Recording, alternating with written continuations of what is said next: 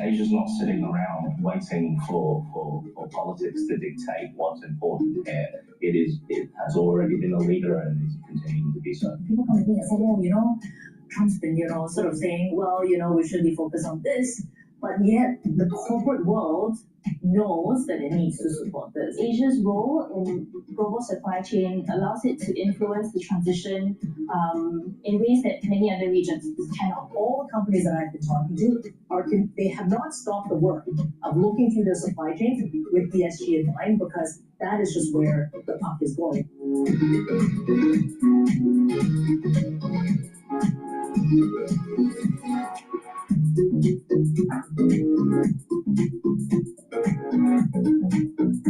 Our focus is really to understand what are the technologies that are part of our portfolio for the future and scaling those technologies so that we can meet our demand with clean energy. Resiliency is just not an operational response to what is happening out there. Resiliency could and will be a strategic advantage that companies will start to look at. There is still hope to actually get back down to something of a livable world if we get our act together.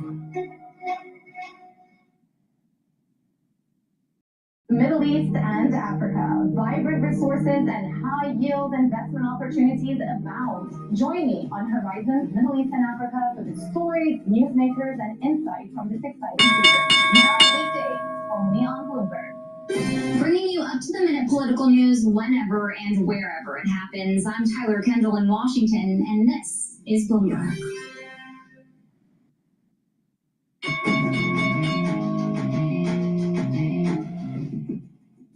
We are moments away from the start of trading on this Friday. This is Bloomberg Open Interest. I'm Matt Miller. We're looking at pretty little change on the indexes, on the futures here. 0.1% for the NASDAQ and the S&P. Russell 2000 futures doing a little bit better, as Danny points out, likely because Chris Waller came out and said he wants to continue to cut rates, and that's what they need. University of Phoenix bringing the opening bell after an IPO at the New York Stock Exchange. They've been trading for a couple of days and are doing quite well. You made a couple of bucks if you bought that stock, if you got the syndicate. And Jefferson Capital also been trading now for a couple of months, and they've also done fairly well. If you got it the syndicate, you're doing even better than if you bought it on the first day of trading. They're up about 25% so far. Danny, what are the stocks that you're watching today? I'm pretty excited about one. Yeah, okay. I hope it's Qualcomm, because that's what I have for you. Okay, perfect. We've made TV magic. Qualcomm down 1%. Matt, that's all. Hello, my name is Dr. Paul Cottrell, and we are live streaming on Rumble, YouTube, my website, the-studio-reykjavik.com, and simulcasting on X Spaces. If you have a question, type it in the description box or go to X Spaces on my channel there and ask for the mic, and you can ask your question. Thank you for joining. I greatly appreciate it. Please help support the work that I do by sharing the links, asking your social media to follow me. If you like the content that I create, please help donate on my website, the-studio-reykjavik.com. The link is in the description of this video and all my videos. You can donate through Stripe, PayPal, or Buy Me a Coffee. You can be a paid member to my Patreon channel. You can also be a paid member to my Substack. I have TikTok, so there's many ways that you can follow me. You can follow me on X, on GETTR, on Substack, on Patreon, on Buy Me a Coffee. There's lots of ways to follow me. Please help support the work that I do. All these videos I do are for free, and I tell you how to make money on the market and how to get healthy. All right? Who else does that for you? Now, the market is opened in the United States. The S&P 500 is trading at 6,749. I have a target, year-end target for the S&P 500 at 6,800 to 7,000. We have a resistance level short-term at 6,800 and a support level at 6,500 for the S&P 500. The VIX is trading at 16.46, so the VIX is stable. Equities should start to melt up. The Japanese yen is trading at 152.63, very bullish for equities. Euro is trading at 115.65. There's a little bit of a strengthening of the dollar right now. Oil is trading below $60 a barrel. It's trading at 59.93. Natural gas is trading at 3.164. Natural gas and oil have been trading the last couple sessions lower. BITO is trading at 20.15. Bitcoin is trading at 122,000. Oil, which is the ETF for natural gas, is trading at 27.83. All right. With that, please go to my store, the-studio-reykjavik.com, and get the great products that I offer. And I really want you to focus on preparing for the fall and the winter season. It's going to be problematic. So please go to my store, the-studio-reykjavik.com, get the cleanse. This is 30 parts per million, or max 35. This is 35 parts per million. Take a teaspoon a day, every day. Swish in your mouth, gargle, 20 seconds or 30 seconds, and swallow. What this will do is boost up your immune system. It helps with the health of your epithelial lining and improves the mucosal barrier. Please go to my store, the-studio-reykjavik.com, and get the Max 35 or cleanse. If you're not feeling well or someone around you is not feeling well, take a tablespoon or two a day and then go back to your maintenance dose. I've been doing this protocol for over 5 years. Also, it's really important to get the structural nanosilver toothpaste. This toothpaste will whiten your teeth, freshen your breath, help with the health of your gum line, and reduce inflammation at the gum line. This also will help to neutralize. Very important to take, especially during the fall and the winter season. Why? Because it has structural nanosilver. This has no fluoride. This is a very high quality toothpaste. It's the best toothpaste that you're going to be buying. Is it a little bit more expensive? Yes, but it is the best toothpaste that you can buy. And guess what? You're going to need this for the fall and the winter. Your other toothpaste doesn't do what this does. Please go to my store, the-studio-reykjavik.com. Use discount 5, all caps, discount 5. You get $5 off any order. Against that, and are you concerned about an AI bubble? We're not concerned about an AI bubble at the moment. I think the rhetoric, again, I think this goes back to the numbers that we were talking about. There's big numbers. It's hard to understand. It's a very complicated technology that seems to be taking off. By the way, yesterday Bruce Richards of Marathon told us he thinks there's a bubble and people talking about the possibility of an AI bubble. The two can exist at the same time. Wouldn't you think that a bubble would be consensus everyone agrees it's a bubble, and then but because there seems to be 1999 and 2009, no, that's not the case. Well, I think to get to that point, there are going to be pockets of unproductive spend, right? That's the definition of a bubble. That's certainly going to happen with the amount of capital that we've seen thrown at this, and you've heard CEOs of these hyperscaler companies say that in so much as that they think, look, but the risk of being behind is just so much bigger. Exactly what Zuckerberg said. That's right. He said, yeah, we could misspend a couple of $100 billion, and that would be bad. But the bigger risk is that we don't spend enough. And that's why you have everybody piling behind it. We were just talking about this earlier, this idea of people building data centers, energy resources without people to even back it. And at the same time, these companies get business models that are increasingly complicated as they all invest and have revenue in each other. How hard is it to invest in this place in the market, which is increasingly making up the entire market, and be a generalist and not fully understand all of that? Does everyone need to be an AI expert in order to invest in this equity market right now? I mean, to a certain extent, and you need to know how it works, right? And I think that's something you have to use it, you have to understand it, you have to understand how your business is going to use it, and really think about different use cases across that. But I think what's interesting, the biggest bottleneck right now is energy, right? That's the problem with this. It's building that out, but this grid problem that we've had in this country, right? An aging grid that was, exposed to power outages, that was happening before AI, right? So if we get this investment in the grid where we get this upgrade, that's not lost because if AI ends up being a bubble down the road, right? Like we needed that anyway. This is getting kind of momentum behind it from like a regulatory standpoint that I think is important and good and won't be a bubble down the line in terms of that help out. So your base case, we're there. For the mid 2026, your base case is 66.50 to 67.50. Yeah. Does that mean you lean towards the bull case? Because since we've already achieved that, we'd have to stagnate to stay at your base until June of next Well, year. and look, we've been operating in an environment that's like very low volatility. That's not something that we expect going forward, right? Like this is going to be a choppy, particularly as going to the end of the year, where we have this kind of really tenuous relationship where the labor market seems to be weakening and inflation seems to be moving higher. Like I think that's going to create some volatility within the market. Ultimately, we think we would avoid a recession. But to your question, we've been increasingly talking about our bull case. We'll get a lot of information through 3Q earnings, but what gets us to that 72.50 of our bull case is, a combination of better earnings growth. We're below the street in terms of 2026. It's really important for you to pay attention to these periodic videos I do about the market. I go into detail with the charts on what exactly you should be paying attention to in terms of resistance levels and support levels for different assets. In that video, it's Yard Wars episode 64. I go into detail about the heteroscedastic aspects of the VIX index, which is the volatility, and how volatility is going to start to move upward between now and year end. I suspect that it's going to happen this month or next month.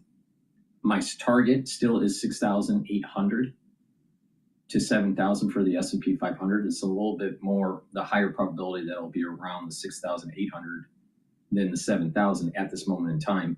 But there should be a spike in VIX coming soon. What that means is that if you have some money set aside, wait until that spike happens and then buy into the S&P 500. But the spike is the system is starting to build up where there's going to be a spike because it happens. There's a periodicity every month or every 2.5 months. We're in that zone where there should be another spike coming soon here. Please go to my store, the-studio-reykjavik.com. Get the structural nano silver soaps. Why? You're going to need them for the fall and the winter, but you can use them year round. You can get it in peppermint, in lavender, charcoal tea tree, and lemongrass. Very high quality soaps. I use these every day, but especially for the fall and the winter, this is going to be important for you. Please go to my store, use discount 5, you get $5 off any order. That's at the top of the pile. That's not a safety trade, though. It's so many energy stocks and power providers. Abby Yoder was just talking about this. The desire and the picture that still needs to be figured out for this AI boom is how we power the things. Infotech, that follows close behind. Again, maybe the same story. On the bottom of the pile, you have real estate, energy, materials, industrials. So kind of a more cyclical type flavors of the things that have been falling. But overall, we are on track for another week of a gain, up 0.6%. All right, so watching the market climbing, I was going to say towards the close, but we still have, a lot of time, 6 hours. The weekend's not here yet. It'll happen eventually. Coming up, U.S. earnings season kicks into high gear next week when Wall Street banks release earnings. We'll take a look at that next in depth. This is Bloomberg Open Interest.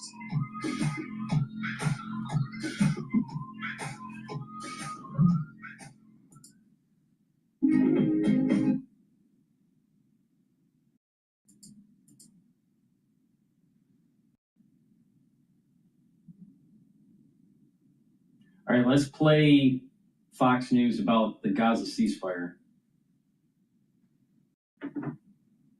When you travel well, your ticket can take you to more than just your destination. It can make you feel like a local. When you travel well. Let's bring in Steve Harrigan, who is live on the ground in Tel Aviv with the very latest on the ceasefire deal between Israel and Gaza. Hi, Steve. Charlie, the Israeli government gave approval to Trump's peace plan just after 1 o'clock in the morning. That means a ceasefire is going into effect in Gaza, as well as the beginning of the withdrawal of Israeli defense forces. Those forces are already on the move. They are pulling back to a predetermined line. About 53% of the country, of the part of Gaza, will still be under the control of Israeli forces. And then the clock will start. The next 72 hours. That's how much time Hamas will have to release all 48 hostages, dead and alive. President Trump, who's coming to the region, had this to say.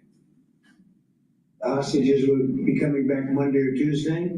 I'll probably be there. I hope to be there, and we're planning on leaving sometime Sunday, and I look forward to it. Everybody loves the deal, so it's a great honor to have been working on it, and as you know, it's all finalized and done. President Trump has been asked to address the Israeli parliament, the Knesset.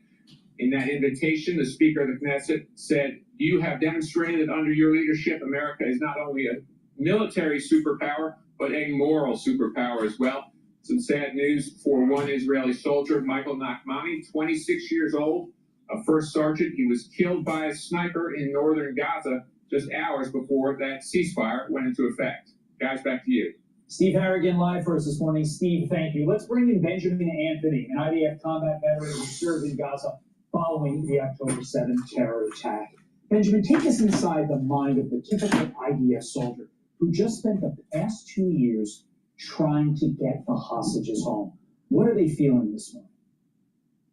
Well, first of all, good to be with you. Thank you very much for having me. And with regard to the typical mindset of an Israel Defense Forces soldier, I can tell you as someone who served alongside them in Gaza, had the privilege of looking on as they displayed heroism night after night, day after day, that all that powered them was the obligation that they felt to give all that they could, all that they were, all that they had at their disposal in order to bring these hostages home. It escorted them from the moment they set foot into the Gaza Strip, and it will escort them until the very moment they set themselves around the perimeter and return home, in many cases of the soldiers, once the hostages are returned, assuming that this deal does go through. And I can tell everybody that all soldiers will recognize that the 20-point term sheet put forward under the leadership of President Donald Trump, regardless of how anybody wishes to spin it, is nothing more or less than the total surrender and capitulation of Hamas. They've been decimated, they've been overcome and wiped out in every engagement that we've had with them, and they have realized finally that the seizing, stealing, and abducting of our people will never serve as an asset to them, but will only be a liability. And all of the soldiers will be thanking President Trump. Yesterday, President Trump said getting the hostages home is a complicated process. And he said, "I'd rather not tell you what you have to do to get them." You've been in Gaza, you know the conditions. Do you believe Hamas knows where all of the hostages are? And do you believe that the 20 are, in fact, still alive? So I do believe that the 20 are still alive. I do escort this entire deal with a sense of very cautious optimism and sustained skepticism as to the word of Hamas. I don't believe that any deal is done until it's done. But of course, if we receive the hostages as scheduled, I will take a backseat to no one in terms of the celebration that I feel in my heart and in my head. Having said all of that, there is a difficulty with the hostage repatriation, those who are deceased, because apart from anything else, some of them are held not just by Hamas, but also by Islamic Jihad, Palestinian Islamic Jihad. We may see some sort of agreement and disagreement between those two terror organizations, but I believe in time, as we've shown to this point, the IDF will demonstrate that we will not leave any of these hostages behind, neither the living nor the deceased.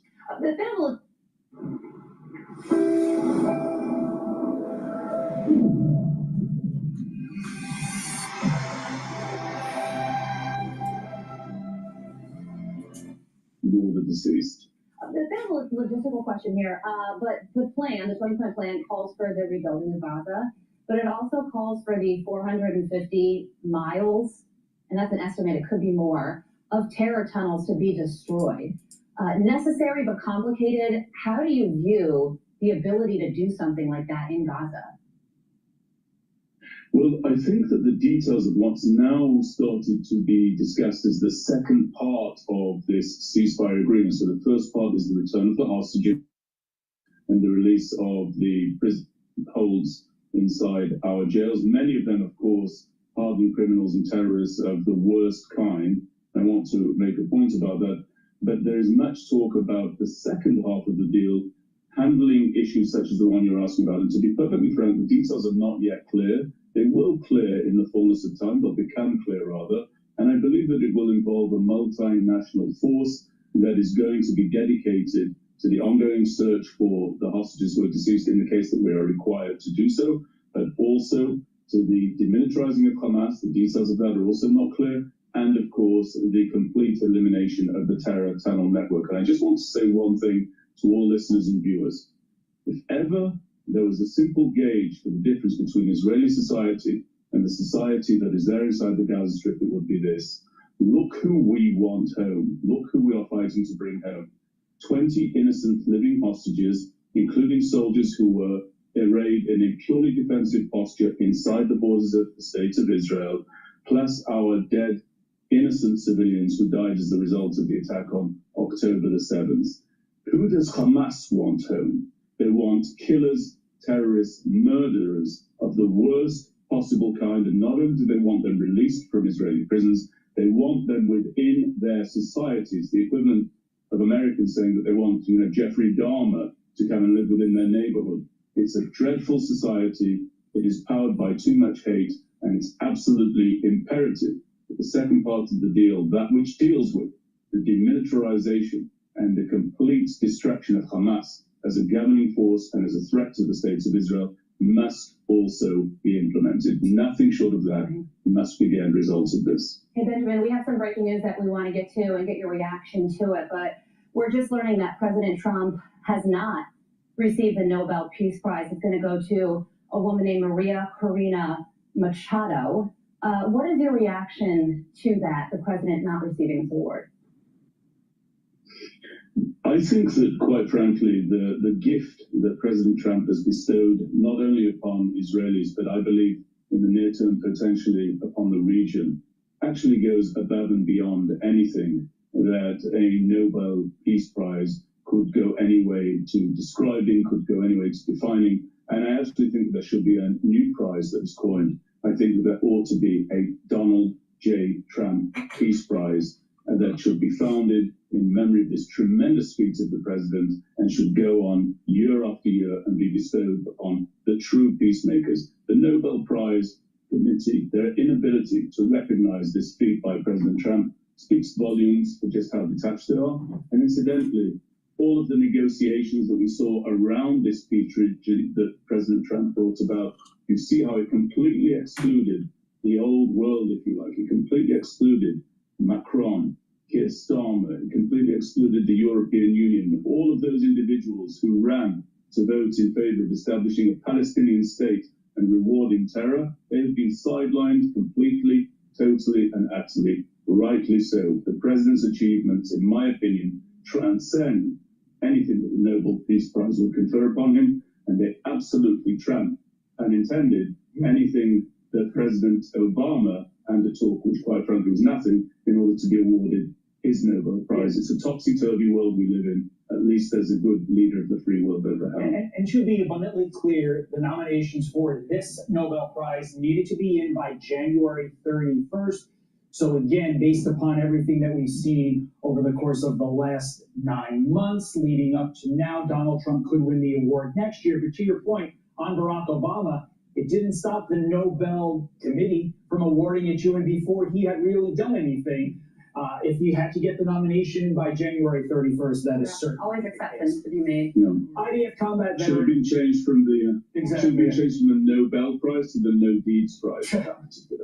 Benjamin Anthony, thank you for your insight. Invaluable this morning. Thank you sir. very much. Thank you. I'm Steve Ducey. I'm Brighteon Channel. And I mean, Blair. I didn't think that Trump was going to get the Nobel Peace Prize this go around, but it's very possible that he might the next go around, especially if he can de-escalate the war in Ukraine. And this peace agreement holds in Israel. I personally don't think it will. All right, and I gave a very detailed explanation in Yard Wars episode 68. So in short, it's basically,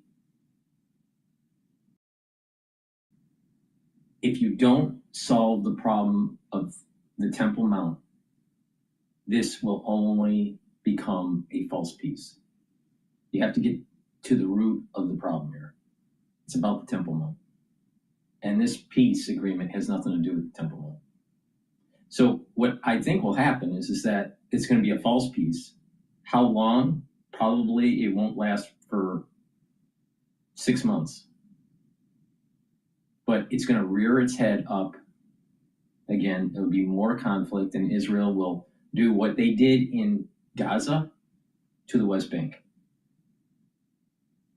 Now, that's what I think is going to happen. Please go to my store, the-studio-reykjavik.com.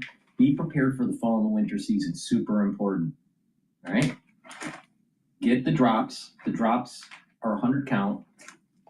The drops you can get in cherry flavor, blueberry, and also honey and lemon. Very high quality structural nano silver drops. If you have a throat irritation, take them right away to mitigate the problem. I also have in stock elderberry zinc. Get a few bags for your household. Make sure that you take them right when you get that throat irritation. You get 21 in each bag. Get a few bags for your household and for work. Be prepared. If you're prepared, you got nothing to worry about. But when something happens in the fall and winter and you're not prepared, and then it festers and then it gets worse, it's kind of too late then. So guess what? Be prepared. Go to my store, get the drops and the lozenges, use discount 5, all caps, discount and the number 5, you get $5 off any order. And that way, you're prepared for the fall and the winter season. All right, let's go to General King about this particular topic about Israel and the peace agreement.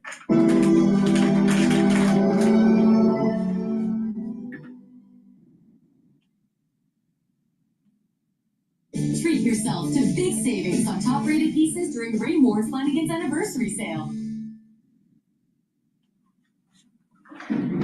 We're starting with a Fox News alert. Israel beginning to withdraw military forces from parts of Gaza after Israel's cabinet approved the Trump-brokered peace deal with Hamas. Yeah, I guess 24 hours to move out, and they were able to do it, but not all the way out of Gaza yet. Israeli troops pulling back to an agreed-upon line within 24 hours, remaining control of 50% of the Gaza Strip. So that's when the clock begins. Hamas will have 72 hours to release all 48 hostages, including both the living and the dead.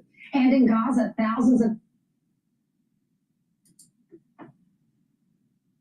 Palestinians begin returning to the north as the ceasefire is taking hold. So we are live. We have live team coverage with Peter Doocy at the White House on the president's plans to visit Israel and the negotiations that led to the historic agreement. But we begin with Steve Harrigan with the very latest in Israel. Good morning. Brian, certainly those live images coming out of Gaza show that this ceasefire is in effect and is working. People feeling it's safe enough, Palestinians, to walk north, many of them heading back to their homes after being displaced by 2 years of warfare, making the walk north with the Mediterranean on their left. The withdrawal of Israeli forces has begun. It's to a predetermined line. Israeli forces will maintain control of just over 50% of Gaza. Just a short time ago, we heard from the Prime Minister, Netanyahu. He addressed the nation here. He said, in addition to giving up the hostages, Hamas is going to have to disarm. He said it's going to happen either the easy way or the hard way, implying that Israel will use force if necessary to make sure Hamas disarms. Finally, Israel has published a list of prisoners it's going to release from jail as a result of this deal. Some of those prisoners to be released carried out acts of terror that killed Israelis. Before this list was made public, Israeli officials notified family members, telling them the people who killed their family members may soon be released. Guys, back to you. All right, thanks, Steve. A lot of moving parts, and it seems like everyone's complying. Can I ask a question? Yeah, can we ask Steve a question?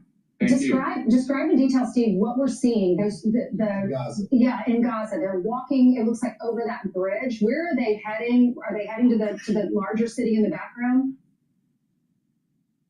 They are walking north. That's the Mediterranean on their left. They're on foot. A lot of families, a lot of these people have been displaced, moved from one place to another over 2 years of warfare. Now the fact that a ceasefire is in place, the guns are quiet, it's safe enough to begin back home. And this is really the clearest testimony that the ceasefire is holding. It's safe enough to go home. So no cars, they have to walk. Their cars have been destroyed, or maybe they don't have cars? I don't have the answer to that. Oh, there are some cars in there. Our producers are telling us. It's next, but they believe, thanks so much, Steve. Thanks, Steve. So it's really hard to be skeptical right now because you have a situation where this thing is in full stride. Remember, the Saudis, and their Saudi local broadcaster in Saudi Arabia on the Cairo Bureau has said the mission to collect all the hostages is already underway and put them into one area. Islamic Jihad, one of the terror groups that was not addressed, they seem to be for it. Even Iran has said positive things about it. So the pressure on Hamas and the belief among the Palestinian people that it's safe to go back. That means that they believe this is going to happen, number one. And number two, and they believe that they're not going to be attacked by Hamas, who's been taking their aid for the last few years. Right, I'm shocked by that last point that you made about when it comes to Iran. Because as many people know, it was Iran's goal to unite the Arab world and the Muslim world. And now the president has been able to do that in support of peace. Yeah, it's economics first. So Brian had an interview a little bit ago. He interviewed the brother-in-law of one of the hostages, and their story is just really sad. He was in the house with his wife and their 2 young daughters, 2.5 years old and 4 years old. They heard the siren sound in the middle of the night, woke them up. The terrorists entered their house, captured them. Then they fortunately left the mom and the kids at a neighbor's house, but they took the dad, they took the husband. And there have been some signs of life, 2 different signs of life, a video released by Hamas in April of last year, and then also some information from a released hostage saying he's still alive. Look at this beautiful family, and just separated because of these terrible individuals. Here is an interview, Brian's interview with the brother-in-law who's speaking on behalf of the family. We're so grateful that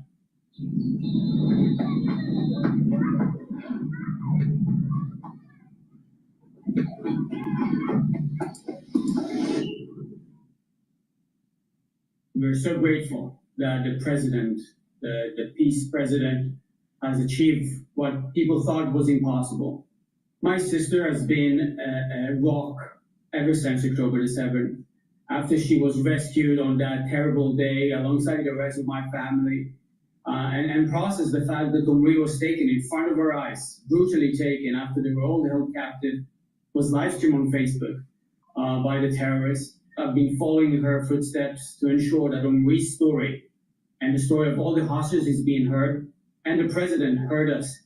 And that's why this amazing president has been doing everything he can to ensure all stakeholders commit to a deal, managed to make this breakthrough. I'm so grateful for him and his administration. And you might have seen him in that video. Remember when they found out that the president had done this deal? There it is right there. And the president was on the phone talking to the family members. You can see the man that you interviewed, right? The gray suit. I just find myself still being impressed that the president has maintained a relationship with those families throughout the entire conflict. He's had that one-on-one time with them. President Trump is expected to return to the Middle East on Sunday as we learn more about the negotiations that led to this historic peace deal. Peter Deuce is live at the White House with the details. Good morning, Peter. Good morning. And now that the first part of this peace deal is in effect, President Trump is no longer just outright dismissing the idea of some point recognizing a Palestinian state. That is something that he did as recently as last month at the UN, saying that it would be a reward for Hamas. Listen here to how he is answering that question now. We're going to see how it all goes. And, there's a point at which we may do something that would be a little bit different and maybe very positive for everybody. But we'll be looking at that at the time. I think we'll get to that period too. President Trump spent a lot of time on the phone this week with his 2 negotiators on the ground, Steve Witkoff and Jared Kushner. Mr. Kushner has kept a very low profile during the second Trump administration compared to the first time, but used contacts and experience from negotiating the Abraham Accords to help the president get the deal across the finish line. I really want to say that this all would not have been possible without the bravery of the IDF and the soldiers, what they've accomplished not just in Gaza, but also what they've done in the theater over the last couple of years to eliminate Hezbollah in the north and really degrade them. This morning, President Trump is going to be off to Walter Reed for a planned physical, and then the plan is at some point this weekend for him to visit the Middle East. Back to you. Do we know where he's going, Peter? I mean, originally I saw in Egypt, right? And then Israel. Have you heard anything? We know that Egypt is a possible stop because that's where they were having these peace talks, and then he is invited to speak to the Israeli Knesset at some point this weekend. We don't know exactly which day, but they are finalizing those plans here today. And meanwhile, you got the shutdown. So when the president leaves, you got to think the shutdown's not going to end. So does he leave, and where does he go? So basically, from a practical perspective, that just means that everybody that is going with him, for the most part, is not getting paid. So they can do things like travel the world and find money that was not appropriated or that had already been appropriated. But it's just everybody else on the plane is not getting paid. And then when they get back, they will address that because we don't think it's going to end before Tuesday when the Senate comes back. Right. Can you imagine the reaction he's going to get when he's in Israel? I also think it's embarrassing for us as a country when you have the president that just settled a decades problem, got two sides that totally don't agree with each other to find peace, yet our representatives can't get a budget done. So, with the first phase being implemented, the most important phase you could argue, but the second phase is really going to be getting people in there to set up a provisional government, a peace council. A lot of them would be Westerners. I know that was a problem with Iraq on the transition. Number two is getting Hamas to actually decommission their weapons. So how do you do that? And who is Hamas? They haven't been dressed in uniforms in quite some time. So that's going to be the tough part. I'm not saying it's hard, it's impossible, but that's why we got to watch this. The key part, though, is the prisoners, the fighting stops, the prisoners out. Also, how do you de-radicalize people? I mean, that's going to be a genuine conversation. When they've been trained as little children to think a certain way, right? All right, you are looking live as thousands of Palestinians are making their return to Gaza City, it looks like in the foreground, as the ceasefire between Israel and Hamas has begun, because the IDF has backed out, as they were supposed to. Thanks to this historic peace plan, it's been brokered and led by Donald Trump. Special envoy Witkoff confirming this moments ago. The IDF has completed phase one of the withdrawal from Gaza, which means the clock has begun ticking on the 72-hour countdown to release all 48 of the remaining hostages, 20 plus considered to be alive. This is the U.S. sends 200 troops to Israel to help oversee the process. Retired four-star General, Fox News senior strategic analyst Jack Keane joins us now to react. General, your thoughts about the events that are taking place in real time? Well, certainly, Faith. Imagine your team only bigger, much bigger. Imagine a dedicated solution center, expanding your technical expertise. Imagine skill. Well, certainly phase one appears to be a success. Israel has gone to their so-called yellow line, where they're still occupying 53% of Gaza. Hamas wanted it to be down to 30%. They had to make a concession. Israel kind of got what it wanted here. The second thing is certainly the release of the hostages. Estimates are within 72 hours, certainly those hostages will be released. I think that calculates to sometime on Monday. The dead hostages is probably going to take many days to be able to recover those bodies, if they're actually able to recover all of them, to be frank about it. Hamas is giving consideration, give us about 10 days to be able to work through that problem, because they don't have all of those bodies and they don't know where all those locations are. So that may take some time. But the real issue in front of us, assuming the release of the hostages and exchange of prisoners takes place as planned, is phase two. And is Hamas going to disarm as they say they're going to do, or are they going to renege on the deal? The critical point here is the point that Netanyahu has made and the president has backed them. If they refuse to disarm, then the green light is given to Netanyahu to finish it and force that disarmament. And President Trump publicly is backing that. And that threat of force and that support for Israel from day one of this administration has made such a difference in this war. When you compare it to what Biden was doing, don't go into Rafah, don't attack Hezbollah, don't attack Iran. All three of those things were removed when Trump came in, gave them all the ammunition, all the weapons they need, full throttle support for what you need to do to finish the war in Gaza. Yes, go ahead and attack Hezbollah. Yes, go ahead and attack Iran, and we'll provide the decisive blow to do that. That has fundamentally changed the Middle East in terms of broad peace and stability in the future. We are on a pathway that we haven't had in 40 plus years as a result of indisputable American leadership exercising its strength. And what a difference that makes when it's on display like this. And you've always said that. You got to show you're pulling back Israel without alienating the Arab world. Many thought that'd be impossible. Trump has done that because the people in the Gulf states especially seem to really respect the president. So therefore, he's got some cred on the street.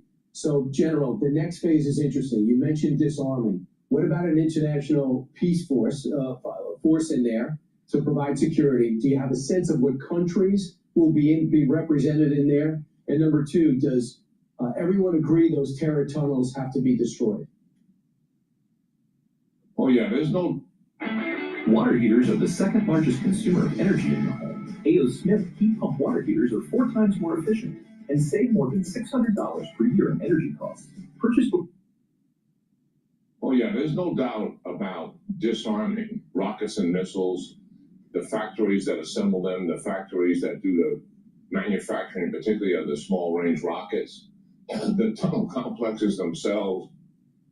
All of this has to be done before anybody talks about restoring Gaza. And if Hamas doesn't disarm, there's no restoring Gaza until that fact takes place. And that is what is on the table in phase 2. And it remains to be seen. Is Hamas lying to us when they say, yes, we'll disarm? Likely. I think the opportunity for them to surrender and get their own personal freedom is on the line here. We'll see if they're going to take Israel up and the United States on that. So that's a huge question mark. Phase 1 will likely, hopefully succeed. We've got a couple of days to go to make certain that's really going to happen. Phase 2 is going to be a challenge. And yes, an international force will be in there enforcing the ceasefire, and also, as I mentioned, trying to find and help recover those bodies if Hamas needs assistance with it. But phase 2 is a critical thing, because phase 2 brings us to the end of the war. And that's what makes this deal so attractive. It is not just about the hostage release in exchange for prisoners. Is important an issue that is to the Israeli people, and we all understand the emotions and passions involved in here. But it's the first step to ending the war. And that's why this deal is so different than all the other ones that have been on the table. The opportunity is there. Whether we're going to be able to get there or not surely depends on one factor here, and that's Hamas. Are they going to surrender or not? Or do we have to force their surrender? All right, General, thanks so much. I know you're going to be on over the weekend, and if Hamas doesn't surrender... The next video I'm going to be playing is talking about the AI bubble. Now, in terms of the ceasefire, the peace agreement between Israel and the Gazans, I don't think it's going to hold. And there's some rumor stating that perhaps not all of the hostages will be released. So we'll see what happens. But we're gonna start discussing about, is an AI bubble starting to emerge? Now, my perspective on this is we have a data point of the dot-com days where there was the dot-com bubble, which, because it was tech, could be a indicator of what potentially could happen in the near term with the AI investment. But I think the AI investment is more like the railroads, because there's deregulation under the Trump administration in terms of finance. There's these new vehicles for derivatives and financial engineering that are starting to be created, especially in private equity and private credit. The barriers between investment banking and commercial banking are starting to erode. So this is very reminiscent of the financial engineering that was taking place with the trusts and the railroad boom that was taking place and then the bust. So I think that this is more reminiscent of the railroads than the dot-com. The question is, how long will this last? Infrastructure, so you build out all this infrastructure, and you spend all this money for these servers, and then all of a sudden, there's some sort of advancement in chips, an advancement in software development that could possibly lead to local creation of LLMs or some sort of inferred training data set for your local AI, either for work or even for home use. They'll start, see these big data centers, this seems to me to be for training models for large corporations, not for like the average user, right? But once you have a device that could train a model and run a model, maybe through inference, on a device like an iPad or an iPhone, and you don't really need to access a large server, and it's just doing its computation locally, it's going to change the game totally, and you won't need all this super investment in these hyperscalers. But the question is, when will we get to that point where it's local training of an AI because of computational power and storage versus this client server model that is current with the training of the models? Very similar to when IBM had made all their money selling servers to companies, and then all of a sudden the personal computer came out. This transition from personal AI that hasn't happened yet will be very similar to that transition from the server back in the 70s and 60s to the creation of the personal computer, the IBM clones, the Apple. How long does it take to get there? Maybe it takes 5 years. But the point here is that this overinvestment in this AI infrastructure may be very reminiscent of the railroad boom. And I'm concerned about the derivatives market. Now, the deregulations that are taking place under the Trump administration and this use of private equity and private credit and wrapping them in ETFs for 401ks and IRAs, I think is very problematic. And that if it bursts, it's going to be more like the railroad burst and not the dot-com burst. But most investors and most commentators keep on using the comparison between the dot-com bubble and this potential AI bubble. But I think it's more like the railroad bubble. Okay, with that, please go to my store, the-studio-reykjavik.com. Get the Gladiator Barley. Gladiator Barley will help you to build muscle. You do resistance training. This is a high-density protein, but it will also help to bring down inflammation so you recover quicker. But bringing down inflammation, it also helps to detoxify your body and soak up free radicals through superoxide dismutase. When you're bringing down inflammation, soaking up free radicals, and detoxifying your body, that's helping your immune system, your endocrine system, your brain function, helping with your joint health, helping with your vascular system. So this is a dual purpose product that will help you to build muscle also. So please go to my store, take this very high quality nutrient barley that you can't get at a regular store. This barley is special. Mix it with soft foods, filtered water, a smoothie, or even with milk. I mix it with hummus.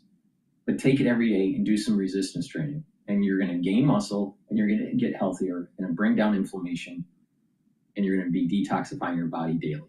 Super important. It's a great supplement to take. And also, go to my store, the-studio-reykjavik.com. I've partnered up with Rainbow Herbals, and we've developed these deodorant bars where you use it as a deodorant daily, but it'll also help to detoxify your body. And when you detoxify your body, you're helping your endocrine system and your immune system. This has no aluminum, no baking soda, and you can get it in peppermint, lavender, and tea tree, or in citrus. It's made from essential oils from the Himalayas, very high quality ingredients, special deodorant bars that will help you to detoxify your body, and you're using it as a daily deodorant. It's for males and females. Get a few bars for your household to help support the work that I do and help support your health and wellness. Use discount 5 and you get $5 off any order. It's all caps, discount 5, and you get $5 off. All right, let's play the CNBC News discussion about an AI build-out-burst.com bubble. Steps up with a $2 billion investment into Polymarket. Like this, none of these things would have been happening even as recently as a year or 2 years ago. Fifth Third steps up and takes out Comerica. There's a lot of aggressive activity happening in the financials that has absolutely nothing to do with how many GPUs are being bought. Why have many of the names within the group, the largest ones, over the past 30 days, not done all that much? Because look what they did in the first half of the year. These are all still in statistical uptrends, but stocks that have gone up a lot. Here, there's your chart. But you're saying that earnings are going to start the next leg for this group. If we see anything even close for the money center banks to 9% earnings growth, who's selling? Basically, Goldman says you're to buy Citi calls ahead of earnings. So if you want to do something ahead, buy calls. Citi's on track to meet medium-term targets driven by solid fee growth, efficiency improvements, and strategic divestments. The option implied moves capturing earnings are attractive versus its average 8-quarter earnings day move. Look, Citi has a very specific. Hello traders, and welcome back to the Trading View channel. In this video, we're introducing our new AI indicator, which we developed in partnership with OpenAI. This is the first. Look, Citi has a very specific set of circumstances to it, not necessarily applying to Bank of America or Goldman Sachs, but they're about to do the Banamex transaction sometime in the next 3 to 4 months, spin that out. And after that happens, I see absolutely no reason why this should trade at a discount to tangible book value. It's just below that right now. I mean, you look at something like Bank of America at 1.9 times tangible book value, and I say rhetorically, why shouldn't Citigroup be there? And if that were to happen, that would be almost a double from here. Now, it's a little bit provocative. We'll talk again when we're at 120% of tangible book value, which would be around 120, 125. Well, I mean, it was provocative way back, pull the chart way back when we first got into it. They just made the case for Citi in the face of what appeared to be a lot of headwinds and what appeared to be an extremely heavy lift by Jane Fraser. I mean, she's lifted. She's done a really good job. She hasn't gotten full credit for it yet. No, come on, look at the stock. What do you mean she hasn't gotten full credit? Because it trades at less than, good question, because it trades at less than 10 times earnings. As I said, just a hair under tangible book value. You got Bank of America, fine bank. Trading at almost twice the multiple of tangible book value and about 40% higher multiple of earnings. So I think there is a lot more opportunity left to come in Citi. Sector-wide, the beat rate for financials 80% this year. Okay, the last. Well, that's my point. Is like so taking Q4 numbers, which were reported to us in January, right, and taking Q1, Q2. Now we're gonna have Q3 reports. 80% beat rate. In this space, and tons of upside to guidance each time they reported. Even during the spring, these stocks held up pretty well, considering how scared most of the market was about the impact of tariffs. I think they deserve the benefit of the doubt. The one that I'm in, JPM, one of the best performing stocks in my portfolio, probably in the whole S&P 500, depending on the time frame. This stock has just been explosive during the last 2 years of this bull market. This is a company that's still looking to close $4.83, which is a 10% year-over-year, 10.5% earnings growth, 5 and change % revenue growth. It's a 14.5 forward multiple with it's a company with 20% net profit margins. Like, who's getting the sell button? Because he's a number. I can't even imagine why you would. All the record highs in the last few weeks. All right. they typically spike. If they get good earnings, you're going to get a spike. They typically come back in a day or two following that, but the earnings story will tell you what to look for, and then you buy that pullback. It's always good to hear from Jamie Dimon, of course, which you will, and we are, because we did yesterday.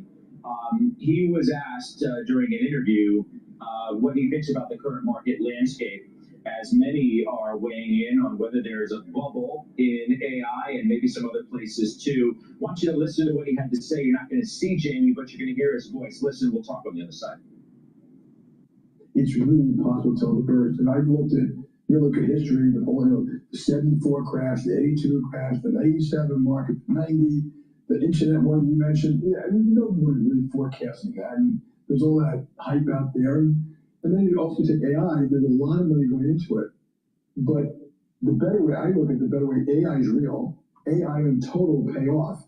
Just like cars in total pay off, and TV in total pay off, but most people involved that didn't do well.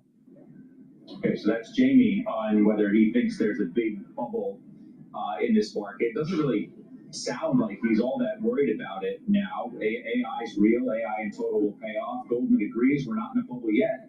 Valuations look increasingly stretched, they say, but not yet at the levels that were typically in other bubble periods before they burst. The biggest risk is that earnings disappoint and investors start to question the sustainability of their current rates of return. I mean, I think that's a little obvious, right? I mean, we talk about that, Shen, kind of every day.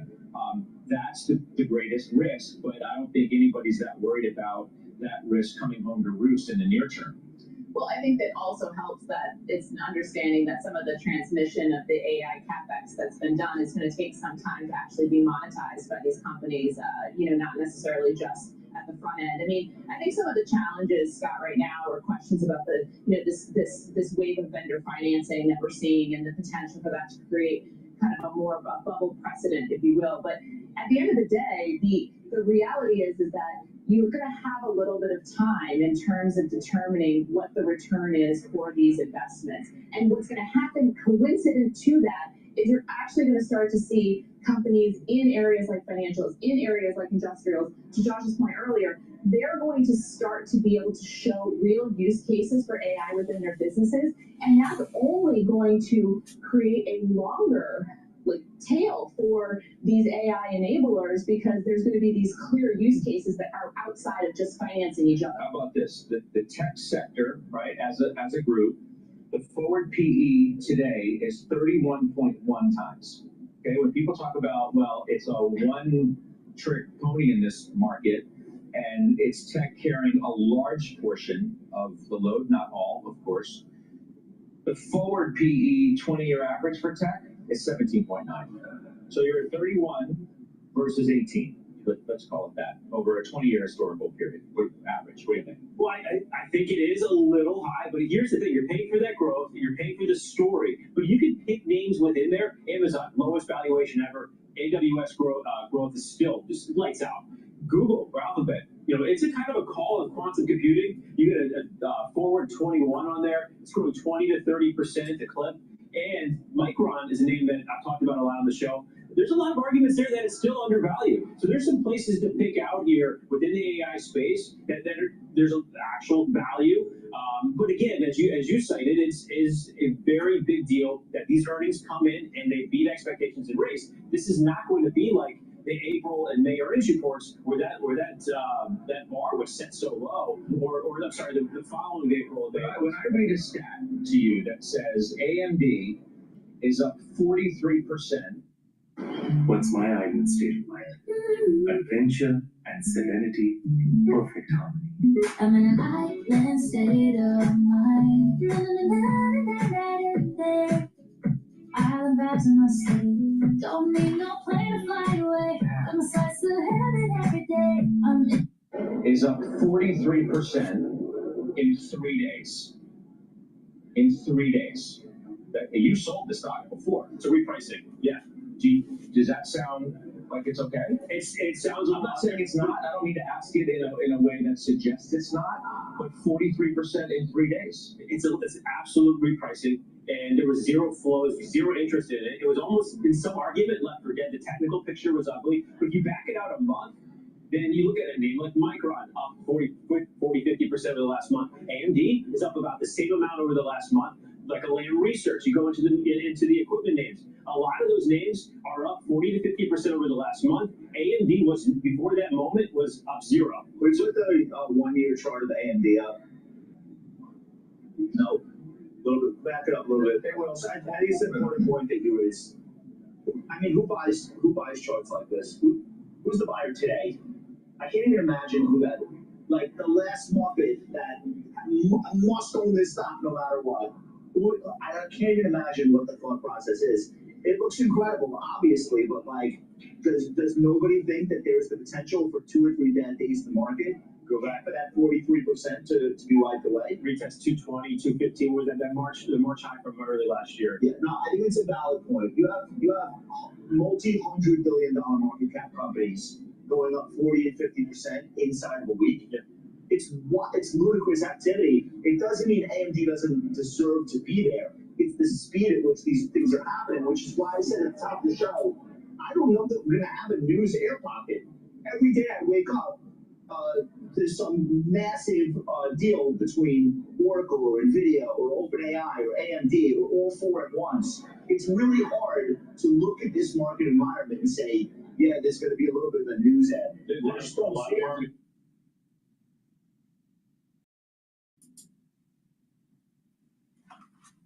Please go to my store, the-studio-reykjavik.com, and get the zeolite. Zeolite will help to detoxify your body.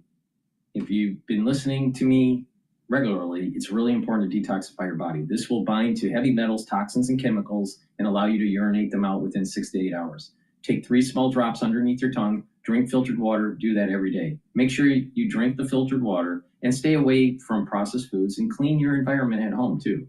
Now, do this every day and it'll help to detoxify your body. That will improve your endocrine system, your immune system, and your other bodily systems, including brain function. Heirloom barley. Heirloom barley is a high-density protein that's special. It's a special barley that you can't get at regular stores. You mix it with soft foods, filtered water, a smoothie, or with milk. This is a month's supply, and this will help to bring down inflammation, detoxify your body, and soak up free radicals through superoxide dismutase. This is going to slow down the aging process. And when you're detoxifying your body regularly and bringing down inflammation, you're helping your immune system, your endocrine system, your cardiovascular system, your brain function. Super important. So please go to my store, the-studio-reykjavik.com, and get the heirloom barley and detoxify your body and bring down that inflammation, slow down the aging process. Very powerful supplement, and you can stack it with the zeolite. Another great supplement that I offer, its dual purpose, is the collagen. Collagen is a powder. It's a month's supply. You mix it with soft foods, filtered water, or a smoothie, or even with just milk. But take it every day. Do some resistance training that's going to help you build muscle. It's going to help the health of your joints and your cartilage. It's going to help with bone density and help with your skin, hair, and nails. Take it every day. Please go to my store. Use discount 5. It's all caps, discount 5, and you get $5 off any order. Now we're going to go to a clip from Fox News talking about the exodus from New York City because of Montgomery.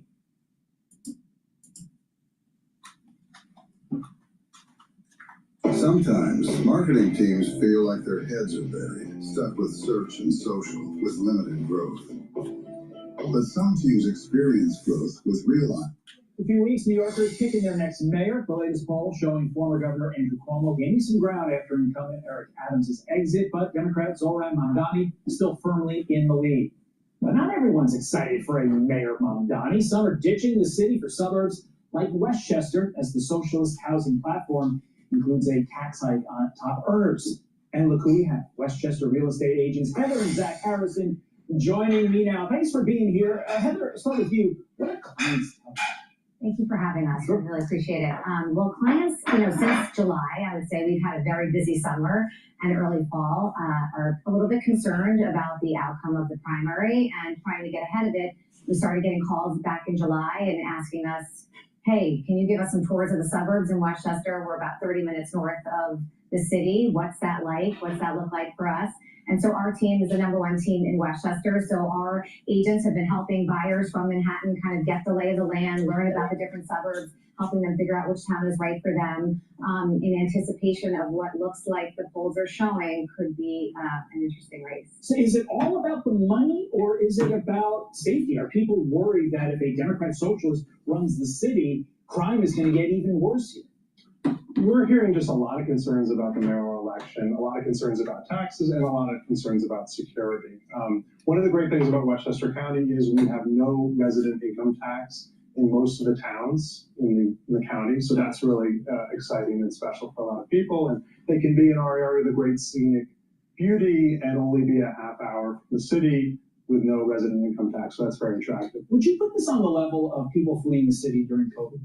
Actually, literally what it feels exactly like that. So during COVID, we saw people panic a little bit and calling us, and that really happened literally right after the primary back in July, like I mentioned. And it does feel a little bit reminiscent of that. I'll give you a great example. We are already seeing bidding wars in anticipation of the election. And in Westchester County, to give you an example, we've had a crazy amount of showings, over 75 showings on a listing we had last week, 75 showings from Wednesday to Sunday. And guess how many offers? How many? 24. How much above asking? $700,000. Above asking? Above asking. The contract's going to be signed today. Yes. Oh my. It's highly competitive. I think people are really nervous. Very reminiscent of the COVID era. Yeah. Absolutely. Describe to me, Zach, the typical client. Is it a single guy, or is it families that are saying, hey, we got to get out of this? We represent all clients, and we love doing that, single people, married folks. But a lot of our clients that we work with are living in the city, they have young children, or they're expecting children, they're looking for more space, they're looking for great schools, and they reach out to us. And we've been very blessed to work with a number of really amazing clients over the years. And most recently, the team has just been extraordinarily busy. Heather, bring us inside the mindset of some of the people that may be moving, because the rest of the folks out there may not. If you're a New Yorker, if you're a city person, like you've decided you're going to spend your life here, you are never moving. This is going to be where you live and die. Some people, though, are saying, I can't do it anymore. I'm a city person, but I need to leave. Describe that person. So it's interesting because typically we're helping people with like a 2-year-old or 3-year-old, moving out of the city, right before kindergarten. And now we're seeing people leave the city who already have kids in middle and high school, which is an unusual situation. So that has been a change. And I do think that has a lot to do with, safety concerns and tax concerns. So that's been an interesting change. And I think, that's helping our luxury market in Westchester also, because those people are a little bit later in their career. So, it's going to be an interesting market. Before we let you go, yeah. This is before the election. We're about a month out. What happens if Mamdani wins? What happens to $700,000 above asking? Does that go to $1 million above asking? It's going to keep going up. I mean, this is a great time to be a seller. That's my pitch today. But there's not a lot of inventory. There's no inventory. The inventory is down over 70% in Westchester since pre-COVID levels. It's pretty incredible. And deals are up in contract over 15% from this time last year. I know you're pitching Westchester, but I know there are a lot of folks in Florida, South Carolina right now are thinking to themselves, hey, I'm a real estate agent. Let me make some calls over there, cold calling to see who wants to move. Heather and Zach, thanks so much. Obviously, you're busy. We appreciate you coming in. Thank you so much, and good luck with the onslaught. I'm Steve Ducey. I'm Brian Kilmeade. And I'm Ainsley Earhart. And click here to subscribe. This is very reminiscent of the white flight that was coming out of cities during the 1950s and the 1960s. Where there was social unrest back then. It was social unrest, and people that had good jobs were leaving the urban environment, going to suburbs. So I see that this is very similar. Now, what happened to the inner cities like Chicago, Detroit, New York, when this did happen in the 50s and the 60s, is that there was a major decline in quality of life in the cities. So it's very possible that we're going to see a major decline in the city, in New York City, where services will be poor, the streets will be unsafe and filthy, and the quality of life will go down. if it's similar to that major shift. Now, what's interesting here is that a lot of people are shifting out of the city because it's too costly, or it's not safe, or there's too much tax. But they're moving to environments where they're still working in the city, but they're living outside of New York City, and they have to transit in. And because these homes need to be by the transit system, because it's impossible to drive into the city, you'd be spending hours driving into the city and back home. So you're going to be using the mass transit, so you have to live by mass transit, and therefore there is a low supply and high demand. So there's going to be individuals moving farther and farther and farther out along the Metro North, or NJ Transit, or LIRR. Well, when you do that, these stations over time are going to be more and more, these homes that are around these stations will become more and more expensive. Now, if you looked at a chart and you go, okay, in the suburbs, in Connecticut or upstate New York, New Jersey, Long Island, if you are close to New York City, but you're outside of the city, these stations are extremely expensive to live around. But the farther out you go, it becomes more affordable. But you might have to be on the train for an hour or an hour and a half versus 20 minutes. So that's the big difference, a 20-minute or 30-minute ride versus an hour or an hour and a half. You go to the hour and a half ride one way, then you're talking about homes that are more affordable, more reasonable, because most people won't spend on the mass transit 2 hours or maybe even 3 hours a day to go. An hour and a half each way, do that 5 days a week, that's going to be problematic. Now, some people may be able to remote, maybe once a week, one day out of the week, so they have to do that 4 days out of the week to ride the mass transit. So this is that unique dynamic where even if you have a car in suburbia outside of New York City, you can't really use it to get into the city because the traffic's too congested, plus the congestion pricing and all this stuff. So there's a unique dynamic that's going on here. There's going to be a point where you have you have higher income and white flight going out of the city towards the suburbs, jacking up the prices. But then there's going to be a point where these individuals won't be willing to go farther down the train station line because they don't want to be on the train for an hour, hour and a half per direction. Okay, with that, let's take a look at what else is going on. All right, let's listen to MSNBC about the Letitia James indictment. Now, they're interviewing, MSNBC is interviewing Bob Woodward, who has a tendency to be anti-Trump. So this is probably going to be an anti-Trump video here. But before we do that, please go to my store, the-studio-reykjavik.com, and get the magnesium and zinc. This will help to boost up your immune system, increase the efficacy of vitamin D3, and help with your brain function. Super important. You're going to need you're going to need magnesium and zinc supplement for the fall and the winter season. Vitamin C and magnesium helps with your skin, your brain function, and your immune system. Stack these together, drink it with filtered water, and make sure you take it during the fall and the winter season, because the fall and the winter season is going to be problematic this year, and you need to boost up that immune system. So go to my store, use the magnesium and zinc and the vitamin C and magnesium, take it every day, and guess what? Drink it with filtered water, use discount 5, and you get $5 off any order. It's all caps, discount the number 5, and you get $5 off any order.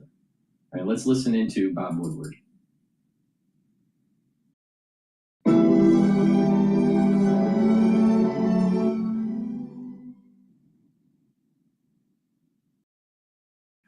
When people ask me what I do, I can never choose just one thing to describe myself. I'm a YouTube creator, obviously, but I'm an engineer too. I'm also an entrepreneur and a pilot and a pilot. Who is the next person on your list in this distribution? It's not a list, but I think there'll be others. I mean, there'll be others. Look, that's my opinion. They weaponize the Justice Department like nobody in history. What they've done is terrible. And so I hope there are others. Well, he actually, before him on this gentleman here, he actually ordered Pam Bondi, his attorney general, to arrest a series of people. Yeah, he said they're guilty as hell. a direct message to Pam Bondi that he inadvertently posted. He's hurry up, they're guilty as hell. He named 3 people. James Comey, who has been indicted. Letitia James, who's been indicted. Senator Adam Schiff, who's standing next. Yeah, and by the way, this isn't really about the Justice Department. This is about people who went after him. He also mentioned the governor of Illinois. Yeah, and then to add to that, a number of people he said publicly that he said should be arrested for various or unspecified charges. But what's so striking about this is a direct order to the Attorney General of the United States. Right.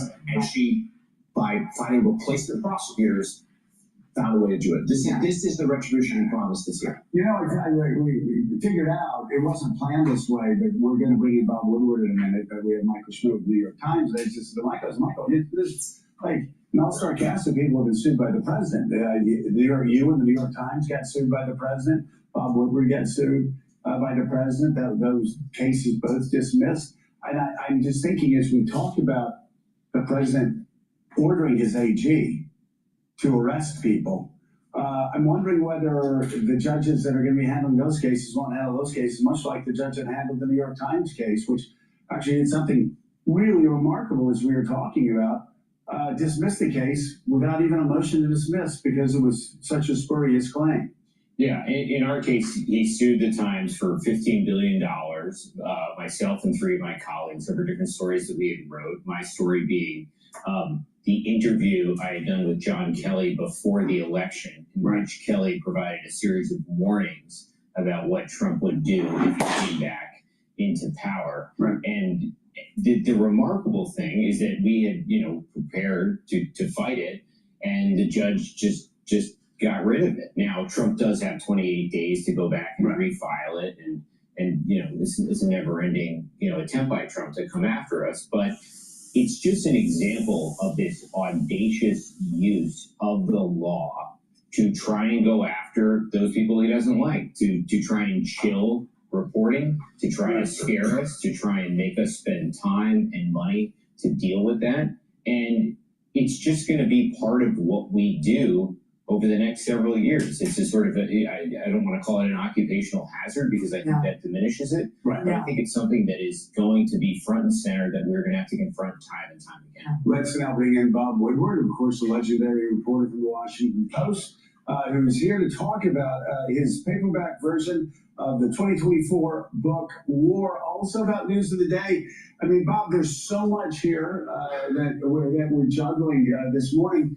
You're in a unique vantage point. I remember seeing you at Trump Tower during the transition period in 2016 before the first term. You spent a good bit of time with the president. You've recorded the president. I'm curious, we're balancing a lot of things right now, a possible breakthrough in Middle East peace, the prosecution of course, his political opponents and his opponents in the media. Balance it all for us. Talk about how your book weaves into the Donald Trump that we're seeing right now. Well, I think the theme really is if you have power, use it, and also abuse it. And so literally, I mean, it really is a breakthrough, a corrupt breakthrough to have the President of the United States ordering criminal charges against people who are opponents. You changed journalism with your Watergate reporting. Compare what's going on now. I know you've been asked this question a good bit, but the facts have changed on the ground over the past 2 weeks. Compare what happened during Watergate, during Nixon's abuses, with the President of the United States telling the Attorney General, I want you to arrest these 3 people. They're guilty as hell. Well, it's worse now, and of course, after 2 years of Watergate, Nixon resigned. We are now at a deadlock period, and it's even worse than that. I mean, I think we have really reached the point where Trump has destabilized the government, so it can't function normally. And in this period of destabilization, it's everyone is going to, as I say, use the power they have and also stick to their talking points. If they can stick to their talking points, they satisfy the base. Yeah, your colleague, Maggie Haberman, at one point was asked, well, why does Trump do the things Trump does? And her answer, very simple, but goes to what Bob had said there. She said, because he can. He will do what he can do. It's that simple. If the Republican Party's not checking him in the House, he will do what he can do. He will do what he can do if the Senate Republicans aren't doing their job. If the Supreme Court is sitting back like they're doing right now and allowing him to declare everything an emergency, he will do what he can do. He will push the boundaries. He will abuse the boundaries if the Supreme Court actually won't do their job. Yes, but the thing that I find most interesting is that in the first term, he wasn't able to do that because there were those containers there. There were those people who were trying to stop him from hurting himself, from attacking the rule of law, and from pushing the country further in decay. So what changed? They're not there anymore. Why? Because he didn't want them there. Right. They didn't want the John Kellys coming back. And why didn't he want, I'm getting to a point here, and why didn't he want them there? Because they were successful.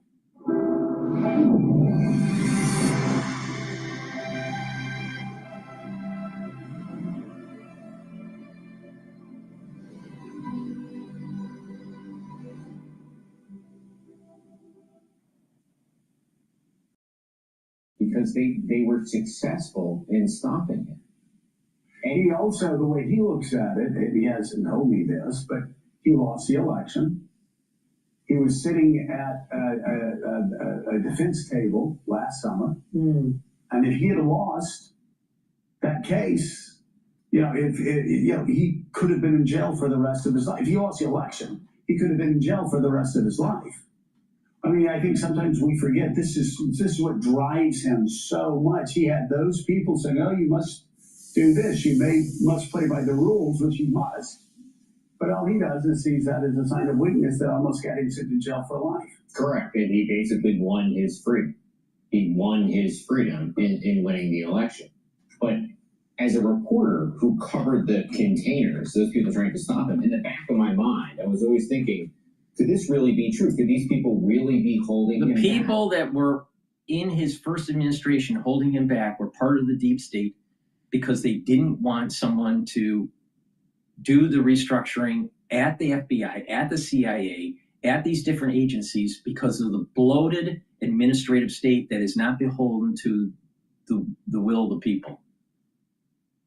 That's what happened. And then he got smart. Trump was pretty stupid during his first administration because he trusted people, and he had a bad intuition in how to run the executive branch. Now it is the privy of the president to run the executive branch, not the legislative branch, and not the judicial branch.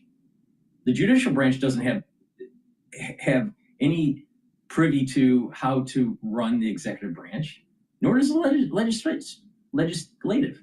But the thing is that Trump actually started to become smart after his second term and started realizing that he was surrounded by people that were put into powerful positions to be able to slow walk or circumvent his policies. Now, I would consider that treasonous.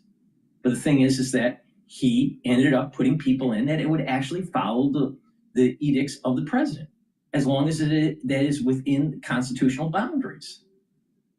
If it isn't in constitutional boundaries, it goes to the Supreme Court. The Supreme Court decides, you know what? You can't do this, and he doesn't do it. He even have you noticed? He says, okay, this is what I'm going to do. See what happens. And if the Supreme Court says no, then he stops. and they try a different tack. But the point here is that he is following the law. He is following the law. So what's the problem here? There is a check and balance through the judicial branch, because when there's something that he does that the Supreme Court thinks that he shouldn't be doing, he stops. If the Supreme Court makes a judgment that he's doing something legal, then he continues. It's really that simple. And if it's so egregious, then they can do an impeachment. Now, it would be hard to do an impeachment under a Republican Party that's running the House of Representatives to draft, articles of impeachment. But the thing is that the bottom line is that our balance of powers are working. See, the problem was that there was a deep state that's not beholden to the will of the people by the electorate that thought they knew better. They thought that they were the sages to be able to tell individuals how to run the country, and that, heaven forbid, a populist nationalist gets into office and tries to reconfigure the economy, reconfigure the government. But it was a populist nationalist that the people at the electoral college level wanted. The will of the people wanted this. That's the point. Just Trump was too stupid and too trusting with individuals that had medals on their chest, not willing to do what the president wanted her to do. Or career politicians in the cabinet not doing what he wanted them to do. See, the president doesn't do what the cabinet tells him to do. It's the other way around. The president tells the cabinet what to do, as long as it's within legal boundaries. And if there is a problem with the legal boundaries, it goes through the legal system to determine what is proper and what's not. And that is exactly what's happening. But a bunch of liberal fucks from MSNBC think that a non-elected deep state should be circumventing the president of the United States if they don't agree with him. But yet, through the Electoral College, this is what the will of the people wanted.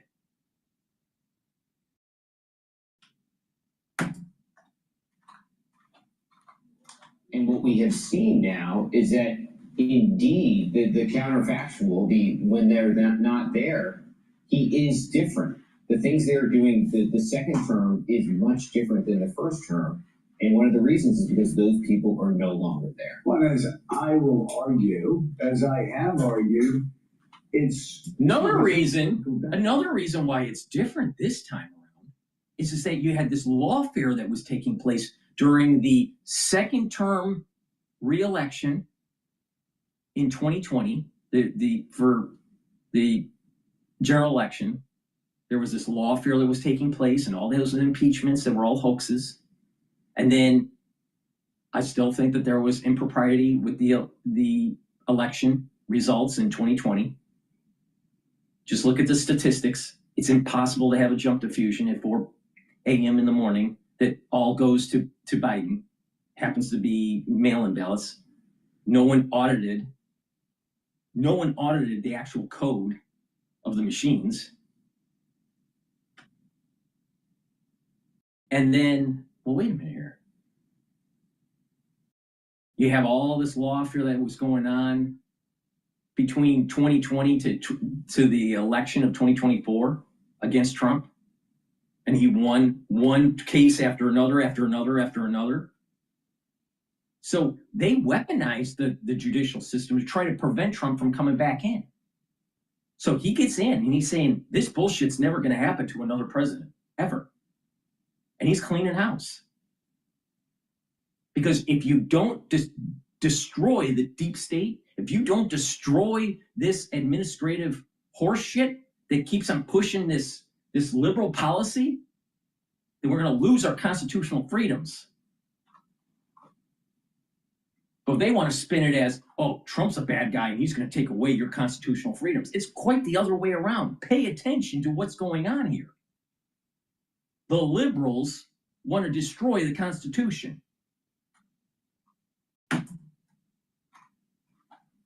Again, his numbers slipping into areas where they should be the strongest. Right. Immigration support skyrocketing to record levels. So levels that Gallup has never even seen before.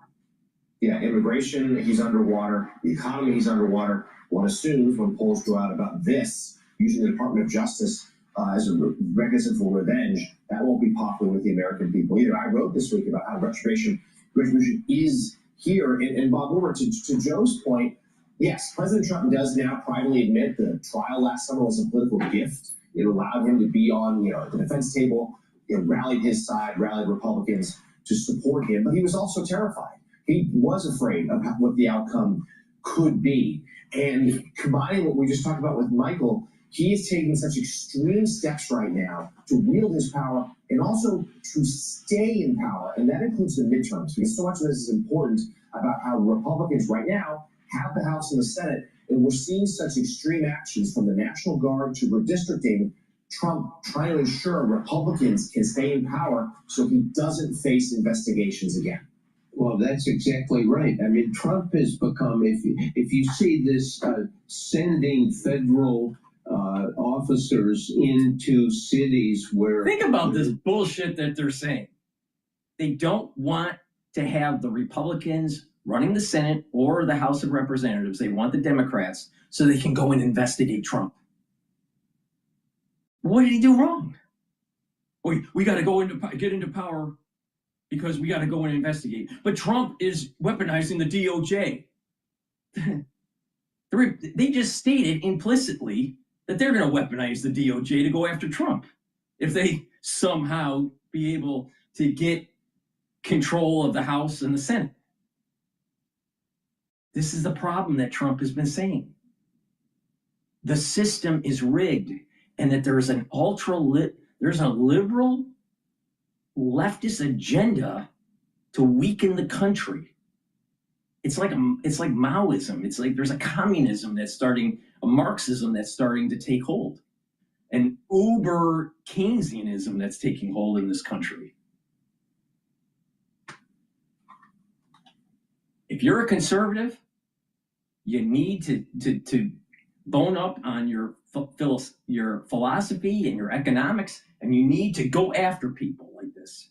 You need to go after them with rhetoric and tell them that you're a Marxist, you're a socialist, you're trying to break down the Constitution and promote some sort of elitism through a deep state where it's not beholden to the people. And that is not what our Constitution is all about. It's a representative government. It's a constitutional republic. And we have checks and balances.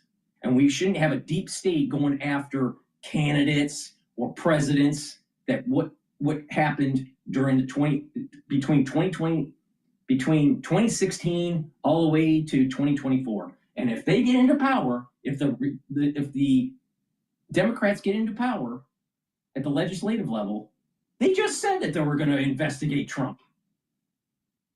Why? What did he do wrong? What did he do wrong? If he does something and it's going to the Supreme Court, and the Supreme Court says you can or cannot do it, he corrects. If it's illegitimate power, he's already done that. He's already shown that he can do that. He follows the courts. He has to follow the courts. That's the way our system works. So wait a minute here. What is he doing wrong? What specifically has Trump done wrong? Oh, he's going in and doing things that he shouldn't be doing. It's unprecedented. Blah blah blah. Is it really unprecedented? Probably not. And if it's a certain situation that hasn't been reviewed by the Supreme Court yet, Trump hasn't done anything wrong yet. You have to find what's the verdict? What's the decision at the Supreme Court level? If you don't have it, he hasn't done anything wrong yet. But if he has if they have had a hearing on it and they made a decision, in some cases, Trump's right.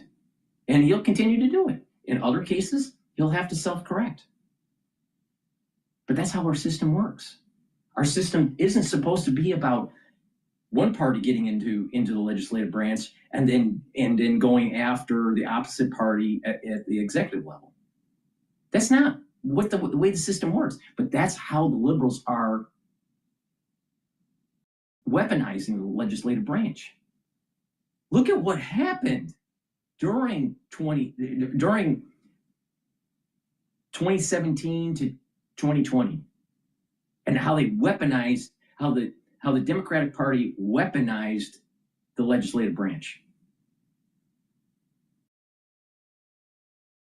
And they're implicitly saying they'll do the same thing. And Trump's saying we have to dismantle the deep state to prevent this from happening to anybody, a Democrat or Republican president, or even an independent or some other party. It should never, ever, ever happen to a president. But you have these talking heads that been on these mainstream medias and they get a lot of notoriety, they write books, right? And if they say something, then the masses think that they're a sage, that they're so intellectual, and that what their perspective is right.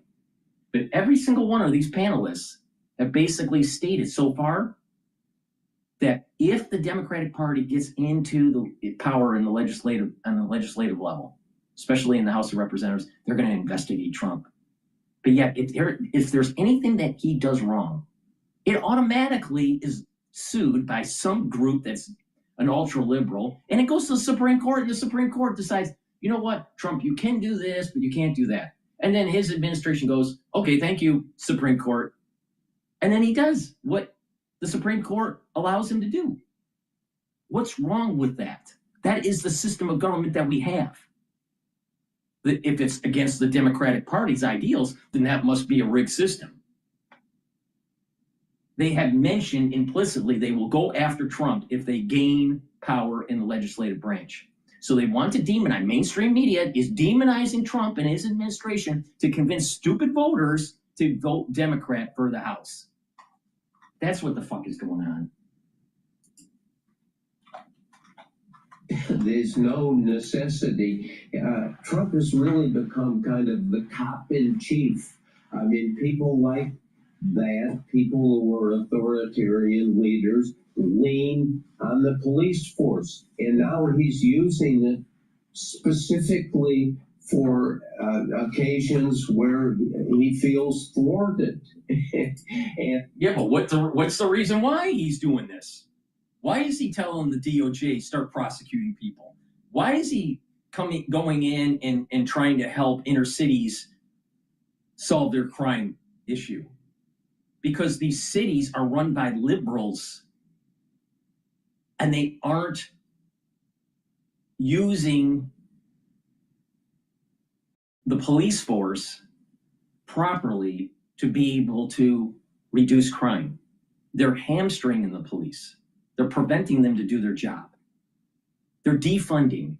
They're allowing criminals to go back onto the street without any bail. And in many cases, they kill someone after that. So here's the problem. You have lawlessness that's going on in these cities run by Democrats. So what do? You're going to be a president of the United States and say, you know what, enough is enough and I'm going to fix this? Or are you going to say, you know what, Mayor, you do whatever you want. You do whatever you want. If you want to turn your city into a shithole, go right ahead. But the thing is that if you have enough of these shitholes in the United States, then eventually the economic prowess of the country goes down. And so there's a perniciousness that takes place because of stupid liberals running cities.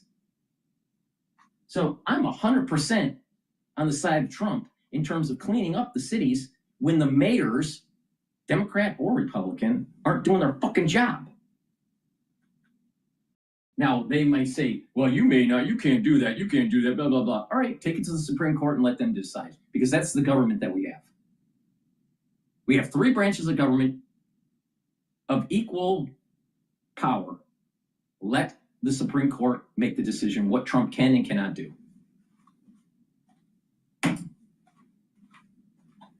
That we're in this period that is truly crazy. Just look at take the Internal Revenue Service. We have had this year, how many people in charge of the Internal Revenue Service? 7. The person who has the job now is also the Social Security Administrator. Trump will find people who will do his bidding and anticipate what he might do. So Trump has got this total control, and the total control, I agree, eventually is going to bury his presidency, because people, even Trump supporters, look at this and say, whose interest is this in? For what purpose? For the purpose of Donald Trump holding power and exercising power, and that is a calamitous time for this country. Really glad you brought up the midterms. Associate editor at the Washington Post, Bob Woodward, thank you very much. His best-selling book, War, is out now in paperback.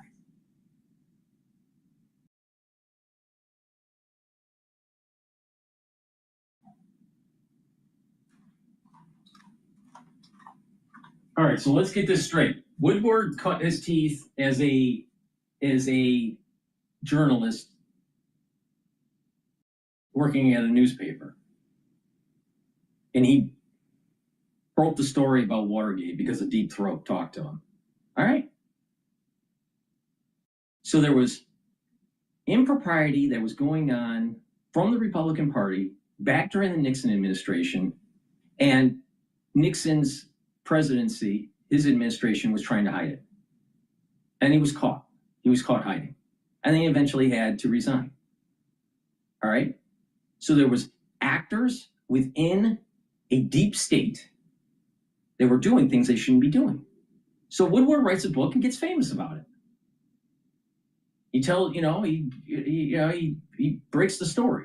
He's not the one that actually broke the story. It was actually William F. Buckley knew before, because William F. Buckley was part of the CIA, and Hunt was one of his operative managers when Buckley was part of the CIA. So Buckley knew it before Woodward, but that's a side note. But the point here is this. Where's Woodward talking about the fucking deep state trying to circumvent the presidency for Donald Trump during his first term and second term? Oh, he'll only bring up the impropriety if it's a Republican, but he won't bring up the impropriety if it's a Democrat doing it. So what about the Democrat deep state, Bob? Oh, he knows where his bread's buttered. He knows that if he doesn't toe the line of a liberal agenda, he doesn't sell books.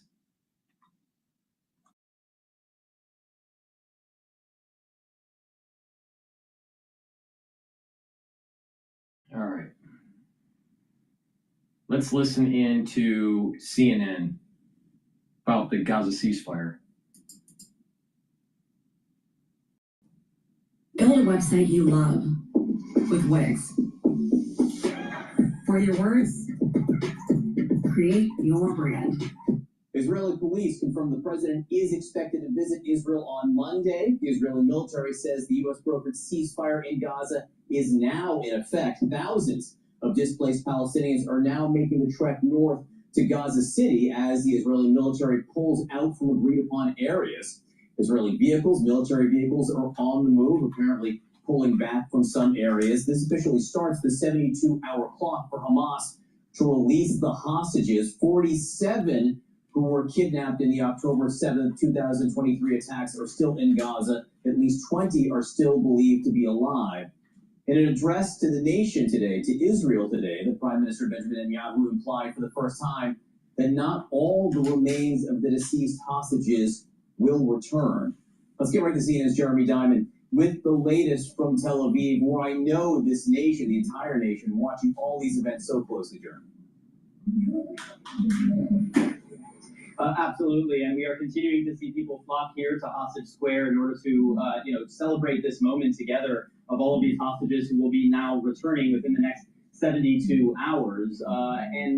We know that that timeline has now started because the Israeli military confirmed at noon today that they had completed their withdrawal from parts of Gaza. And once they completed that, that means that a ceasefire, according to them, is officially in effect. And also that Hamas now has 72 hours to return the hostages, which could put the return of the hostages as late as, but perhaps sooner than, Monday at noon. And that also suggests that President Trump's visit on Monday will coincide quite shortly thereafter or right before the release of those hostages. And perhaps we will see President Trump actually being able to greet some of those hostages. We know, of course, that here in Hostage Square yesterday, we saw a lot of American flags in the air, a lot of people thanking and crediting President Trump directly for his role in securing this agreement that is not only going to secure the release of all of the hostages, but according to the president and the mediators, is also ending the war in Gaza once and for all.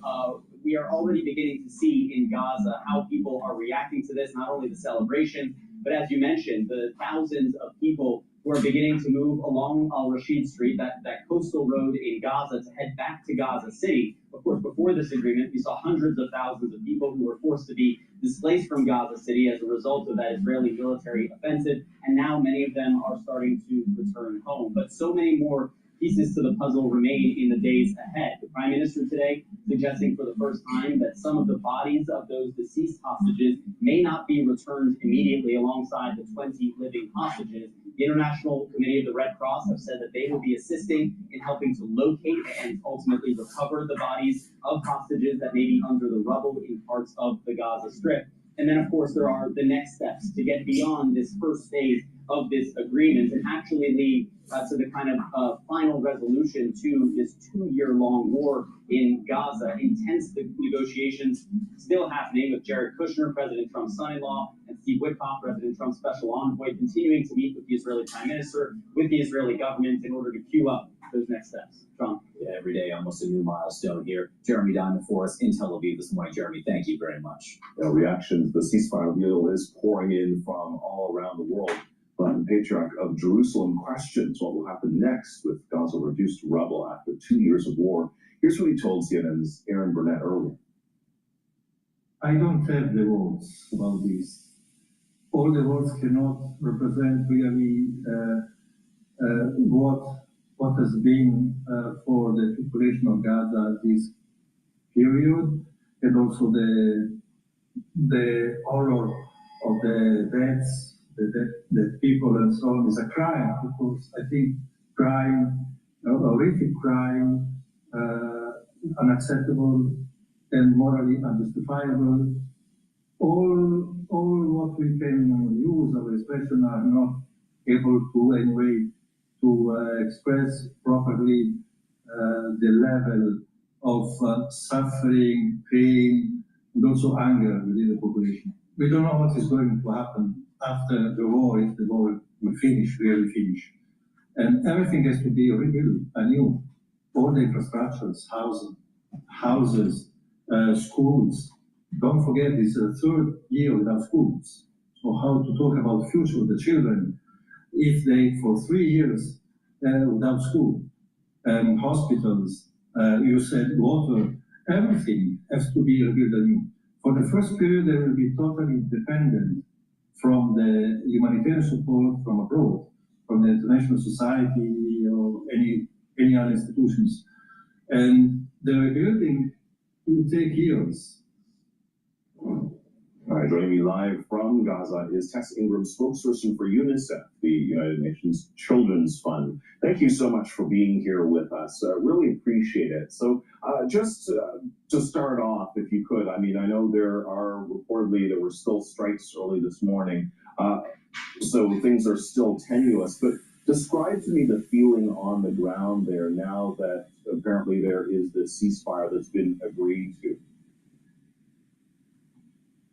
Yeah, Kim, when the news broke yesterday, there was huge celebration in Gaza, hope that this conflict was over, but then for many people, they returned to the desperation of just trying to survive, existing in the wasteland that is the Gaza Strip, trying to get food and water, find shelter. That reality persists for people. So while they're cautiously optimistic, they are enduring suffering, and they are, of course, wary about whether this will fully come into place and whether it will be sustained. Because as you said, there were reportedly attacks in Khan Yunis and in Gaza City this morning, and we know that when there are attacks in Gaza Strip, that they kill and injure children.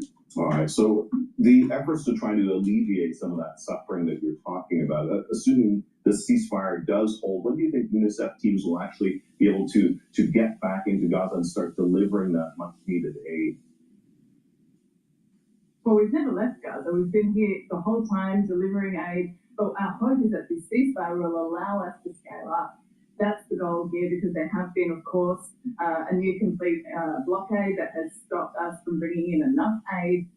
So we need to see all available crossings into the Gaza Strip open so that we can get hundreds of trucks worth of aid in every day. UNICEF has more than 1,300 trucks pre-positioned outside the Gaza Strip, ready to come in with nutrition supplies, medical supplies, other life-saving care for kids. So we hope that the ceasefire will come into force today and that we will see that scaling up of aid in the coming days. You talked about some of the things on that you're hoping to deliver. I mean, what is at the very top of your list, and what do you and your team sort of need to tackle first?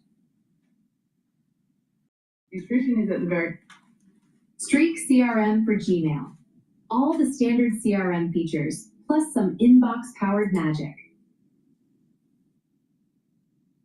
Nutrition is at the very top of our list. Of course, a famine has been confirmed in Gaza City, so we're really trying to bring in more nutrition supplies and make sure that they get to the children and the families who so desperately need them wherever they are. We're also really intent on making sure that we can repair water systems, because water, of course, goes hand in hand with food. So we're bringing in equipment to provide safe drinking water for people. We're also bringing in shelter because so many homes have been destroyed here. It's coming into winter, so tarpaulins and tents are really necessary. They're the top three on our list, but of course the needs are immense after 2 years of atrocities. So there's also education supplies, mental health kits, and a number of other life-saving pieces of aid coming into Gaza with UNICEF.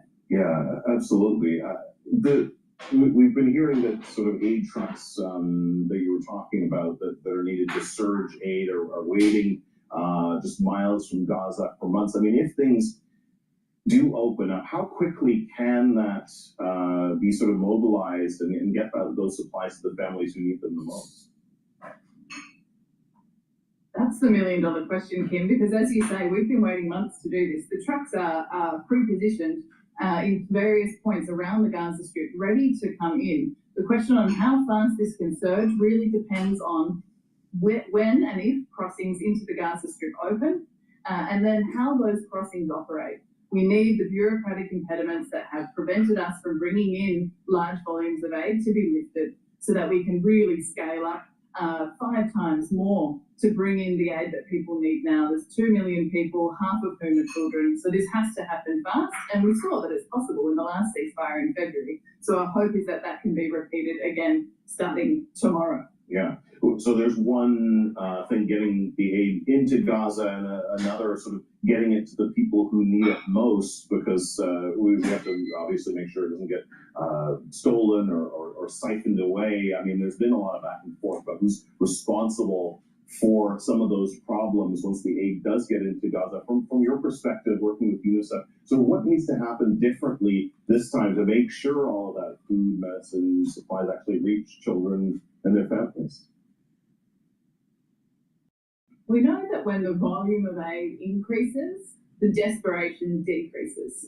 Basic economics. So if we see the volume of trucks go up, we'll see the looting go down. And we are already seeing that this week with a slight improvement in the aid coming in. So that's critical. We've got to get the volume up. And then we need to make sure that community distributions happen and household distributions. That's what UNICEF does. We bring aid to women and children in their places of refuge. We take it from our trucks and put it directly into their hands. And that's how we know that it's getting to the people who need it. Winter clothes, nutrition supplies, and other materials that they need. All right, I'm going to play the White House AI czar sounds alarm over Democrats reviving woke. Please go to my store, the-studio-reykjavik.com, and get the olive leaf extract. Olive leaf extract is going to help boost up your immune system and help with your cardiovascular health. How? It brings down inflammation and helps to control your lipid profile. Super important to take every day. I take this every day. It's dual purpose. It's going to help with your immune system and your cardiovascular system. Ubiquinol. Ubiquinol is the most bioavailable form of CoQ10 that you can get. It will help soak up free radicals, help with the health of your mitochondria, your energy levels will increase, and it will help to protect your neurons. If you're age 40 or older, you should be taking ubiquinol every day. A great stack to help with your brain function and your energy levels, and to boost up that immune system and help with your cardiovascular health. Take ubiquinol and olive leaf extract. Use discount 5, you get $5 off.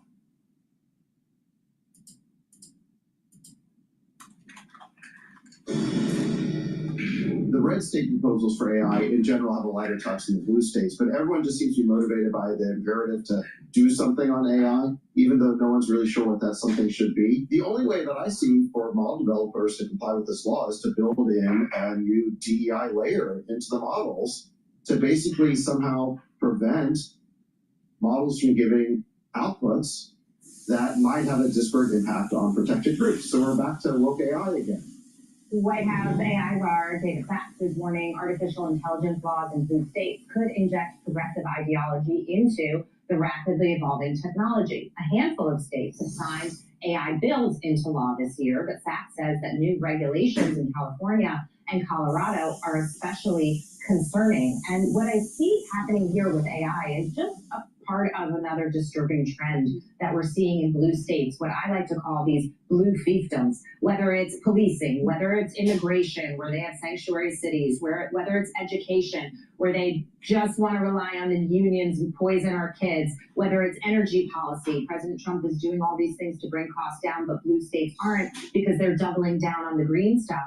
I see this just as another, I don't like what you're doing, so I'm going to enact laws and we're going to do it our way. But the more this happens, Brianna, you create a polarization between states, and people are really going to have to make some serious choices about whether they want to live in these fiefdoms or they want to move somewhere else. Yeah, the control over AI is not merely a technological problem. It is whoever controls AI controls the narrative and they control what the truth is. And Colorado has that, algorithmic discrimination where basically if there are disparate outcomes, they will look at these AI companies, even if they use neutral data. That becomes a problem because what they're trying to do, to your point, Jackie, is control what the narrative is for the rest of the country. And using AI, which is extremely deceptive, is only going to get worse. It's going to get more sophisticated. That being said, we should also foster an environment where AI is, able to be used. So it's going to be a tight balancing act.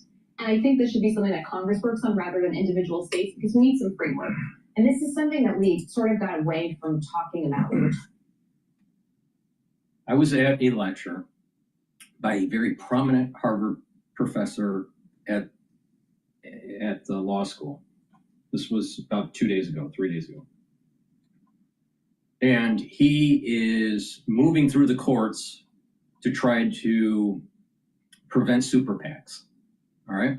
Because he thinks that it's a danger to democracy. And I agree with him. He's a Democrat, but I agree with him that super PACs are out of control. This is tied into that whole K Street. The lobbying group has too much power and it's circumventing the will of the people, but also the super PACs. You have very wealthy individuals moving a political agenda forward because it costs so much to run and win seats in Congress or even the presidency that our government is taken over by rich people. Well, if you remove the super PACs, you can diminish that power projection. All right, so I agree with him on that, even though I don't agree with his stance with other policies. But super PACs, getting rid of super PACs seems to be, for the average citizen, Democrat or Republican, everyone could agree on that.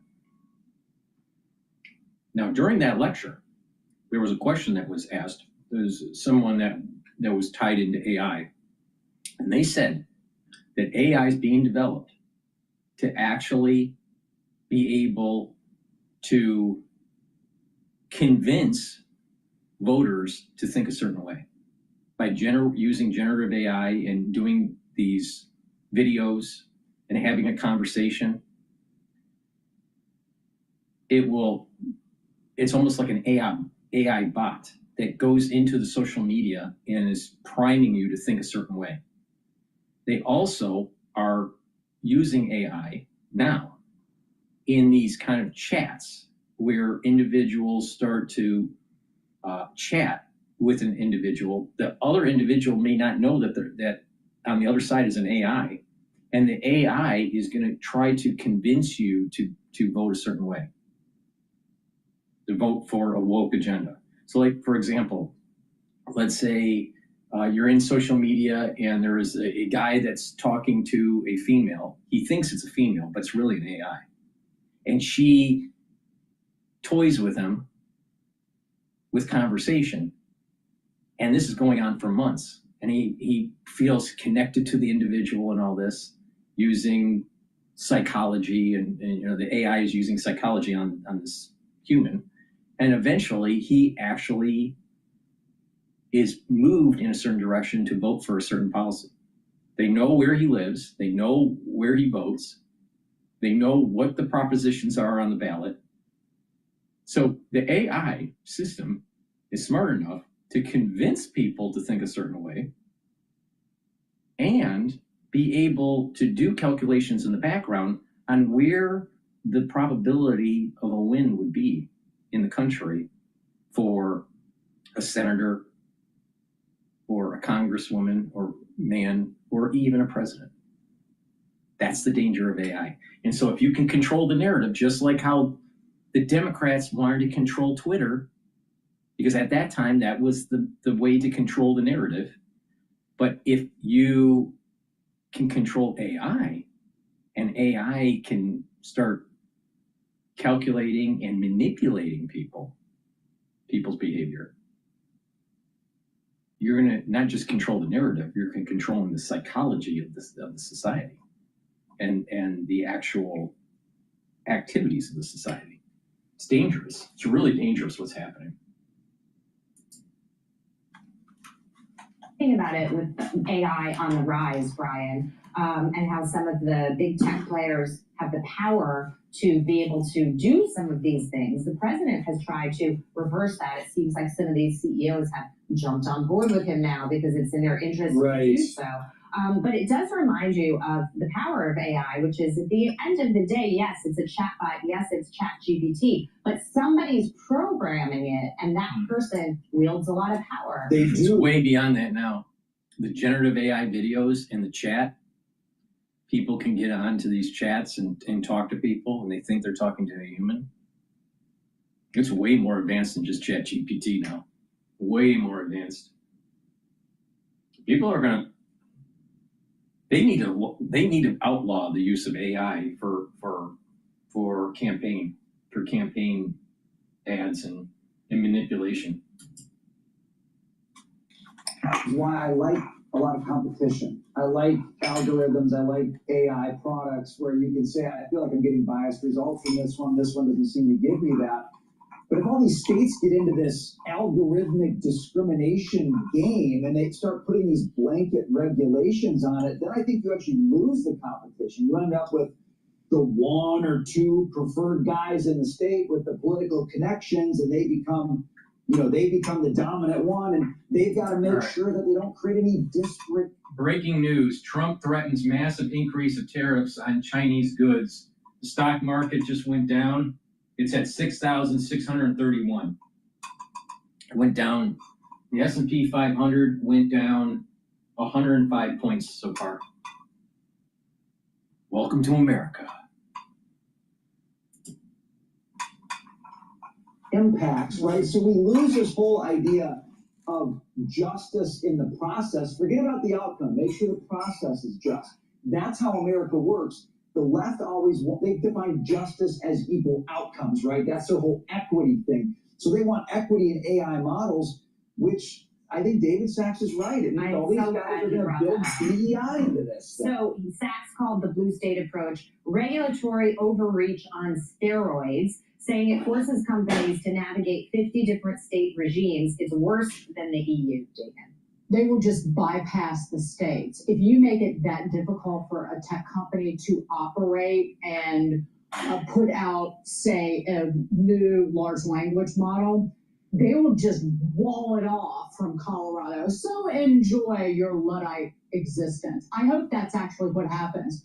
However, a lot of these, and I laugh, but a lot of these tech companies are so progressive just innately that they do this on their own. And I point back to Google. And Google is not leading the way in artificial intelligence at all. Like, they do not know what to do with themselves because they had the greatest search and they basically crapified it, trying to make revenue from the ads, and now it's just a bunch of garbage. But remember when the Gemini chatbot came out and it had the image tool? Oh, yeah. And you could make, create images, and you had presidents? Yes, the presidents were Asian. It was like, please create the founding fathers, and they seemed to be from Southeast Asia, and it was a coat of many colors, so to speak. And every image generated was just worse than the last, and they had to essentially shut it down, or they just paused it. That was happening on purpose. There was a code insert into Gemini that told the chatbot every image should be diverse. So Google and its programmers had done that intentionally because, again, diversity, equity, and inclusion must be forced on the American people. And it was a laugh riot. But that's what happened. But it's not just Google, the woke folks at Google. Even Elon Musk's Grok is been accused of doing the same sort of thing because they you go into the sources once they answer your question and you think it's too woke, you go into the sources. They're getting their source information from NPR, from the New York Times, etc. Of course, they get garbage in, garbage out. I mean, that's the way I look at it. It's only as good as it's only as good, these large language models, as what they're fed with. Yeah, but the point is, it happens not just at the usual woke crowd at Google. It's even happening with Elon Musk's group. I'm going to quote something from somebody that I usually never agree with anything on, who said that it has become algorithmically polarized. Yeah, I was going to bring that up. I like it. And that has happened in progressive content and algorithms as well. Yeah. And that is AOC. AOC, I agree with her on this instance. The question is how to fix it. Right. Can I add one thing to that? That was something that started happening before artificial intelligence. Yeah. That social media silos people off into groups, and you were walled off from people who have other viewpoints, and it has actually made our polarization much, much worse. Yes. And it's not getting better. It's only getting worse. I think it became particularly pronounced and obvious during the 2020 elections when people started waking up to the power that social media was having, the influence that it was having. A couple of prompts in, and I had a walking checkout. No official system could give us what adults with base 44. Our brand's name is 80 Summers. It's a premium swimwear brand made to help women feel good about themselves. In other words, a premium swim brand for fat people. All right. Let's listen into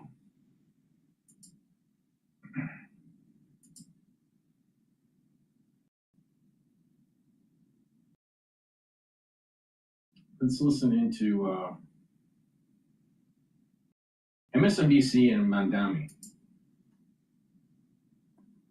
Joining us now, the Democratic nominee in the New York City mayoral race. Shit. Zoran Mamdani. We're talking about important things, Mika. No. I found out, Lemire gave me this information. Lemire I is. found out he is a commie after all. Yeah.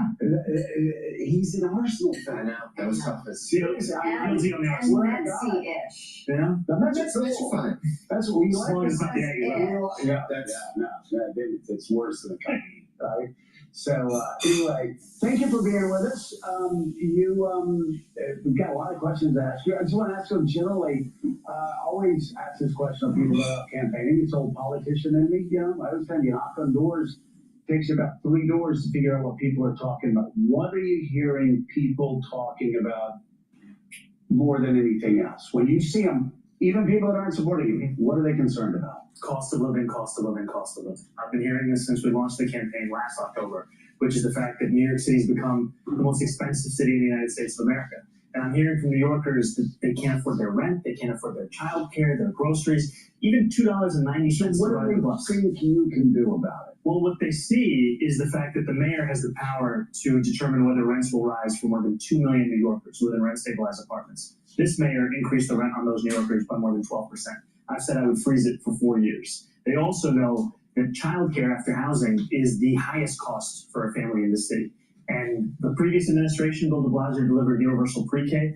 This admin has just sat and watched as it's pricing people out. We are going to actually deliver universal childcare. And how much childcare through what age? 6 weeks to 5 years. Okay. And how much do you estimate that'll cost? We've seen estimates of around $6 billion or so. $6 billion. Okay, so here's the question. I'm a small C conservative, a small government conservative. I believe billionaires should pay their fair share. I also understand. I would reach across and shake your hand, but it's a big table. It's a big table, but I also understand there's a delicate balance there. You can't tax billionaires here so much. You can't tax companies here so much that decide they're going to go to Connecticut or Texas or Florida. So how do you, while people are shouting and screaming that you're a socialist, how do you balance those two competing interests? You got to keep the businesses here. At the same time, you got to fund these programs. You know, I think one of the first ways is that you think about your fiscal policy and how it'll actually impact these kinds of corporations. So the proposal we put forward is to raise the state's top corporate tax rate to match that of New Jersey. And now what you're bringing up is, what if that company leaves? Now what we see is with corporate taxes here in New York State, they apply to any business that's doing business here. You could be headquartered in Orlando. Right. As long as you're doing business here, you're subject to that tax. And companies are going to keep doing business here because of the fact that what about the individual taxpayer? So what we're talking about is raising taxes on the top 1% of New Yorkers. They make $1 million or more a year by 2%.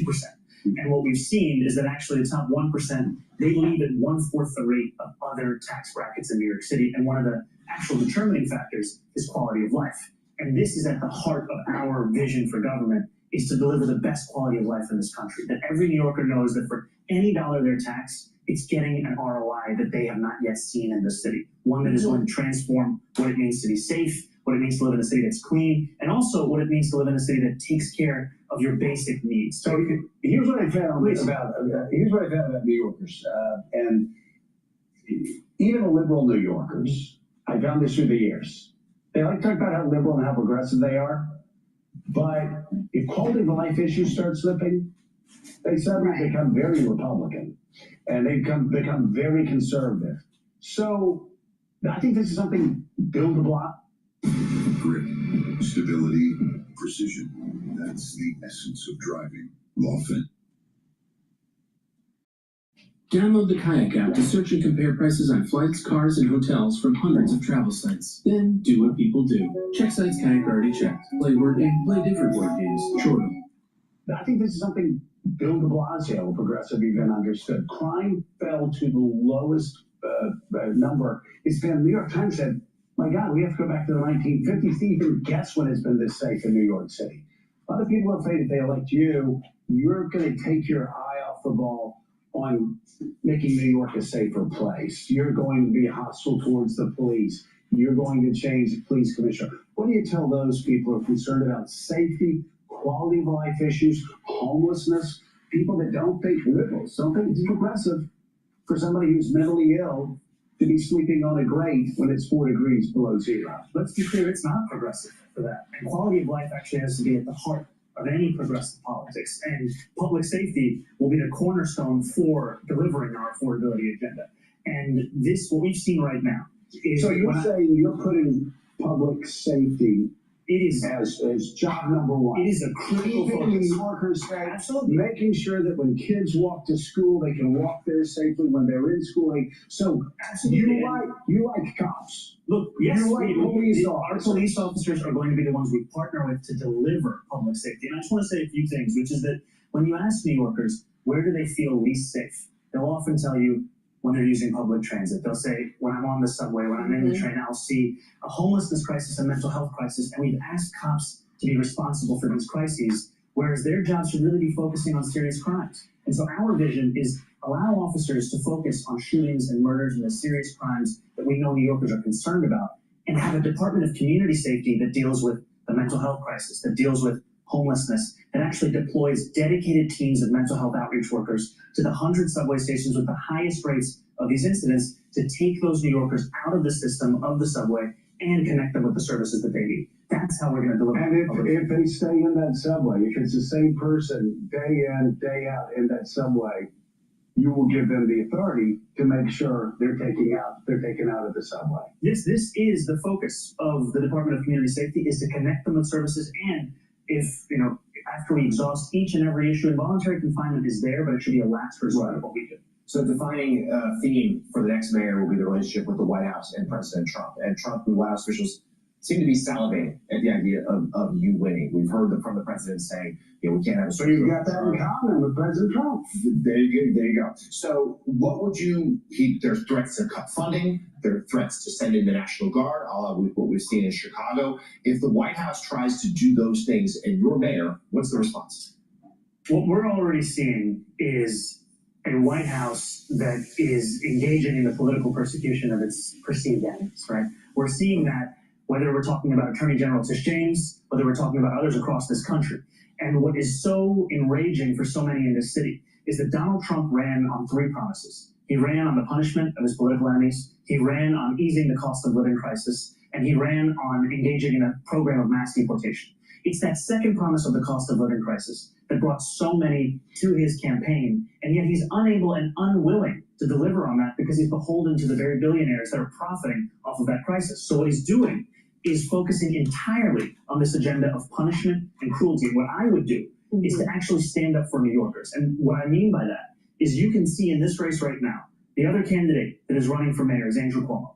He released a statement yesterday speaking about this indictment of Attorney General James. He couldn't even name her. He couldn't even name Donald Trump. And he couldn't do those things because he knows that his narrow path to City Hall is paved by the very billionaires who put Donald Trump back in the White House. And Donald Trump's getting a good return on his investment right now because he's seeing a mayoral candidate, a former governor, unwilling to lift a finger when we see this unprecedented attack, not just on our democracy, but on an attorney general whose only crime is standing up for the people of New York. So the mayor of Chicago and the governor there has said they would not be supportive of sending the National Guard to help ICE agents with their actions in their city. And that what they got was the President Trump calling for their jailing. If he calls for the same thing here, using the Guard for ICE agents, what would you do from City Hall? Yeah, I would first of all agree with Police Commissioner Jessica Tisch, who has made clear that there's no need to deploy the National Guard here in New York City, not for safety, not for security. We trust the NYPD to be in charge of delivering that very thing. And I don't even have to think about the hypothetical of what Donald Trump will call for me, because he's already called for me to be deported. He's already called for me to be denaturalized. He's already called for me to be arrested. And these are the kinds of threats that we know we will have to walk through to defend the people of this city, and I'm prepared to do that. Commissioner Tisch? I've said that I'm actively considering it, and the reason that I am is that I appreciate her swift and decisive action of uprooting corruption from the upper echelons of the PD, and also presiding over a historic drop in crime across the city. I'm curious. So are you 33? About to be 34. About to be 34. Okay, so I'm older than you. Okay, so I'm curious who you'd surround yourself with, and also past 5 or 10 governors, mayors of this city. Whose administration, whose leadership would you model yourself most after? Marxism, Or just who do you Marx, think was Karl the Marx, other mayors Lenin. in the past 5 to 10? So to your first question, I would surround myself with the best and the brightest. And that means hiring people on the basis of excellence, of merit, of actual track record of results. And by the way, people will tell you no? Yes. Because Are you good with people who tell you Team of no? rivals? Absolutely. You cannot have a team that is characterized by the quickness with which they say yes to an idea. You have to have a team that ensures that when you're privately discussing an idea, you're picking at the strengths and the weaknesses, not one that is just trying to usher it into public. And so that's been a focus of how we're thinking about who we're going to appoint, who we're going to hire, people that can deliver, not the basis of identity or ideology, but results and their track record. And when I look at the mayors of the last few administrations, I find pieces of inspiration, frankly, across all of them. How they ran government. Yes, I will say, when we look at even someone like Rudy Giuliani, right, who I have many critiques of, I admire the fact that he made public transit free with Staten Island Ferry. When we look at Mayor Bloomberg, he presided over 850 acres of new green space. He presided over a transformation of the streetscape of the city and a focus on delivery of service that has sometimes been lacking. Bill de Blasio delivered universal pre-K, which is something that took an immense amount of strain off of the backs of so many working class families. And even Mayor Adams, for whom I have no shortage of critiques, his proposal to bring forth City of Yes, which will increase housing production across the city, that's something that deserves to be built on. So we have the people that come on the show that are very concerned about you as far as your relationship with Jewish voters in New York City, believe that there's like this simmering anti-Semitism. I know months ago you were asked about 1,000 different ways and times to something about globalizing the intifada. Do you condemn that statement? What?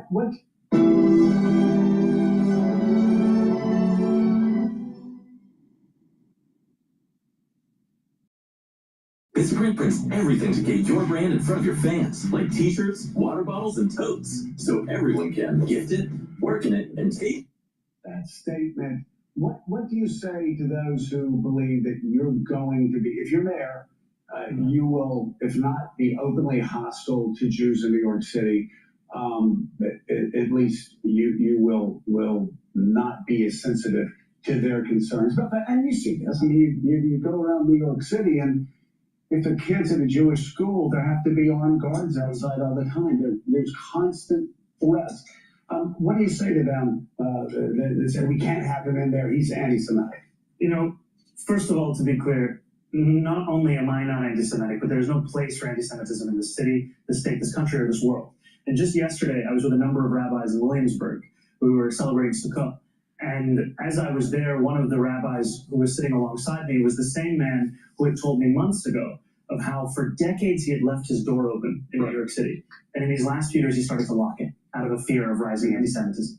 And my job is not only to protect Jewish New Yorkers across the city, but it's also to cherish those same New Yorkers. So it doesn't just mean increasing funding for anti-hate crime prevention programming by 800%. It doesn't just mean sustaining and increasing police presence outside of synagogues on high holy days so that Jewish New Yorkers can worship without fear. It also means ensuring that we're embracing a curriculum. We have a curriculum here in New York City called Hidden Voices that celebrates the breadth and the beauty of Jewish life. It has to be implemented across our entire system. And what I've found is that too often we're allowing these moments of support, these moments of protection to be based on who you know. A rabbi calls me on Yom Kippur, says, can you send more police to the synagogue? I make the call. That rabbi shouldn't have to make that call to me. It should be something that he knows is there. Let me ask you also, in this age of growing anti-Muslim rhetoric, same question for Muslims in this city.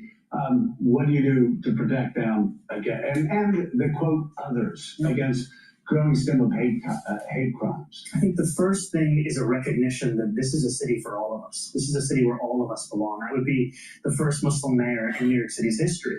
And it would be an illustration of the fact that anyone, no matter where they're from, no matter their faith, no matter which borough, that they too could lead this city. And what I've heard from Muslim New Yorkers is a fear about what it means to be Muslim in public. And I can relate to that because I faced that myself over the course of this campaign, where there was a man from Texas that was recently arraigned in Queens for making death threats on myself and my family. He said he wanted an IDF bullet to go through my skull.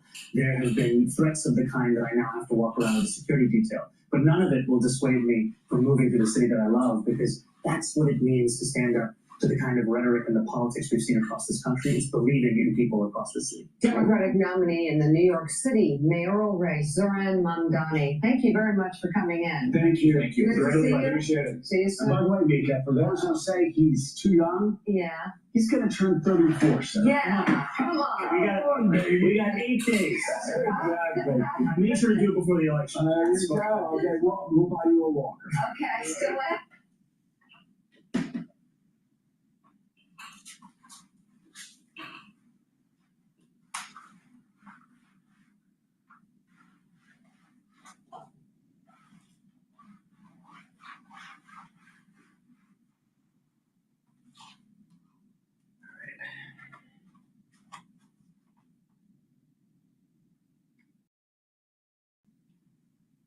All right, let's talk about the IMF. Luck is just when preparation meets opportunity. Did you guys see The IMF and the Bank of England have joined the court of institutions warning we're in an AI bubble that could be set to burst. The managing director of the IMF today said AI valuations were getting close to the level of internet companies just before the dot-com crash. And a new report from the Bank of England Financial Committee said this. Equity market valuations appear stretched, particularly for technology companies focused on artificial intelligence. This, when combined with increasing concentration within market indices, leaves equity markets particularly exposed should expectations around the impact of AI become less optimistic. They're not known, these Bank of England reports, for sort of a thrilling style of writing, and translated into language you or I might understand that basically means tech companies might be overvalued, and that given tech companies make up such a big proportion of the value of the stock market at the moment, we could be due a stock market crash. To discuss how much this should concern us, I caught up with economist and host of the Macro Dose podcast, James Meadway. Yes, we should. We should always have been concerned about this. I mean, look, this is technology that doesn't do a really crucial thing for capitalism, at least, which is turn a profit. You know, a report from the Massachusetts Institute of Technology about months ago saying that 95% of firms that installed AI were failing to see much return in productivity out of this. The sort of macroeconomic impact people have been warning for a while is not matching up to the hype. The fact that the industry itself, you've got someone like Sam Altman desperately talking up every new release of ChatGPT. You may have seen ChatGPT 5 out actually about a month ago.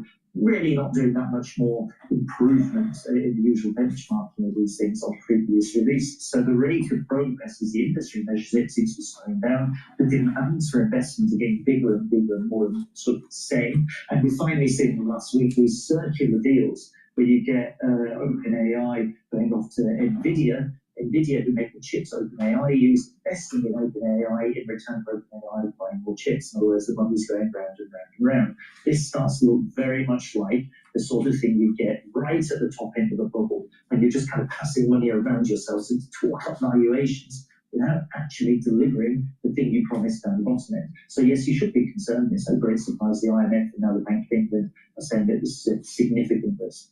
I mean, how would it impact ordinary people? Because there's, people are comparing it to the dot-com crash. And, I wasn't particularly, I suppose I was 10 or 11 at the time.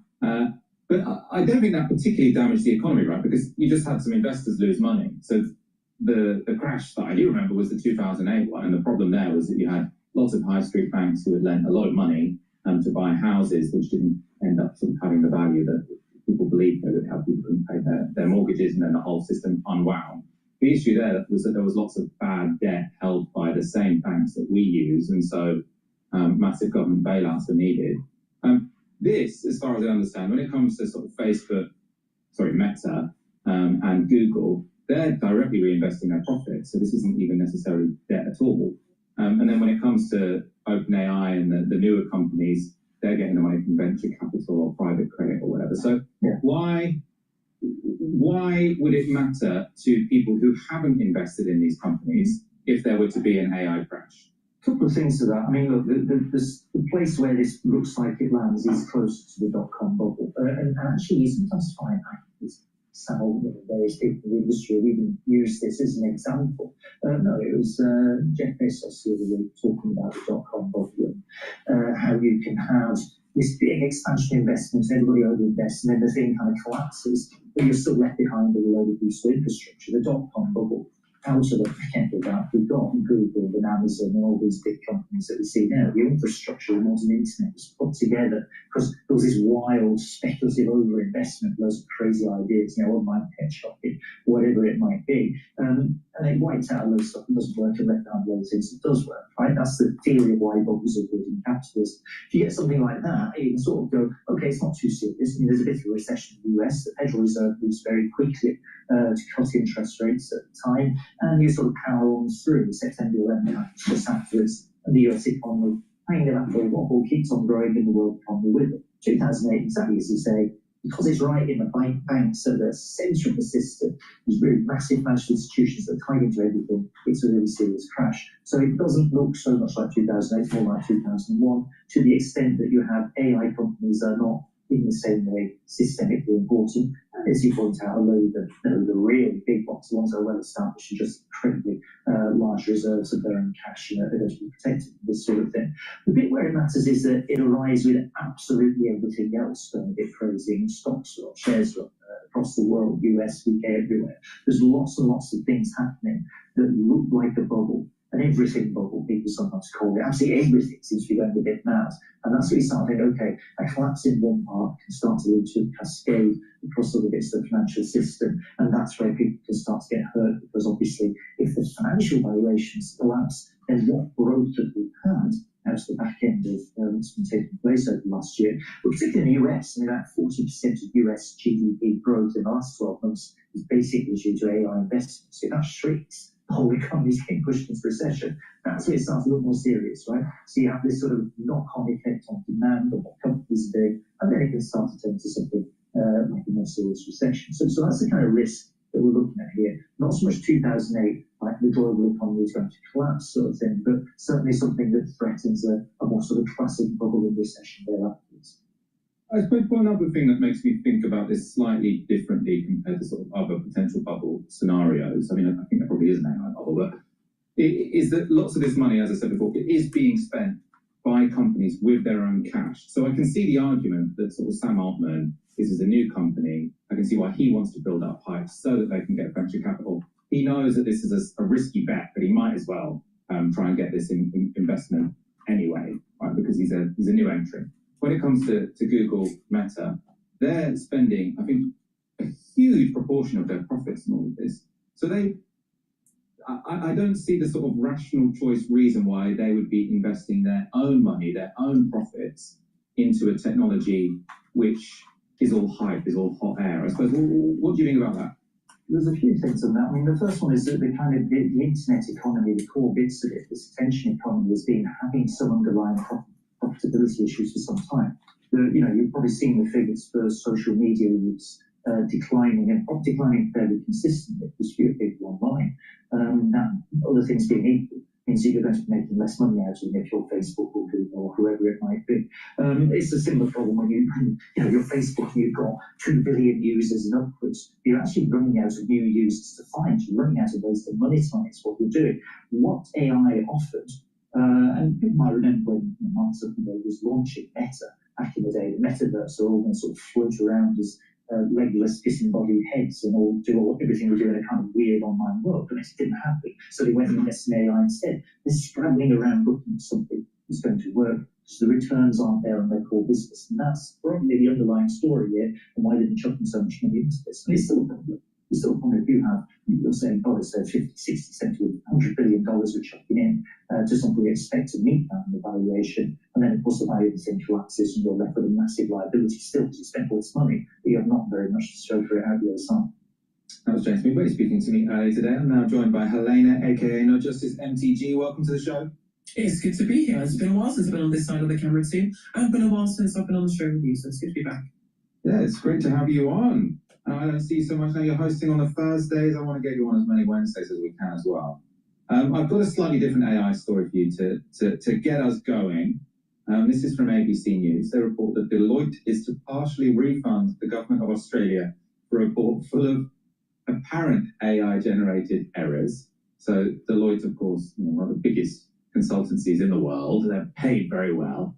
This is from that article. Deloitte Australia will partly refund the $440,000 Australian dollars paid by the Australian government for a report that was littered with apparent AI-generated errors, including a fabricated quote from a federal court judgment and references to non-existent academic research papers. The financial services firm's report to the Department of Employment and Workplace Relations was originally published on the department's website in July. A revised version was published Friday after Chris Rudge, a Sydney University researcher of health and welfare law, said he alerted the media that the report was full of fabricated references. Deloitte had reviewed the 237-page report and confirmed some footnotes and references were incorrect, the department said in a statement Tuesday. Deloitte had agreed to repay the final installment under its contract. The department said the amount will be made public after the refund is reimbursed.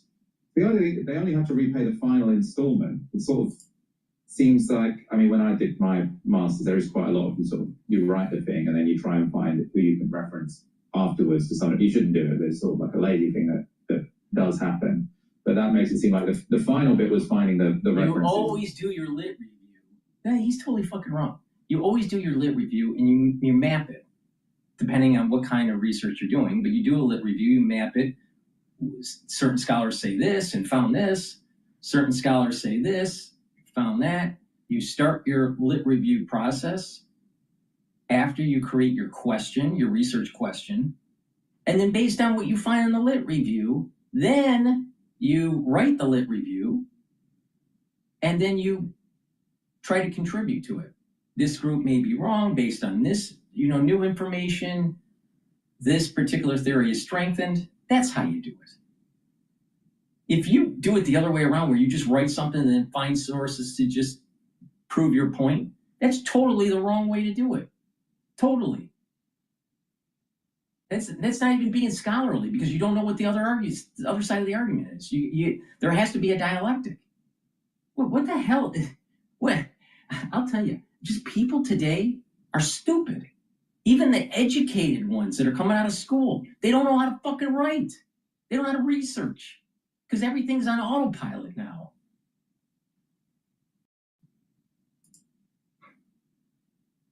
That got done wrong because it was made up. That's the only bit the Australian government is going to have to pay for.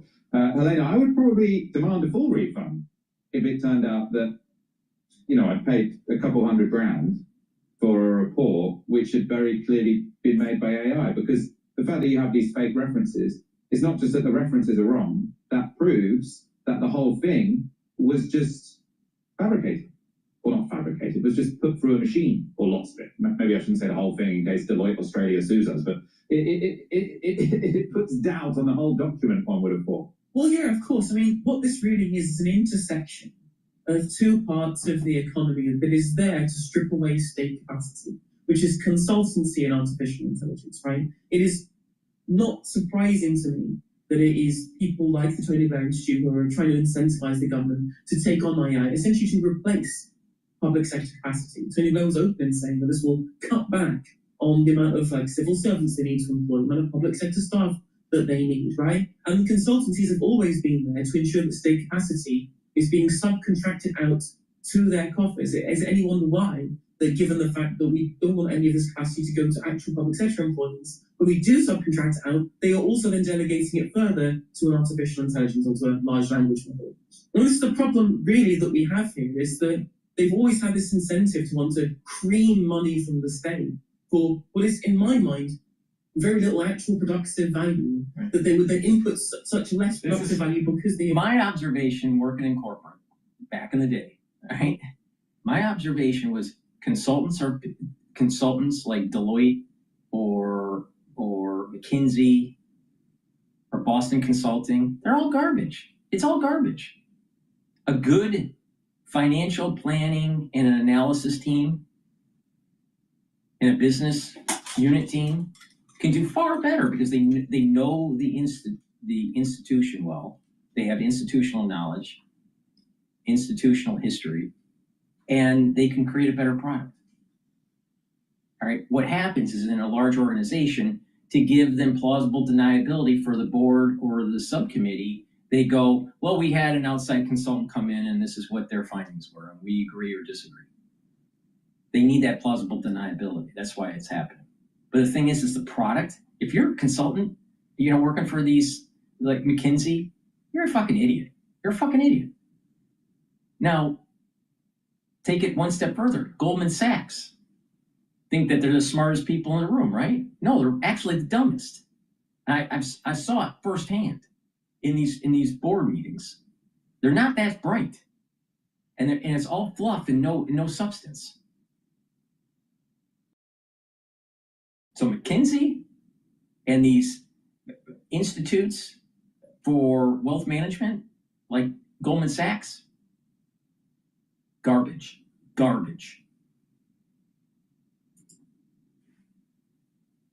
Generated this with AI to the point at which it is throwing up fake references and fake quotes. And this is actually really important in the UK. So I mentioned obviously our state's obsession with AI due to the kind of links that it has to the sector through the kind of bodies that funds or is closely linked to people in government. Peter Kyle, when he was the science and tech minister, was a real kind of champion for the AI in the public sector.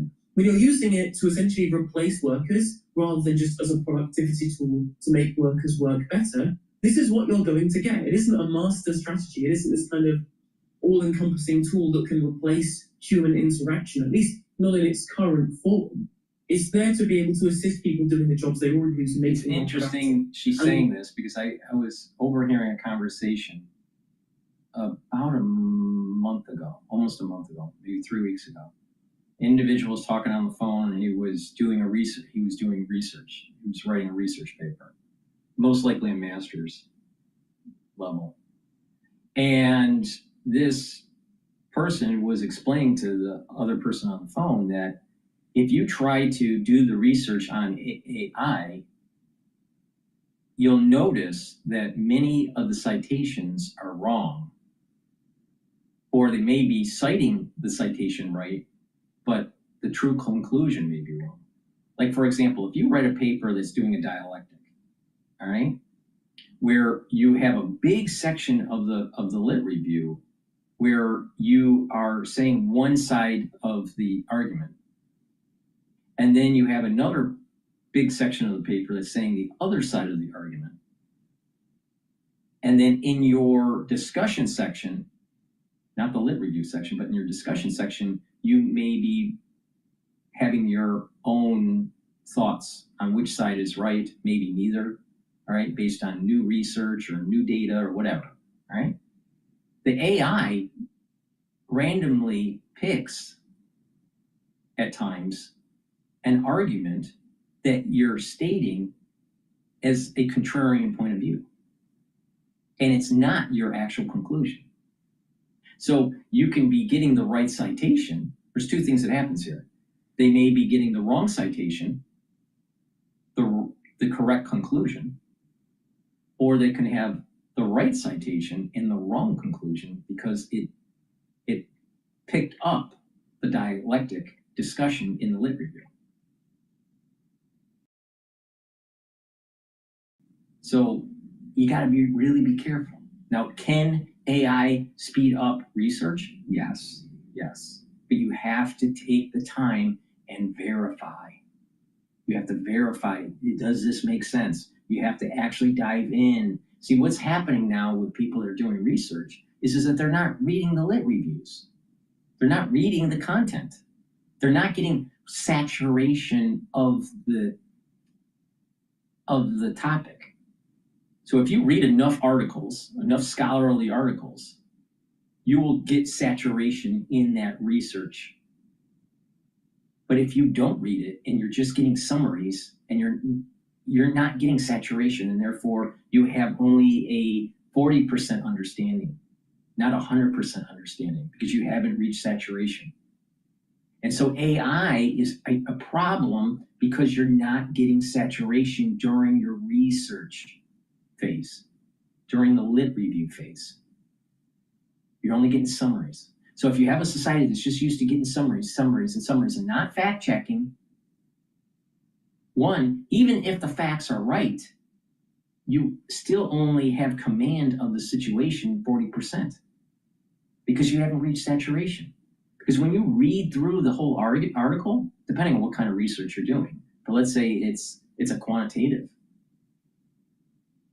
research, you got to understand the methods. You got to understand what the procedures were, what some of the problems may have been during the data collection, you need to understand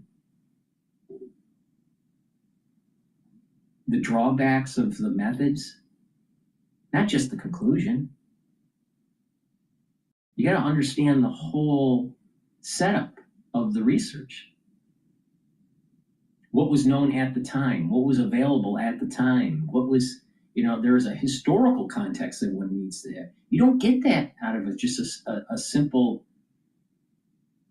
query on an AI, right? So it's really important to get saturation when you're doing this research. So if you're not getting saturation on your research,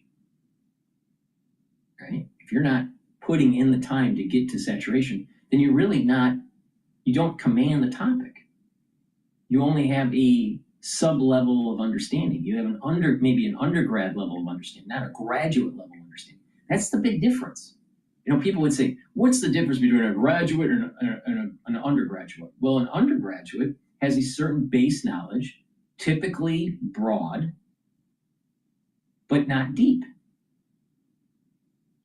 When you go into graduate studies, you're honing in on a field and getting deeper and knowing more about that field. You're not growing in your other fields of knowledge from your undergrad years, but you are diving in deeper. And so you get these saturations. You don't normally get saturation at undergrad level, but you do get saturation at graduate level.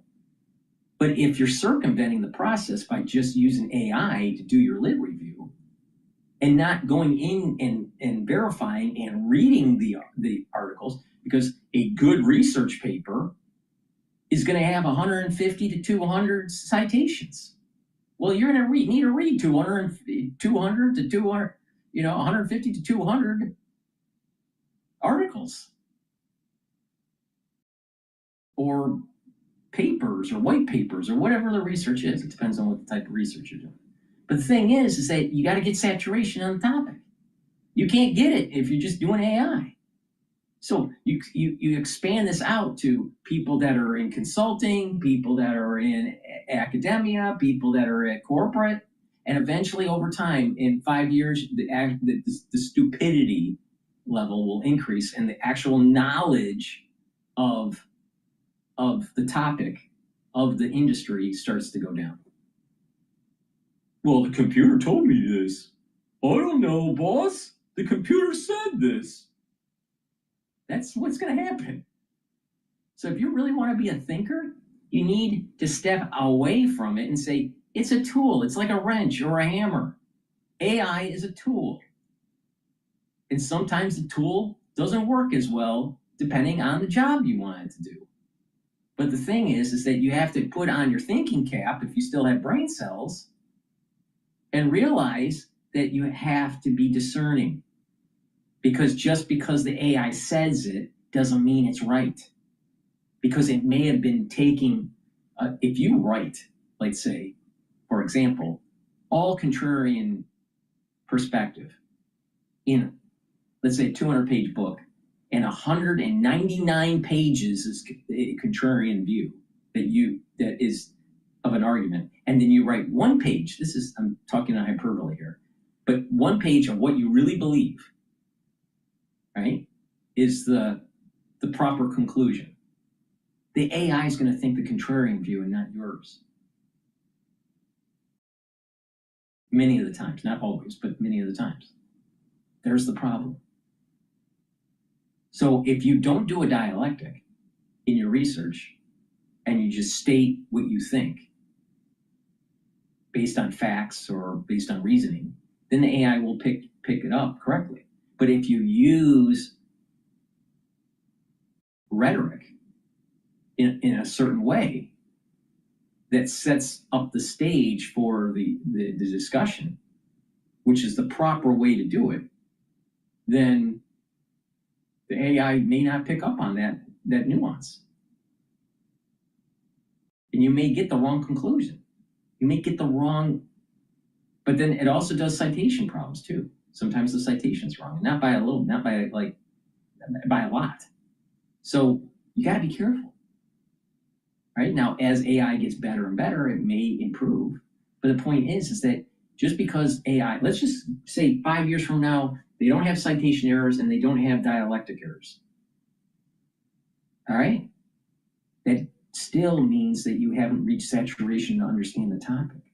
You have to put in the time to read the articles to understand the methods. What's the strength of the methods? What's the weakness of the methods? What was the prior research? What's the contemporary research on the topic? Has things changed? Are there new data sets? Certain researchers from this region found it to be like this, and other researchers from this region found it to be like that, and then try to understand why there may be a discrepancy. That's reaching saturation. You don't get that when you're doing AI and just copying and pasting and doing a little bit of stitching. And there's the problem. So you're going to have a lot of people that are going to get $150,000 sheepskin, or $250,000 or $400,000 sheepskin, and they can't write, they can't think, they can't analyze. So if you're in, let's say you're a Gen Xer and you know your stuff, right? In whatever discipline that you're applying to, then what you do is that when you're in the interview, you show that prowess. You show that ability that you can think through things and that you don't need to rely on AI. Ones that rely on AI all the time, 80% of them, their IQs are going down, 80%. Because they're getting into this mindset that the machine must be right. And they're not reaching saturation by putting in the hard work. So just walk over the individuals during the interview. Because most likely the HR people are stupid. So use fancy words, be a little bit aggressive, and basically don't be worried about saying, oh, you know what? The strengths that you have are far superior than the ones that are so aligned with using AI. Now, using AI as a tool, but not as a crutch, is what needs to be done. But what you're going to see in many corporations is it's being used as a crutch. And when you use it as a crutch, you don't get the muscle memory and the building of strength. You don't build a knowledge base. You're just weak. You're just weak. And so what happens is that the whole workforce starts to go down in terms of real skills.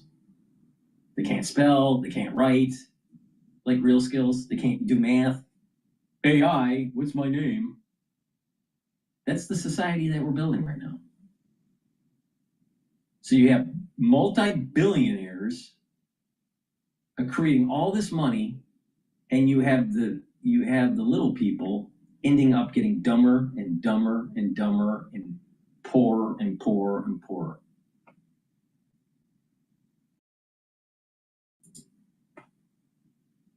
What we're seeing here, what we're going to be seeing more of, is this happening more and more often. There was a case with a research paper that had a bunch of stats inputted into it. It was also done by AI as well. That was more deliberate than what we're seeing here from Deloitte. And broadly, there's a really great book that everyone should go and read, which is The Big Con by Mariana Mazzucato and Rosie Collington. There's downstream of Mariana Mazzucato talking about it. Rosie Collington spoke to on Learning Economics, doing really good stuff about this, which is that unless you actually have humans who are trained to do the things, to understand the role of governments and how governments are supposed to act internally, you will continue to lose state capacity.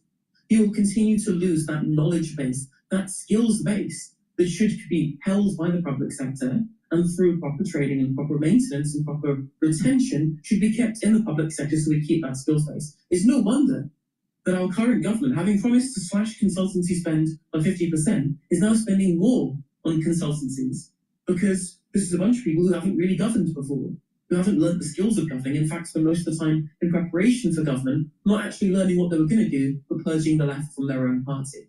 And so, of course, in the absolute absence of any actual skills base for them to draw upon, any actual understanding of the knowledge of what governance is, they have had to resort to subcontracting it out to people like Deloitte who do this kind of hack jobs, because again, when they're on a government contract, they have no incentive to have goods delivery. There's no incentive, there's no market that they're trying to be able to compete in. I'm going to have to stop. I'm going to have to stop her. She's right on this. I'm going to have to stop her. I'm going to go to Bloomberg because of this. Trump threatens massive increase in tariffs on Chinese goods. This is really moving the markets now. It's at 6,635. VIX is now at 20.60. It was trading in the 16s. It popped up intraday for VIX at 22.18. No, I mean Tom Keene on balance of power. Well, you got lucky. Your agent ran into my agent, and there were, Yeah. this. And He must have been having lunch in the neighborhood. He was at the monkey bar or something. Thank you, Tom. It's great to see you. Have a great weekend. He's a man of impeccable taste. That's where he goes when he comes to New York. I follow him around. The team that plays Phil Silvers. He knew I was under that TV. We got to do this, the three of us. I mean, my This God, is Charlie, fun. just stay right where you are. It was fun. Thank you, Tom Keene. You know, Yes. Bloomberg Surveillance. Start your day there every day. Bloomberg Radio and on YouTube. And we want to put a finer point on the trade right now at 22 minutes past noon East Coast time. Charlie Pellet on the markets live from World Headquarters in New York. Where we have to So right now, low across the board. I do want to begin, though, with the intersection of Washington and Wall Street, specifically economic data. I was just joking about that just a couple of moments ago. But the Bureau of Labor Statistics says it will publish the September Consumer Price Index on October 24th, 8:30 a.m. Washington time. The release will allow the Social Security Administration to meet statutory deadlines necessary to ensure the accurate and timely payment of benefits. Of course, no other releases will be rescheduled or produced until the resumption of regular government services. Stocks lower after President Trump threatened, quote, a massive increase of tariffs on Chinese goods, rekindling fears about an escalation of the trade war. Stocks lower across the board. The S&P down by 1.4% right now, down 96, 66.39. Dow lower by 483, drop there of 1%. The NASDAQ Composite Index down 438 on NASDAQ, a drop right now of 1.9%. The Russell 2000 Index of small cap shares is down 1.6%. Selling is widespread. The Bloomberg Max 7 Index down now by 2.1%. 10-year, 4.07% with a 2-year, 3.54%. Gold up $9 the ounce, a little changed actually, up just about 0.2%, below 4,039.86. West Texas Intermediate crude below $60 a barrel, tumbling now by 4.1%. WTI with a 59 handle, 59.03. And Bitcoin down 1.6%, 119,150. Automaker Stellantis' third quarter shipments climbed 13%, led by a rise in North America, pointing to a recovery after the ailing car maker worked down inventory in the United States. Shares of Stellantis, they are trading lower by 6%. Ford down 0.8%, GM down 0.6%, and Tesla's tumbling by 2.9%. Recapping and repeating our top stories, stocks fall as President Trump's remarks fuel trade jitters. Balance of power continues now. We got you covered on this developing and major story. Once again, your host here is Joe Matthew. All right, many thanks. Charlie Pellet will help us get through the hour here as we track the trade on Wall Street following the Truth Social post. This hit just before we came to air with a more than 500-word post on Truth Social that we just went through with Tom Keene and Tyler Kendall, and it does have things upside down at the moment. We'll keep tabs. And by the way, assuming the president speaks to the media when he gets out of Walter Reed, and there's no guarantee that he will, we'll of course bring his comments to you here. There is a 5 p.m. announcement, as they're calling it. It's related to farmer prices that'll be at the White House for the late edition of Balance of Power. Before we continue on with Bloomberg, please go to my store, the-studio-reykjavik.com. Get the Good Night Formula. Good Night Formula will help you to get into 3 to 5 cycles of REM sleep and deep sleep per night. Take it every day right before you go to bed. This will also help to detoxify your central nervous system and consolidate memory. Very important. And by getting proper sleep, you're helping with your neuron health and you are slowing down the aging process. Vitamin B complex helps to boost up your energy levels. The first 4 B vitamins helps the health of the mitochondria. It helps with the electron transport chain, so you'll have more ATP. Vitamin B complex increases your cellular metabolism, and vitamin B complex helps to protect your neurons. Very important. So a great neurostack would be taking the Goodnight formula and the vitamin B complex. For also neural health, clarity factor. Clarity factor is going to get rid of that brain fog, allow you to concentrate, and over time improve the dendritic connections between your neurons, so you will be able to think faster, you'll have better memory. Take it every day, drink it with filtered water. Super important. So a very powerful neural stack. Vitamin B complex, the Goodnight formula, and the clarity factor.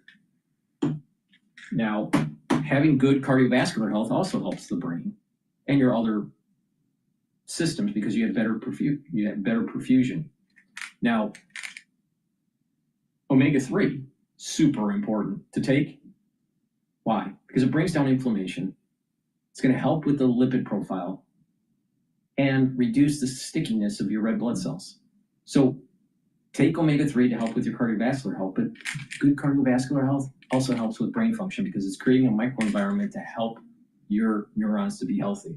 So a powerful neural stack would be taking the omega-3 clarity factor, the Goodnight formula, and also take the vitamin B complex.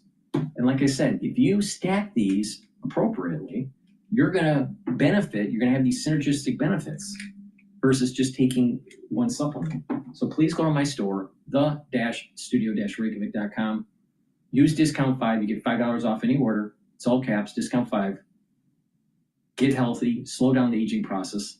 And like I said, people that are 40 years of age or older, within 5 years, you're going to know 30% of the people within your social network, they're probably going to get early onset of dementia because of the crisis that we went through in 2020.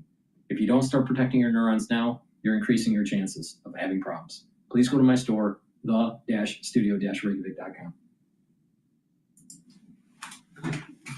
It's the 13th to 14th DSCC chair, Kirsten Gillibrand, will still attend, Democrat from New York. There's a big Republican party this weekend in South Carolina as well. That goes through Sunday. John Thune is apparently pulling out, but you're going to have a lot of members raising a lot of money, clinking glasses and drinking cocktails and golfing and all the rest. Should these be happening? You know, what's interesting, Joe, is that up until this is probably the first time I can remember that there has been a shutdown and fundraising has continued overtly. There have been lots of times when you'll see these fundraisers happen and members will not go, but their staff and their fundraising teams will still continue to raise money. But for some reason, and I can't really tell why it is, this shutdown feels different. And I do think it's because both sides think they're winning the debate right now. That's right. Everyone's got the moral high ground, which is a recipe for a standoff. Lisa, we have breaking news. Somehow it always happens when you're on the air with us live. You talked about this feels a little bit different. It just got a lot more different. Russ Vought, portrayed in an AI video that was posted by the White House just days ago as the Grim Reaper. Just now on Twitter, the RIFs have begun. Okay? The layoffs have begun. The head of OMB says, this is now happening. We're trying to get information on what exactly this means, Lisa, what kind of numbers we're talking about. But how does this now change the dynamic for Democrats and Republicans? I think it doesn't work in favor of Republicans. I think it hurts them more than it hurts the Democrats.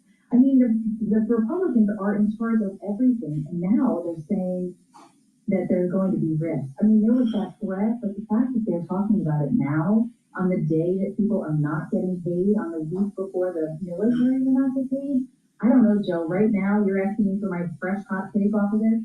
To me, this seems tone deaf. It seems like not the right time to do that.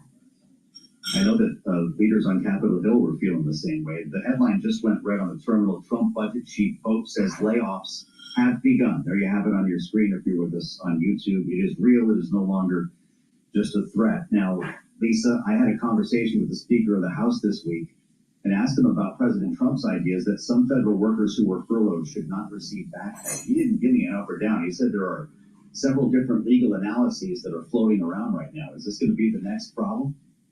You know, Joe, I've been saying it since the start. So many of my friends who are furloughed right now are saying at least there is going to be back pay. And I said, you know, the rules, the playbook, it is so different. And they were referring back to that 2019 law that said that they would be paid for their time. This is a totally new, we're in new territory here. And so I would not be surprised if this administration continues to move forward with that kind of movement. I think the speaker's in a tough spot. He can't say one way or the other. He's got to keep the president happy. He's got to keep his members happy. He's got to keep the country happy. But the president and the administration really don't seem to be all too worried about that. But they also know that that's not going to affect how midterms turn out because nobody's going to remember in another 12 months. Well, we've got a couple of elections that will take place before then. Mm-hmm. And this will be the backdrop now. There was a ripper of a debate last night. Of course, you know a little bit about Virginia, Lisa, and we saw the two candidates for governor go at it. I didn't really hear what half of it was about because Winsome Earl Sears decided to show up with a strategy to interrupt Abigail Spanberger, the Democrat, in every answer, multiple times, to the point where the moderators were pleading for her to stop. There's a story like this now. Virginia is chock full of federal workers. So is Maryland right next door. Every state's got a lot of them, but there are huge concentrations here because of the federal government and the presence of the military. Who does this help in a gubernatorial contest against the backdrop of a government shutdown? Joe, Abigail Spanberger was always going to win this race. Winsome Sears is not the right candidate for the job. She is, even the way she behaved last night was classic. Just poor behavior all around. It is not what people want. You cannot take the playbook that Donald Trump uses every single day and try to use it for yourself. He is a one and only guy. It is not the playbook that others can use and be successful. It's not going to help her. She should have been it should have been a better performance last night. It was awful. I'm embarrassed for the party. I'm embarrassed for the way she behaved. Wow. And I think that the way that this is happening, Joe, just fuels and offers more and more support for Abigail Spanberger. She will win that race in Virginia. Well, in our remaining couple of minutes, let's tap your experience as a veteran of New Jersey politics. Of course, born and raised, so you don't mess with Lisa Camuso Miller. Jack Citarelli is planning a big bash on the Jersey Shore. And there have been a lot of different elements, I know, in this campaign, this race that have brought he and Mikey Sherrill a lot closer than what we're seeing in Virginia. How's this going to shake out in New Jersey? This is the way New Jersey does politics. Don't forget, I was political director in that state for a year when George W. Bush was on his way to the White House in 2000. This is going to be a remarkable race. Jack Citarelli has a long history of being a loyal, fantastic elected official in the state. He has demonstrated over and over again that he's the right guy for the job. Mikey Sherrill stepped on her crank this week, Joe. She talked about the fact that nobody in town eats pork roll or Taylor ham. And listen, if you're not from New Jersey, maybe you don't know this, but that was probably the biggest gap I have seen in a very long time, where she showed that she is not a native. She's not someone that people are going to be able to identify with. And I think that I'm going to listen into CNBC about this tariff threat. Hello traders, and welcome back to the Trading View channel. In this video, we're introducing our new AI indicator, which we developed in partnership with OpenAI. Market has moved sharply lower in just the past few moments. You don't need an indicator from an AI. Really. Unless you're trading like 500 stocks and you need them in real time on buy, sell, for high frequency trading. The average person doesn't have the money to do high frequency trading. The average person wouldn't benefit from something like that. And most people don't have the money to invest in 500 different equities. So why the hell would you need something like that? See, if you lose the ability to think, to see patterns, do pattern recognition, and you rely on an artificial system like an AI, then you have a problem because you can't think. Oh, you'll be able to focus on something else. Really? I do a lot of stuff, right? And I don't need AI to tell me where the entry level and support level positions are for different types of equities. And this whole show is telling you. I I have a dashboard on the live stream on my website and through YouTube that's giving you real-time movement. And I tell you where the support levels and the entry-level positions are. And we're not using AI. It's just experience by being on a trading floor. Over-reliance on AI is stupid.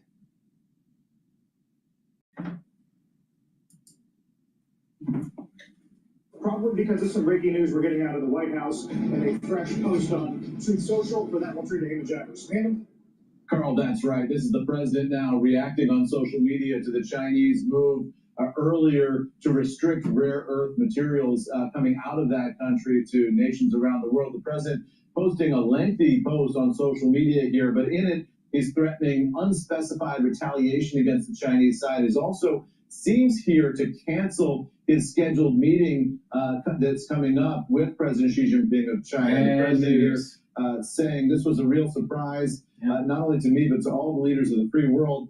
I was to meet President Xi in 2 weeks at APEC in South Korea, but now there seems no reason to do so. The president going on to say that the Chinese letters about rare earths were especially inappropriate, and that this was the day that, after 3,000 years of bedlam and fighting, there is peace in the Middle East. I wonder if the timing was coincidental. So the breaking news: massive blast in Tennessee plant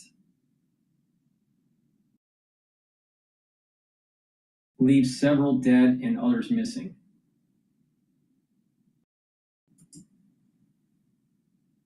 Here objecting not only to the Chinese move on rare earths, but to the fact that it appears to have stepped on the news of his apparent peace agreement with Israel-Hamas yesterday. The president also suggesting that there are a number of unspecified retaliatory measures that the United States can take here in response to China. It says for everything they have a monopoly on, the United States has two, and they're looking at ways to respond. He says, ultimately, though potentially painful, it will be a very good thing in the end for USA. One of the policies that we are calculating at this moment is a massive increase of tariffs on Chinese products coming into the United States of America. There are many other countermeasures that are likewise under serious consideration. So the president here seeming to cancel his meeting with Xi Jinping of China, also threatening a massive increase in tariffs and unspecified additional countermeasures. All of this on social media now, Carl, as we say, in response to that move by the Chinese on rare earths yesterday. Back over to you. Yep. Market totally doesn't like the tariff. YouTube Premium is ad-free YouTube and background play. So you can watch videos while reading, searching, shopping. Try 1 month free. Yep. Market totally doesn't like the tariff conversation. Amen. We did have NASDAQ was working on its 33rd record high of the year, now down a full percent. The export controls on rare earths was a story yesterday, Amen. And the thinking was this was standard leverage building ahead of the meeting in a few weeks. I'm trying to think of what might have changed between then and today. Well, I think that the president's reaction to it has changed, right? I mean, the president was busy yesterday, had a number of things going on. And so maybe this is his first opportunity to really decide what he wants to do. I will point out, Carl, that just if you look at the tone of this, it's a lengthy, and I think you could characterize this as an angry response to the Chinese, but it's also a non-specific response to the Chinese. He's saying there seems no reason to do so with the Xi meeting. So it seems as if that meeting is being canceled, but it's not actually canceling that meeting.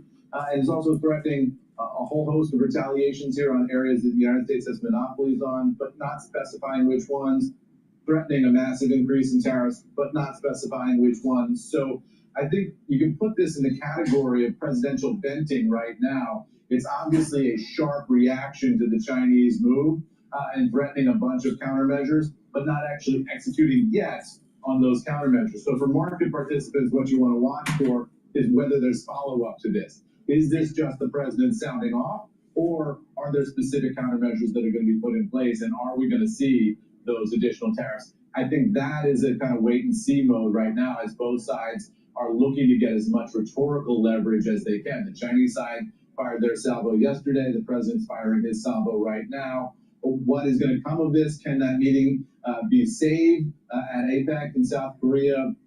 I think that's still a possibility given the language here and the vagueness of the threats from the president. But this is clearly an escalation of tensions, and markets obviously don't like that. Yeah, and it sounds like it also adds to some concern from European allies as well. Germany coming out and saying that China's curbing of the rare earths exports is of great concern there. What do we know in terms of who else is kind of in the same camp as the U.S. with regard to concerns surrounding the move by China? Well, and look, whether that matters in terms of leverage? I mean, I think it does matter, and anybody who's importing these rare earths is going to be sensitive to Chinese moves, right? So that's basically everybody who participates in that market in the world. The United States particularly vulnerable here, and remember, the president has taken a number of steps recently to ensure that the U.S. can continue to produce rare earths, can do the mining and all the things associated with that that are necessary for that industry, because they've been made uneconomic by Chinese subsidies, uneconomic in the United States by Chinese subsidies in China. So the president has been taking action on this front, but this was the Chinese using their leverage yesterday in advance of the U.S. ability to get its own markets up and running. So the Chinese kind of taking advantage here of a vulnerable moment of transition for the United States as the United States tries to get off the Chinese market and into its own market for these things. The Chinese recognizing that they had a limited window perhaps and using that leverage while they had it. Now the question is, what does the president mean by massive tariffs? What does he mean by countermeasures? And is this meeting with Xi Jinping actually going to be canceled? I mean, the president's language here says, it seems to be unnecessary to have this meeting. Does that mean it's canceled? Does it mean it's not canceled? Are we going to see the planes fly or not? And I think that's up in the air, certainly right now. There's probably a road back to salvaging that meeting, but this is, the U.S. response right here. Right. We're looking at a chart of MP because it sort of crystallizes, Eamon, the American. Okay, we're going to go to the plant explosion in Tennessee here. Initial blast occurring at about 7:45 this morning, and it was felt for communities all around the area. Personally, I was about 45 minutes away from this scene when that blast first happened, and I felt it very easily there at my home. And in the hours since, of course, we've learned that there are multiple injuries, but we do not have an exact number. We just got an update a few moments ago from the sheriff here of this community, who says he's just not ready to detail how many personnel may have been on site because they're still going through some records, trying to work with the company to find out how many people they may be looking for that may be unaccounted for after this shift, but they are confirming fatalities. We begin to see some images, Josh, from the air that just show a massive debris field around this site. This is a campus that is, at least you can see it there from WTVF, this is a campus that is hundreds, if not thousands of acres wide. This is a company that works with both the federal government and defense explosives and both private sector as well. And the way this campus is laid out is there are multiple laboratories, multiple buildings spaced out from one another. As you can imagine, that's by design. And this is a campus that stretches way back in the woods out of our immediate field of view from where I'm standing, which is just outside of Gate 1. Now they're trying to go through the process of reunifying family to get information from the company to the families, and certainly those families that are worried about their loved ones. In the past 20 or 30 minutes now, we're beginning to see some of the ambulances that were staged in this area go ahead and leave. In their place, we're starting to see the Tennessee Bureau of Investigation bringing their crime scene trucks, as well as some of those mobile crime labs, and the ATF is on the scene as well, as you can imagine, in a site like this. But just take a look at that on your screen, and you can see a little bit of fire that was still burning at the time that this was taken, but just the debris field of that building when it exploded. And when I say this was felt for miles around, up to an hour away from this actual location is where there are reports of this. And so this is the result. This is the site where all of that happened. The sheriff says they have a methodical task ahead of them to go through and begin processing this scene. They do believe the scene is secure at this time. They don't believe that there will be any subsequent explosions as a result of what have happened here this morning, but they're taking every precaution to limit traffic in the area, certainly limiting access to the facility as this investigation continues. Josh? And Will, I was going to ask you, what do we know, and you kind of touched on this, but what do we know about this manufacturing facility in general at this point? We haven't gotten a description of exactly what the explosive material was, what chemicals they made it and working. The company just simply describes themselves as providing these explosives, providing these packages to both the defense space and also personal contracting. So you can imagine that may involve something like the construction industry, and then also for defense purposes, possibly something like a flashbang. So, but what specifically those chemicals are, or how many, how much of that chemical was stored here, it's still unclear, but it was enough to produce an extremely powerful explosion felt for miles. And my last question here before I let you go, have officials said if they do have another news conference coming up? I know that they are going to update folks later, but any official word on a time or anything like that? Josh, we understand that probably within the next 45 minutes, we could be receiving an update here from the scene, and we're going to be working to bring that information to you certainly as quick as we can, but we do expect an update and possibly begin to get some numbers as they learn the scope of about how many people they've involved. All right, Will Nunley, Live Now correspondent, thank you as always for taking the time to join us and breaking it down. I'm sure we'll check in later as we do get more information. Okay. Anna, you want to take you out to this live look? All right, I'm going to go back to Bloomberg. But before we do, please go to my store, the-studio-reykjavik.com. Get the digestive enzyme complex. This will help you to digest your proteins, carbohydrates, and lipids. Reduces the stress on your pancreas and allows you to absorb your nutrients. Super important to take, especially if you're 40 years of age or older. This has bromelain in it, and it'll help to break up clots because it's fibrinolytic. And you should be taking digestive enzyme complex during the fall and the winter season because it has proteolytic enzymes that'll break up glycoproteins. Super important. That's why I told you to take the digestive enzyme complex back in the crisis of 2020.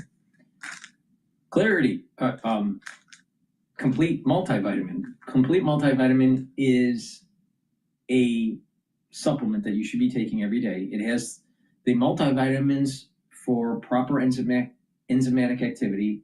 The multivitamins in here are cofactors for the enzymes, so they have the right conformations, so they perform better. Your cells will perform better. That's the whole point. And when your cells are performing better, your body is performing better. So this is a foundational piece of the anti-aging protocol. Take this multivitamin, it's easy to digest, and take it with a probiotic. I have two types of probiotics. I have a veggie cap version and a powdered version. By taking a probiotic, you're going to improve your gut biome, help with absorption of your nutrients, your metabolism will be better, your immune system will be better at the gut level. Your communication between your gut and your liver will improve, and your gut and your brain. You'll be able to sleep better. You'll be able to consolidate memory. Get rid of that brain fog, and you'll be well rested. Super important. And a good probiotic will help over time to improve your skin.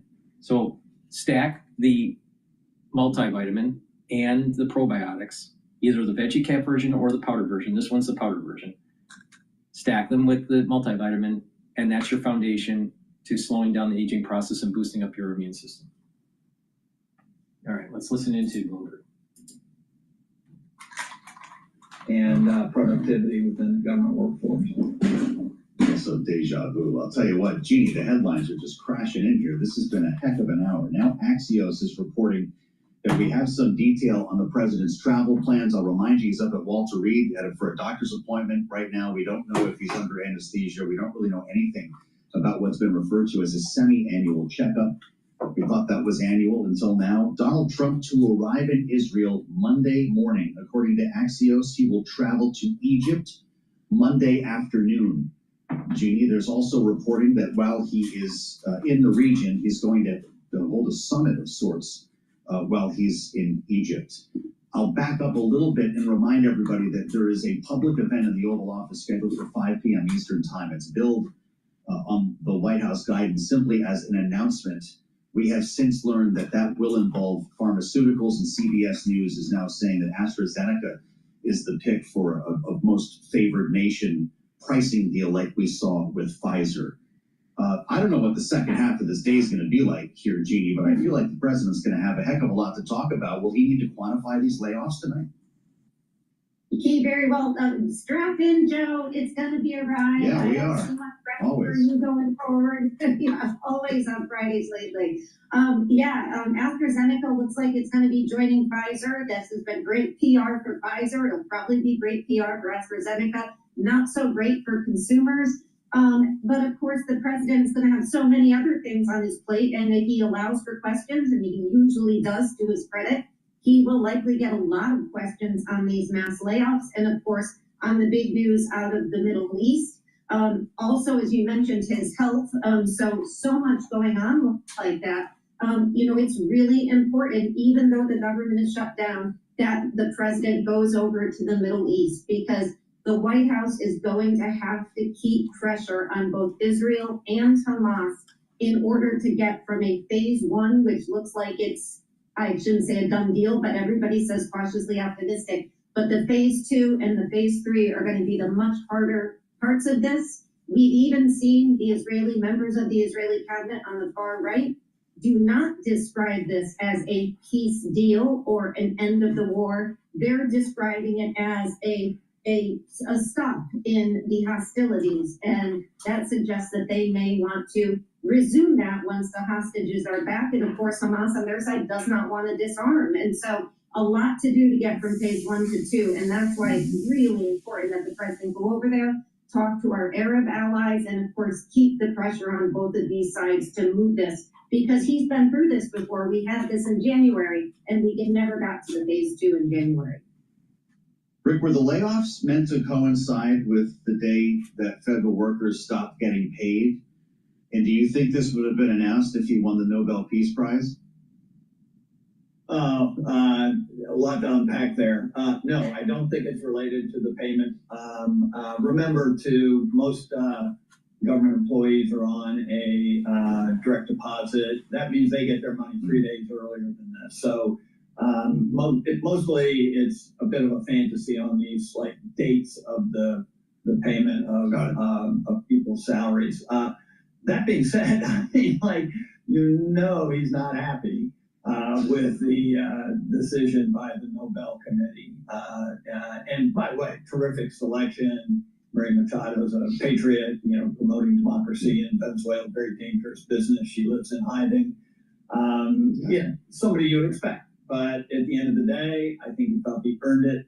And maybe next year's prize will go to him. Who knows? But I would think that maybe more the reaction that he had to China, changing their export requirements for rare earths, maybe have a little extra push in there because he's a little grumpy about that. Well, he did mention Middle East peace in that very long missive. Jeannie, I've got news for you here. Donald Trump may not be the man you thought he was. He called Maria Machado to congratulate her for her Nobel Peace Prize, according to people familiar with the matter. As I read here in the copy, I've got to finish the line here. Despite speculation, he would be indignant at not receiving the award himself. What does that tell you about the president? I think it tells me a little less about the president than about Machado. I know Rick was singing her praises. There's a lot of people who are not singing her praises. She is described as a right-wing, somebody who has sided with people like the leader in Argentina, who is a close ally of Donald Trump. This is a big win for somebody like Marco Rubio. And of course, she has been on the side of the United States in its battle so far, and I'm not saying war battle, but battle on the open seas against Venezuela. So I'm not surprised. I thought, and I think I've heard many people describe this as the Nobel Peace Prize trying to have it both ways. They couldn't have possibly voted for Trump. This deal wasn't signed until after voting, but they did go with somebody that clearly his administration support.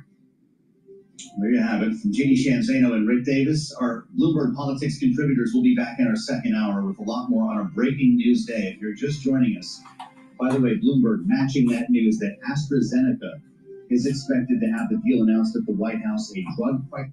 Please go to my store, the-studio-reykjavik.com, and get the Myotrol. Myotrol will help you to build muscle. It helps with the gene expression to build that muscle. Do resistance training, has polyphenols, flavonoids, and lignans to help with that gene expression to build muscle. Super important to take, especially if you're 40 years of age or older.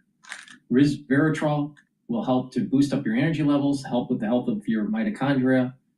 Your ATP will go up. This will also soak up free radicals and help with youthful gene expression. Stacking it together is very beneficial. Vitamin D3 helps to absorb calcium. Vitamin D3 also helps cells to go into apoptosis if they're infected. And vitamin D3 helps to reduce the severity of what's going on in the fall and the winter. Vitamin D3 helps with bone density if you're doing resistance training, and also helps with your cardiovascular health. Nattokinase breaks up clots because it's fibrinolytic, and it helps to lower LDL levels and increase your HDL levels. Nattokinase is super important for cardiovascular health, and it's going to be important for the fall and the winter because there are going to be more people that are exposed to the S1 subunit, and you're going to have problems with clotting. Be careful. Get nattokinase.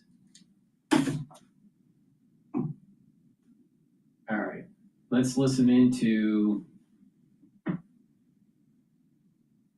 Letitia James.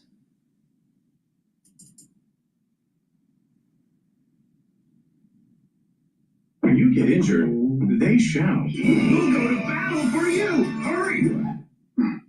We analyze over a decade of personal injury. Well, New York Attorney General Letitia James has been indicted on charges of banking fraud and making false statements to a financial institution.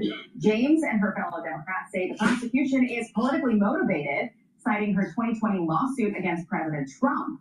James released this video statement yesterday. Watch. This is nothing more than a continuation of the president's desperate weaponization of our justice system. He is forcing federal law enforcement agencies to do his bidding. All because. Oh, and she's the one that was going after Trump. She said, I'm going to go after Trump. I'm going to find something. And I'm going to prosecute him. Really? Really, Letitia James? Really? Really?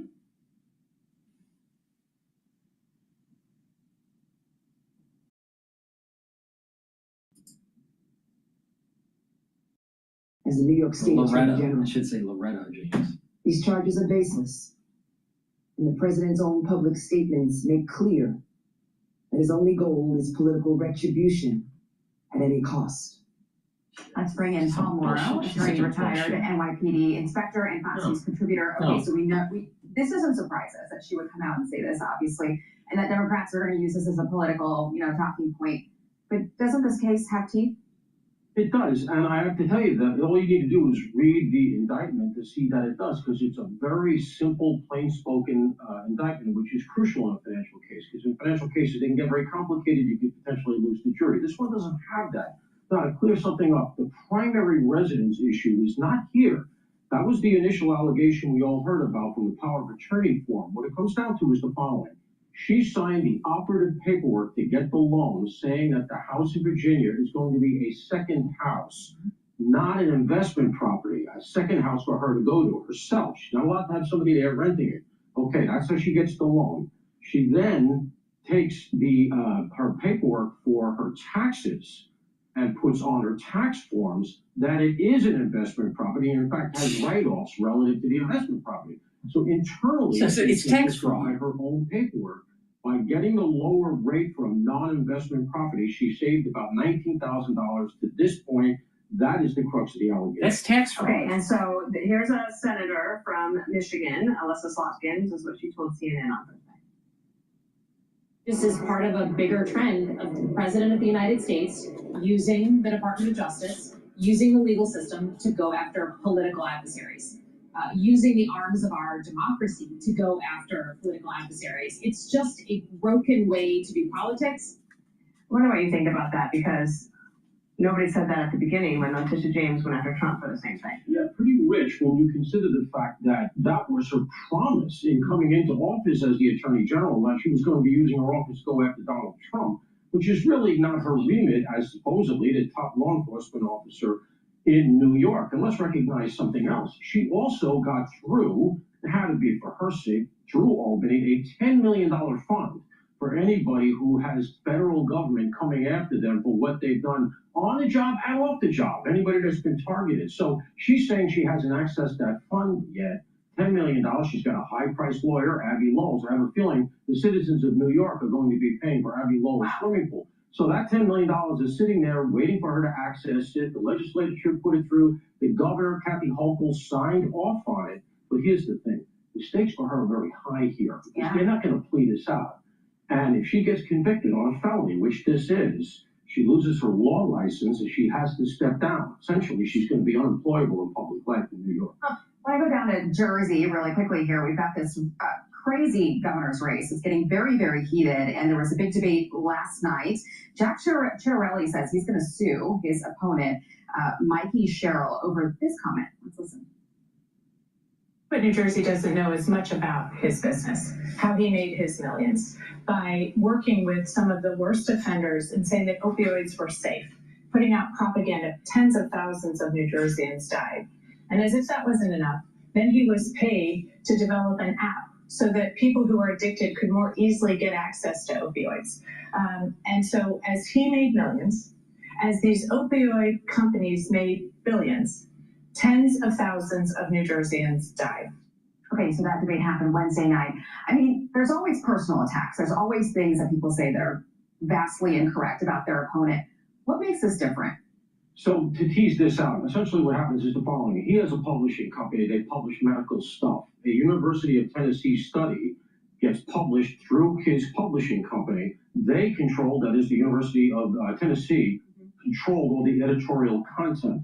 This is going to come down to one of these things. So what does the language exactly say? What did she exactly say, etc.? The crux of it is the pharmaceutical companies underwrote, paid for some of the study, some of the publication, which is apparently very common in this field. Here's the issue. So in my estimation, that is very close to the line. If nothing else, it's really icky, all right? Because, she's essentially saying you're a murderer. The thing is this, he's a public figure, and a defamation case against it is very tough to win. The bar is higher. It has to be actual malice or really, really reckless. And then even the standard of proof is higher. So it's a tough case. But we all know it's not about winning the case. It's going to be about the politics of him pushing back on her and saying, you've defamed me, you're out of line, I'll see you in court, and, making his bones down. We're going to see more of it because if she puts it out there, it's in a debate. He says he's going to sue. It's like getting a correction in the New York Times. Exactly. It's like one sentence. It doesn't matter. But this race is now pretty much tied. So you're going to see more from her because she's going to get over And I think that's really what's going on here. She's starting to feel it back against the wall. I'm Steve Ducey. I'm Brian Tilney. And I'm Ainsley Earhart. And click here to subscribe to the Fox News YouTube page to catch our hottest interviews and most compelling analysis. Got details on the event. We will hear from Donald Trump later, not necessarily from Walter Reed. He's at the doctor right now, but there's an event at 5 p.m., an announcement, as it said, on the White House guidance this morning. Bloomberg's done some digging. It will be a pharmaceutical announcement on pricing like we saw with Pfizer recently, and AstraZeneca is the winner. We've actually been following AstraZeneca shares on a down day, holding up not too badly, down less than 0.5%. Let's bring it to the White House for more on all of this ahead of our conversation with Democratic Congressman Brad Sherman. Bloomberg's Washington correspondent Tyler Kendall is at the White House. Tyler, what's turned into a very busy day. Let's start with the layoffs. Bloomberg reporting thousands. Do we have any idea what that number will look like and what agencies will feel the impact? Well, Joe, that's going to be one of the biggest questions moving forward. We did get this confirmation in this post on X, as you mentioned, from the OMB director, Russ Vought, saying that the reductions in force had begun. That is the technical term that the OMB had asked agencies to make plans for during this memo that we saw circulated in recent weeks. And that memo had asked these agencies to identify those workers whose activities are not paid for via mandatory funds or newly allocated funds from the One Big Beautiful Bill. They had also directed agencies to identify those programs that priorities might not align with President Trump. So we're going to be looking for details like that on which of these federal workers could ultimately be impacted. There is reporting that it is going to be widespread but might not hit every government agency here in Washington. It's good context to keep in mind that this is going to be a nationwide issue. Only about 20% of the federal workforce is here in the nation's capital. An estimated 750,000 federal workers are expected to be furloughed. We're going to have to see how many of those turn into permanent firings. Joe and Michelle, I'll leave you with one other statistic from our analysts at Bloomberg Economics that say that if this shutdown goes into a third week, which it does look like it's headed to, considering that they are adjourned until Tuesday, the unemployment rate could tick up to 4.7% as furloughed workers are counted as temporarily unemployed. That could now all be impacted because of this announcement from Russ Vought. So Tyler, as Joe mentioned, we're marking day 10 now. We've been talking for the duration of this shutdown about how unique it is that both sides feel they have the upper hand. Is something like this move today going to break the logjam for better or worse? Well, at this point, that's really what we're waiting to see. It is ramping up that pressure. There's a few, of course, other deadlines that are ramping up the pressure here, too. Today marks the first missed federal paycheck for many federal workers. Since the Senate is going to be out until Tuesday, that is one day before October 15th, when members of the military might miss their paycheck. Also, big questions here about whether or not back pay will be given, and it's all adding to this picture, this mounting pressure, and we really haven't seen either side let up. In fact, they're really digging in, Republicans and this White House, saying that they are not going to negotiate until the government reopens. We heard from House Speaker Mike Johnson, as well as Senate Majority Leader John Thune, really reiterating that message as well. All right, Tyler, let's turn to the post on China, which would have been a top story on any other day, but they're colliding, so we have to take them one at a time. He says some very strange things are happening in China, and it would take me the rest of the hour to read it. It's more than 500 words long. In summary, the president is threatening massive layoffs, as he puts it, suggesting that China is holding back on rare earths, letters that went out to many countries that give China a monopoly, and he's now questioning whether he will even meet with President Xi a couple of weeks from now. Is that meeting off? Well, that is also going to be a big question. It's certainly in doubt. President Trump saying that he now has no reason to meet with the Chinese president, Xi Jinping. They were supposed to meet on the sidelines of the APEC summit in a couple of weeks in South Korea.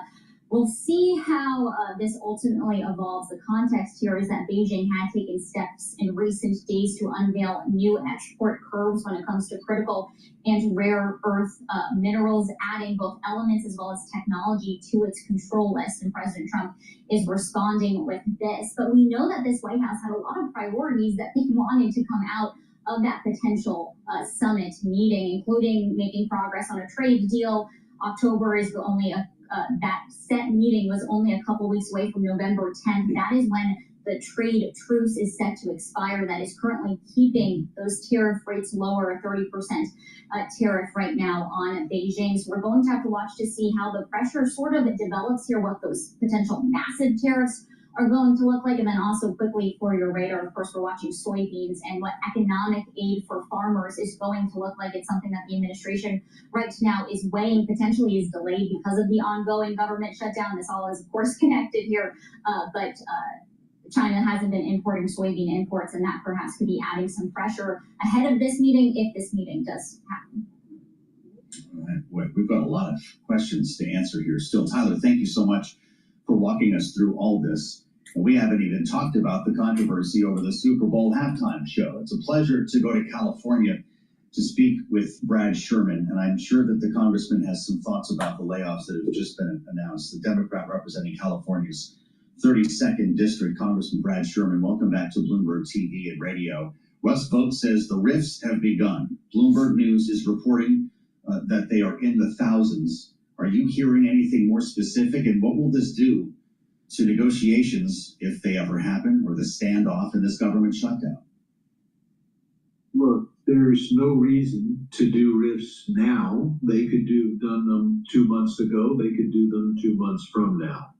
They're doing them as an act of vandalism against the federal government, as if that will take revenge on the Democratic Party for not completely ceding all power. I mean, if it was up to Trump, there wouldn't be a Congress.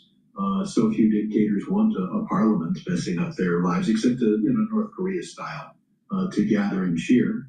And in fact, that's what Speaker Johnson has agreed to. He has sent Congress home. Not only are we not opening up the government, we're not doing any of the other business we're supposed to be doing. Much of it that we're very, very far behind in doing.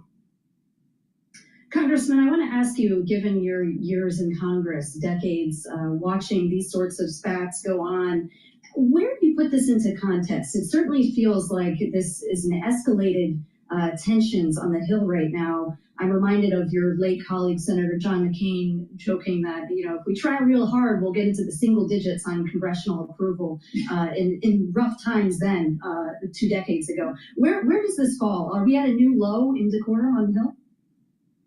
We're as low as we've been since the 1860s, and I wasn't around then. You can compare this to other shutdowns, but the level of division in the country and Donald Trump's personality and personal approach is throwing kerosene on the fire. Well, we saw what happened with Mike Lawler getting into a shouting match with the Democratic leader. We saw Democratic senators standing in front of the Speaker's office making noise about Jeffrey Epstein. I don't know if you guys are going to start caning each other like we used to in the old days, but Congressman, to Michelle's point, you've been up on the Hill for a minute. How do you get around this? Or should we assume that when the cameras turn off, you're having a beer with your Republican colleagues? We're not out drinking. We get along reasonably well, perhaps as well as you get along with the people where you work. But we are responding to our constituents who are divided. And so many Republicans are not only loyal to their constituents, they're loyal to the president, whatever he says. And not only technically, but emotionally. That's what they feel. And it's divided. Does that mean that if I'm walking into the floor of the House, the Republican sticking out his leg to trip me as I fall on my face? No, that's not happening. Well, Congressman, you mentioned Trump's approach is pouring kerosene on the fire. I want to ask you about something else today that's kind of in your lane, in the foreign affairs lane, his Truth Social message on China. How do you think this changes the game in the overall U.S.-China negotiations? How worried are you about not getting some sort of deal with China, and what are your constituents saying? Well, they haven't responded to this tweet. It's so strange because for so many years I was here and diplomacy was handled carefully.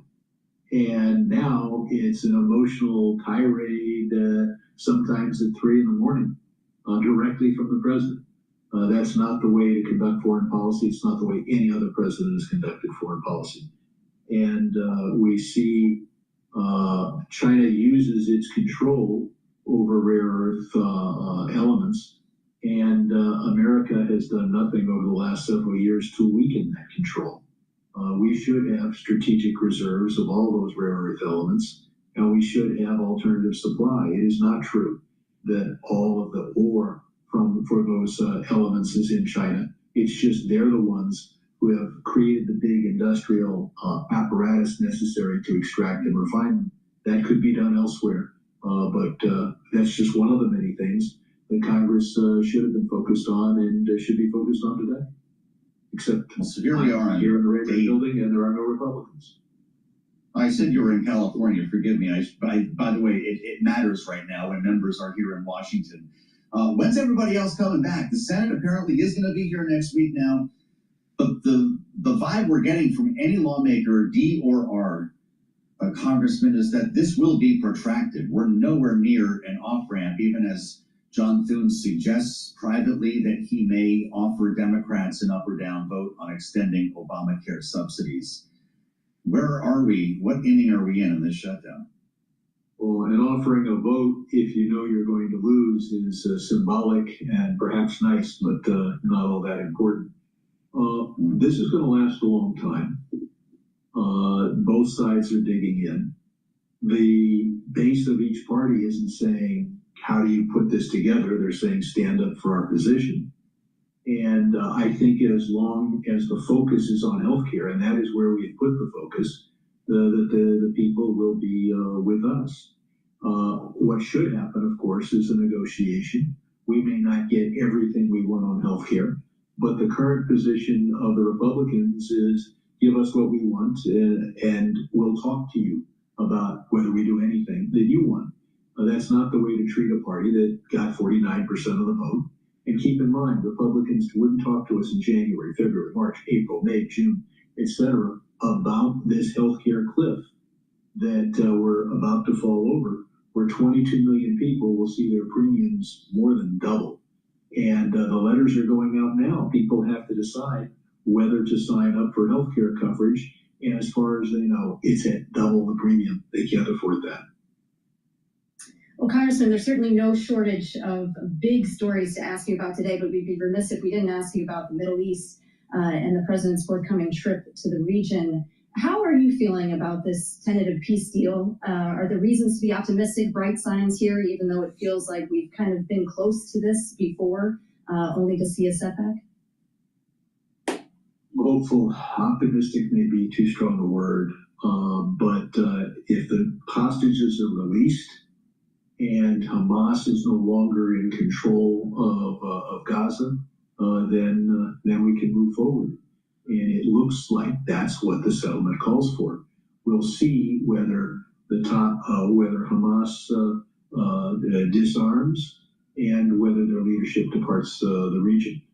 But phase one is the release of the hostages, and that day can't come too soon. Just got about a minute left, Congressman. If this does hold, should Donald Trump get the Nobel Peace Prize? He didn't make it today. Look, you'd have to evaluate Donald Trump's actions on the world stage in total. And I don't think they're quite Nobel Prize winning material. But look, Hamas has been pushed into a small corner of Gaza. They realize that Israel can take that corner as well. And I think that it's not so much what the president has said. The deal that he has offered is very similar to what the Israeli negotiating position has been all along. Free the hostages and free the people of Gaza, 2 million of them, from oppression from Hamas. Well, he's on his way. Be there on Monday, apparently. Congressman, great to have you back. Brad Sherman, Democrat from California, thank you. Please go to my store, the-studio-reykjavik.com, and get the turmeric. Turmeric will bring down inflammation and soak up free radicals. Lignans will help with your immune system and your endocrine system, soak up free radicals, and bring down inflammation. Ashwagandha root will help with your cortisol levels and your blood glucose levels. If you stack this together, you're going to be boosting up your immune system, helping with your cardiovascular system, and by bringing down inflammation, you're also helping with your brain function. In addition, for the fall and the winter season, you want to bring down that severity, boost up that immune system. For the fall and the winter season, it's really important to take this stack. Get the lignans, the turmeric, and the ashwagandha. Use discount 5 and you get $5 off any order.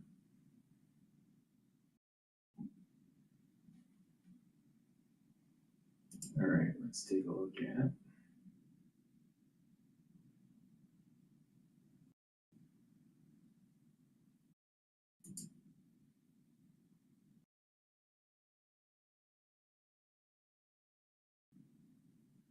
All right, this is about Chuck Schumer.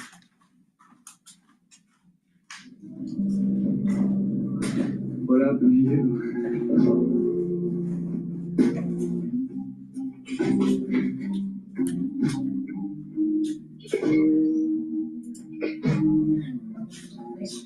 The Agriculture Secretary, by the way, insists that farmers will get government aid eventually. Listen.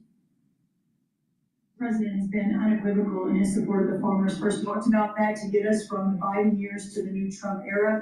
That's what we're working on every day. We've got to get the government reopened so that we can move forward on that. And once we do, we'll be able to move out a significant program to help our farmers. Long term, we have to change this hamster wheel of government. We've got to ensure that the farmers have the market to sell, and it's a national security issue and onshoring along with food as well.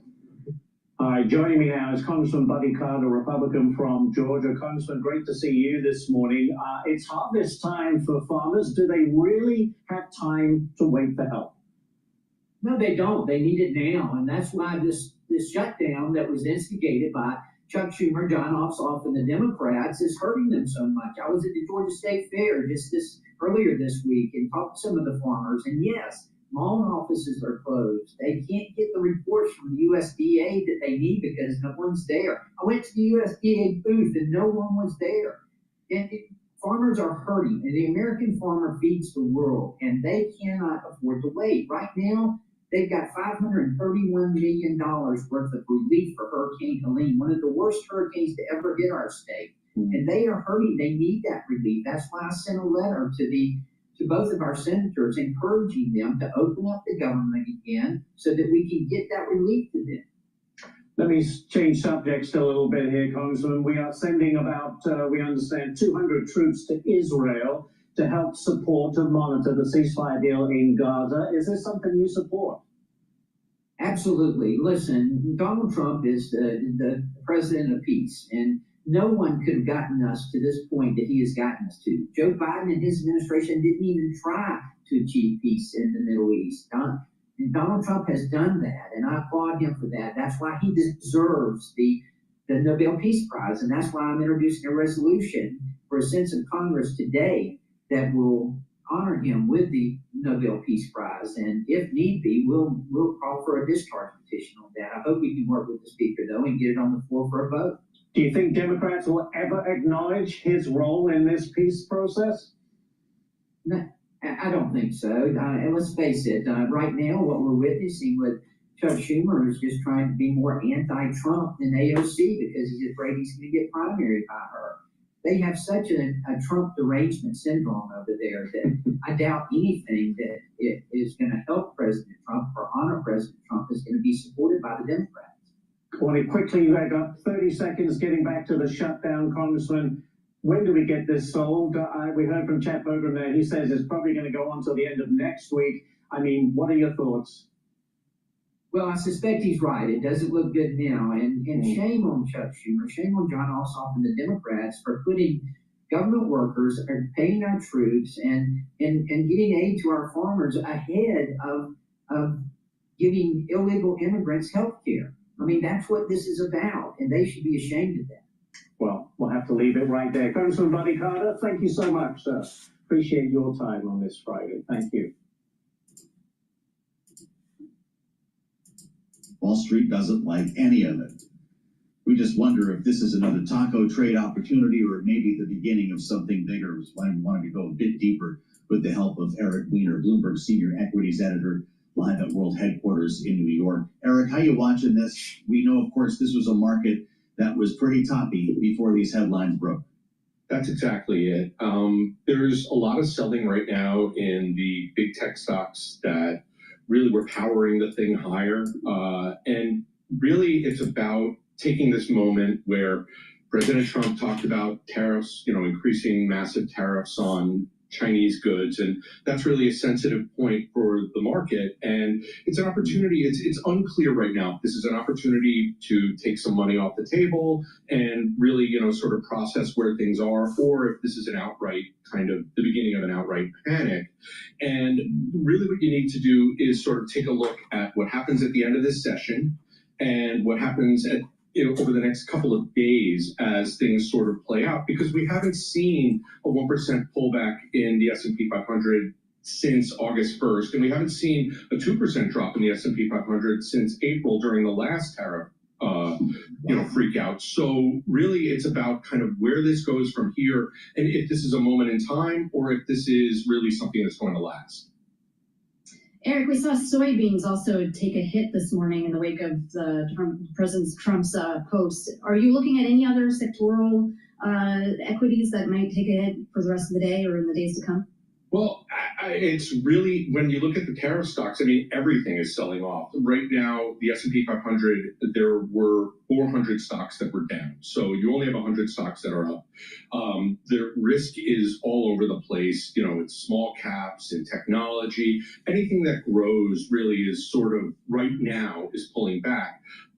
And you have oil falling, you have gold rising, so it's all these sort of haven situations where people, what they call a flight to safety, where people are looking at safer assets.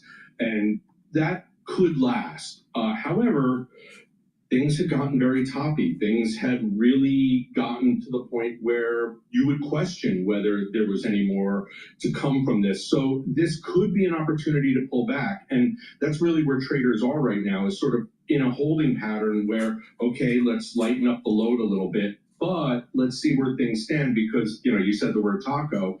The question is where this goes from here, and if the tariffs really play out, because nobody really knows exactly what he meant by massive increases. Where is it exactly? Right. What exactly is going to be hit? And that's really the questions that'll be answered over the next couple of days. Really great to have you, Eric. Thanks for your read on this. Eric Weiner at World Headquarters in New York, Bloomberg Senior Equities Reporter with us here on Balance of Power. Alongside Michelle Giamrisco, I'm Joe Matthew. It's time to assemble a panel and get their take on this. Bloomberg Politics contributors G.E. Shanzano and Rick Davis are with us. Rick is our Republican strategist and partner at Stonecourt Capital. G.E. is our Democratic analyst and democracy visiting fellow at Harvard Kennedy School's Ash Center. Boy, how should we be looking at this, G.E.? You read the long post on China, and there's not really a lot in there. He talks about massive tariffs, but does not quantify them, to Eric's point. He suggests that there's no reason to have the meeting with President Xi, but he doesn't cancel it. Isn't this the kind of move we've seen before, with big bluster before a big sit-down? It absolutely is. And to your interview with Representative Sherman, it's not the way we normally make important policy decisions, this sort of venting, which is what this seems to be. And riles the markets, understandably, in this way, without any sort of sense as to where the United States is going to head policy-wise. And part of this is that we heard U.S. lawmakers earlier this week talking about banning chip-making equipment to China. We are seeing China post these regulations that very much mimic what the United States has done in the area of semiconductors. This is not a big surprise on China's part. They're going into negotiations with the United States. They need to have leverage, and we should have leverage ourselves. But for the president to sort of respond in this way doesn't seem like he is using the type of strategic leverage approach that we're seeing out of Beijing. And that is going to leave the U.S. weaker if we move into these negotiations. So, I don't think it makes much sense, and it's certainly not the way to do business with an equally powerful partner like China. Well, Rick, to Jeannie's point, we've been in this sort of tit for tat for a while, including with the tech and the export controls issues that have come about between the U.S. and China. I'm wondering why today? I mean, even just yesterday, the president was saying, there are things that the president of China would like to discuss with me. There are things that I would like to discuss with him. It seemed like we were on the right track to have that talk at the end of the month. Why has this blown up overnight? Well, I do think there's some reaction to China's moves to lock down export restrictions on some of these rare earths, some of the technologies around some of the refined products. Remember, it's not like they're just exporting a element of rare earths. They manufacture these things into usable parts, and that's what we buy. And they're clamping down on that. And they're clamping down on chips. They took the first move. And I'm pretty sure that the president's national security staff probably were pretty apoplectic about this, because every time we make a deal with them, it's with the sensitivity that China's going to keep certain things flowing while we continue to buy their products. And the reality of it all is we have not been treating China as the adversary they are. We keep talking about them being a competitor, and they're not. They're an adversary. And I think this is probably, whether it's a device headed into South Korea, whether he meets Xi or not, or whether it's just an extension of the policy he's already had on China. But we got to get used to having a different relationship with China, and I think today's probably a step in that direction. Well, case in point here, there is no bigger gainer that I can find in the middle of this sell-off than MP Materials. It just hit an all-time high, Rick and Jeannie, above $81. It's ahead by 13%. This is the materials, the rare earths and materials company that the Pentagon took a stake in. And we have seen others since then when it comes to lithium, Jeannie, and there's been a suggestion that more could follow. Does this codify or justify the administration taking stakes in the name of national security in rare earth companies? You know, it's strange when you hear about the Republican Party in the United States, the administration taking steps like that.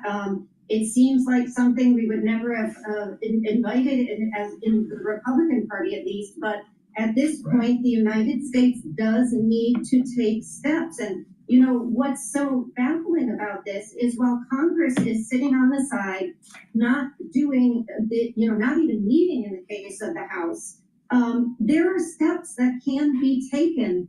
China does not have a sort of hold on this kind of rare earths. The United States has the ability, had we worked on this in the past or even today, to be in a position to compete on this, and we have not done it. We're sitting in the middle of another in a long line of shutdowns. And, you know, the market is responding to China and this announcement. They haven't responded to the shutdown.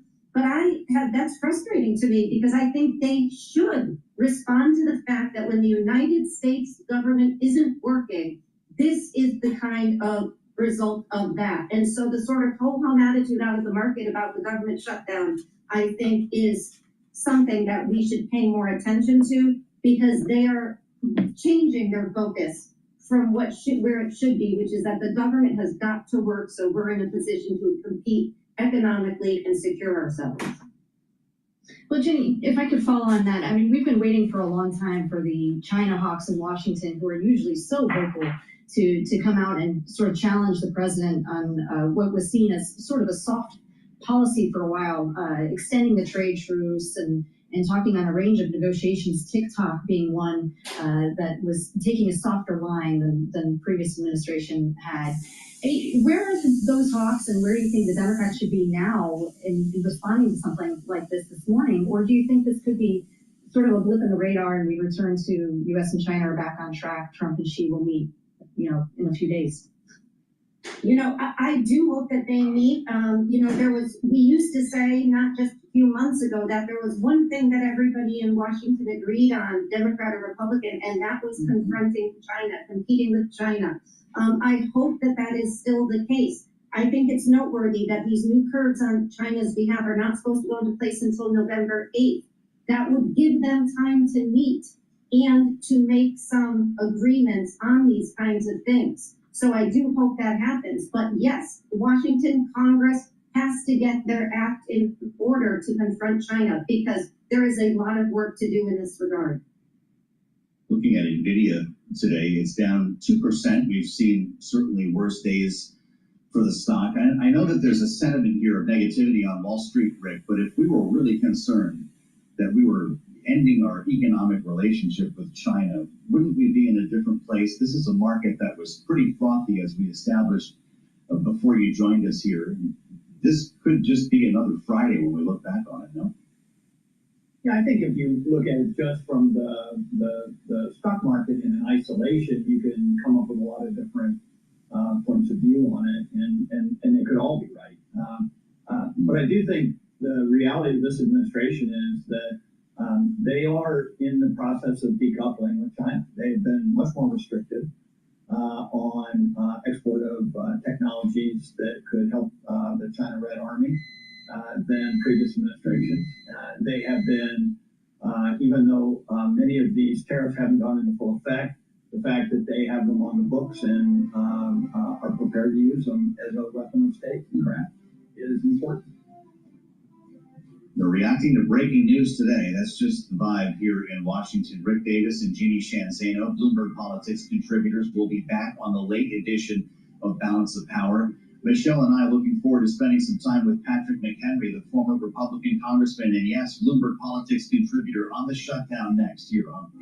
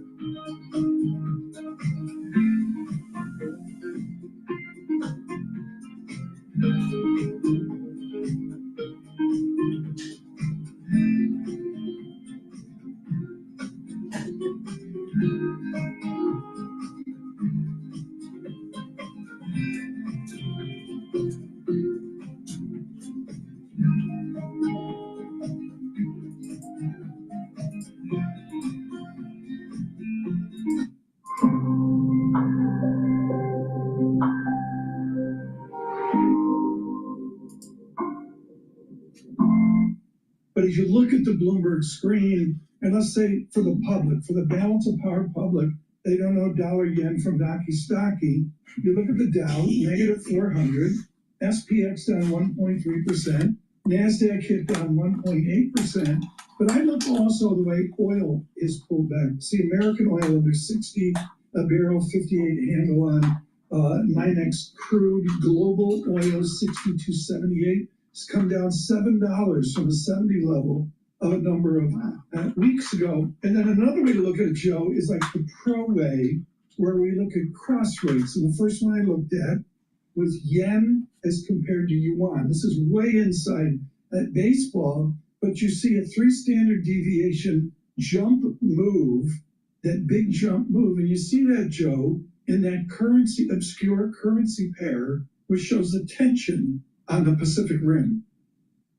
Fascinating. How would you but that describe this tension, market you would see the before that yen close? You USD hear about the froth right every morning, the wall of worry, yen the most USD hated would go rally. down. Was this thing due to tip over? Right, no, it's the closest the balance of power has gotten to Bloomberg surveillance. The only difference is you have Tyler Kendall. I can never get Tyler Kendall. I haven't seen Charlie Pellet in like 9 months. It's just great to be here with people I've You're up never too seen. damn early. It's just, I'm way too early for Tyler Kendall.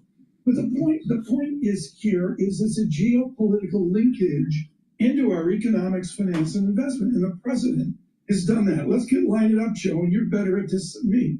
France, Japan, the United Kingdom with their own set of worries. And now we see a tariff redo with all the balance of power tensions with Beijing, and they buffet off each other. I'm looking now at Japan and China is the point there. Here's the headline this morning. First headline they looked like, Joe, you weren't up yet. You were not. Here's the first headline I looked at today, folks. I'm trying to find it right now. It was so long ago, Joe, it's fallen off the screen. Japan's decades-old ruling coalition collapses, jolting markets. And what the president doesn't understand in his bilateral deal-making focus is when he does something, as you witnessed an hour ago, it affects Japan and the idea of their coalition collapsing. They're all interdependent. Fascinating. This is a market that was pretending not to care about tariffs lately. I keep hearing that the uncertainty had passed us, Tom Keene, but a lot of folks were cautionary, saying that we were whistling past the graveyard because China was still a wild card. How did we get so far over our skis with so little settled in the world's second biggest economy? It ebbs and flows. One of the interviews of the day for me, Joe, is KPMG out with a new report on the tone of business across America. And their lead word is uncertainty. And you see that uncertainty in our politics. You see it within global Wall Street. And the answer is we jump from to borrow from Alarian, we jump from unknown to unknown. The president just assisted us going to a new unknown, as Tyler said, looking forward to APEC. Now what? Now what is exactly right. Now I get back to my first question. We've seen a lot of posts like this from the president, and he does stuff like this right before a meeting. Are we serious that he's walking away from China with massive tariffs, knowing what happened after Liberation Day? I would look to the Secretary of Treasury. The president has many other challenges out there, and the stuff that you report on in balance of power each and every day. But no, I don't think anything's codified. The history of this president is to shoot first and think about it later, and that's what we're going to see here. Particularly if right now, what do we make? Joe, my eyes are failing me. You'd think I was a relief pitcher for the Red Sox. See, negative 541. I mean, you give me, we're up 100 earlier, so we got a 600-point swing from surveillance. You give me another 300 points down, and all of a sudden the Secretary of Treasury is saying, Mr. President, about that tweet. That's, maybe that's what we see. All right. I studied the 10 most powerful empires. Now, the markets, the S&P 500 right at this moment in time is trading at 6,627. It's dropped quite a bit. It's dropped over 100 points. And oil is trading almost at the 58 handle. It's 59.02. Japanese yen is trading at 151.92. It was trading at 153. Is it? Almost 153. 152 handle. And Bitcoin has dropped. It's now trading at 118. And natural gas has dropped. It's trading at 3.1 or so. So my take on this is,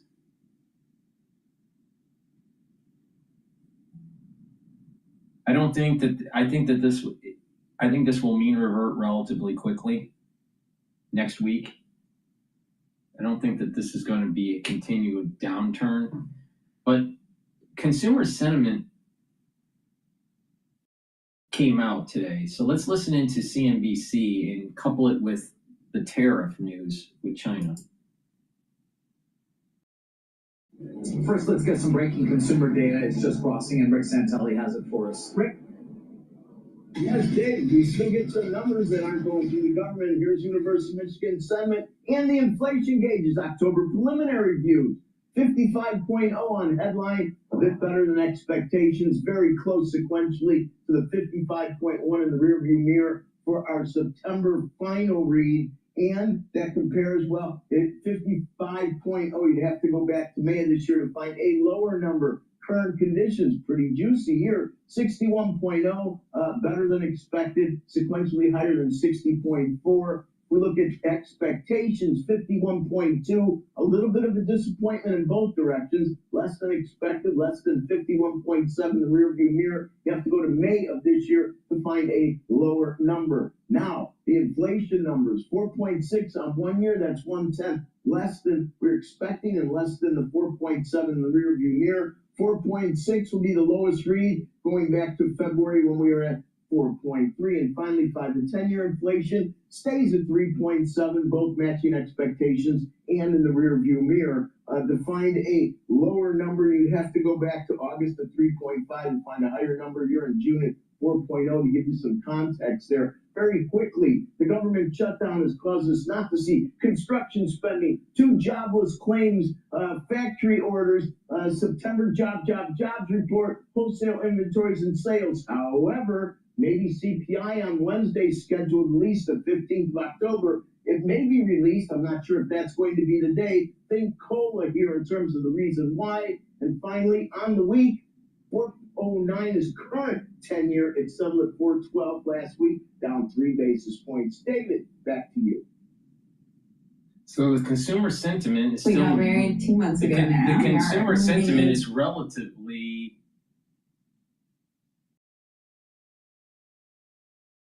negative, all right? And the expectation for inflation is relatively high. But the UNISH information, that usually is political. There's a political bent to it. So usually you have to take it with a grain of salt and do an adjustment on it. So you have the shutdown, you have the tariffs, and you have survey data saying that consumers have a negative outlook on the economy.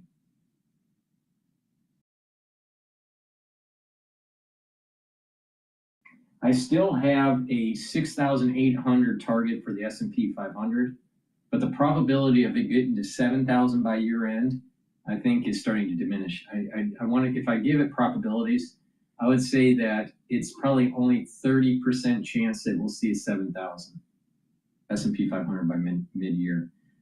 But I was mentioning earlier today, before all this news came out, early in the broadcast, I was mentioning the heteroscedastic aspects to VIX, and that we were trading at that time at 16. Now we're trading at 20.85, so almost 21, and that there was going to be a spike that's going to happen.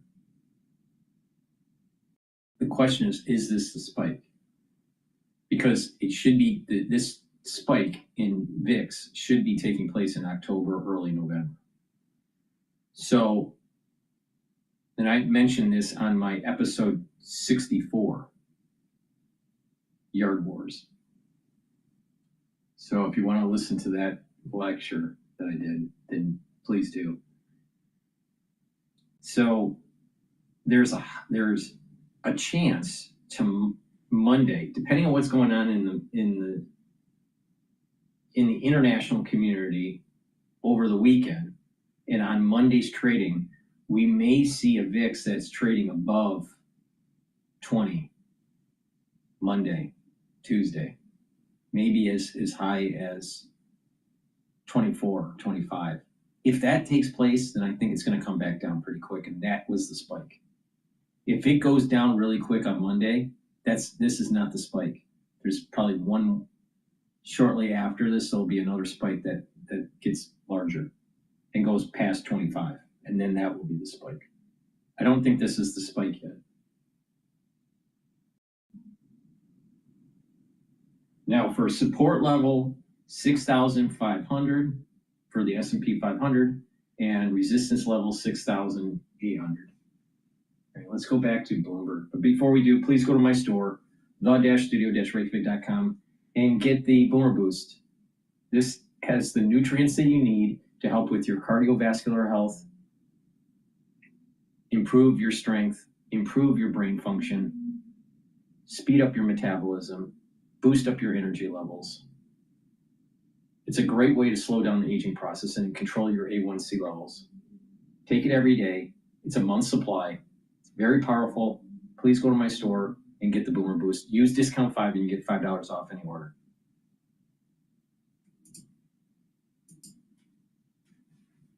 And number 3, you have the filibuster in the Senate, which means the Democratic minority controls whether or not the government is open. We have a shutdown right now because Schumer has the votes to withhold, to filibuster, and to stop the bill being taken up that passed the House to keep the government open. I don't think the Democrats would come to the table unless there's back pay. So there's a waterfall of things that are true here. I think if you're a federal employee, so that's a distraction. It is a distraction. Now, the pain of the rifts, that's real, and there's a massive amount of not legal uncertainty, but definitive certainty on the power of OMB to take these actions in a governmental shutdown. Yeah. That should be concerning to Democratic leaders on the Hill. So, Mr. Chairman, you correctly predicted this would be a mess a while ago, so I'm going to ramp up the pressure on your predictive capabilities. But next week, when we're looking the days ahead, we've got the military paycheck issue as well. Is this going to be resolved next week, or is this something that waits until after the shutdown, whenever that is? I'll take the over. I'll take the over. And every offer that everybody's presented me with a date, I've taken the over. I think the backstop of this is Thanksgiving. I think we're going to have a lot more pain before this thing gets resolved and people come to their senses. The fact is that you've already seen Schumer lose 3 Democratic senators. It hasn't spread beyond that. But as the pain ramps up, I think Democratic politicians in the Senate will come to the negotiating table. I think we'll have a reopening. And then we'll have a debate about health care and extending some of these subsidies. And then we'll have the longer term funding for the federal government. But it's going to be choppy waters. This piece of paper is going to be jumped soon, though, right? November 21st, who cares? If they pass it in a couple of weeks, the government's just going to shut down again. And there are many who do think that once this is resolved, we will hit another shutdown at the end of the year. We just keep taking CRs through the spring, or what's the best case scenario? Don't say regular order. Well, this is regular order. Continued This is resolution regular is a order. normative Yes. thing in the House. 2 years ago, this was the finite cause of the ouster of Speaker McCarthy that we passed a clean continued resolution. So this is a normative act in Washington. Unfortunately, these every couple of administrations, the normative act is also a government shutdown. It doesn't win you the policy, the underlying policy. Yeah. It does elevate your party in a political fight. And this is not about the policy, it's actually about politics. Schumer is getting hammered on late night TV like never before. Jon Stewart, don't frequently quote, called him a flat tire. I mean, these are very insulting things. Sketch. That was a bad joke, the KF. I mean, there are a lot of bad jokes on late night TV. Don't get me. I'm not. I mean, the Schumer joke that got him in hot water. But Schumer's in this fight because he looked feckless and weak in March, and is now trying to look like he's giving a valiant fight to his Democratic base. Hakeem Jeffries is doing the same thing. So those fights, that physical confrontation you almost saw on Capitol Hill, is trying to elevate Schumer and Hakeem Jeffries. Right. Hakeem Jeffries to the speakership, Schumer to the majority. They need to show a fight against President Trump, and they have very little power to do it outside of a shutdown. If the Democratic member had done that, were you talking about censure? Oh, for sure. For sure. I mean, look, all this stuff, all these performative acts are fun and games until somebody opens the door. And that is always the case, right? You're like, I'm going to go fight with somebody. You're like, well, you're on TV. I think they're in the 2 rooms behind you, right? Why don't you go just talk to them instead of yell on the screen? So as far as the pressure points, though, you mentioned Thanksgiving. I wonder if part of that timeline is the flights issue. Are we seeing enough pain on flight delays, air traffic controller shortages, that sort of lane that the American public cares about to have a change in the negotiations? Yes, and this is about, again, the nature, the timing of the reopening will be based off of pain and how that maps out. And you can't predict what the pain will be like for either party in a week's time. Now, I think the Democratic Party is the one that has to fold in order for the reopening to happen, but you can see different movement based off of who is deeply influenced by their constituents feeling pain, or frankly, they go to the airport and they can't get on their flight. That is a form of pain for those of us that travel. So you're still looking at Virginia, Maryland, with the big concentrations of federal workers to maybe crack and join the jailbreak?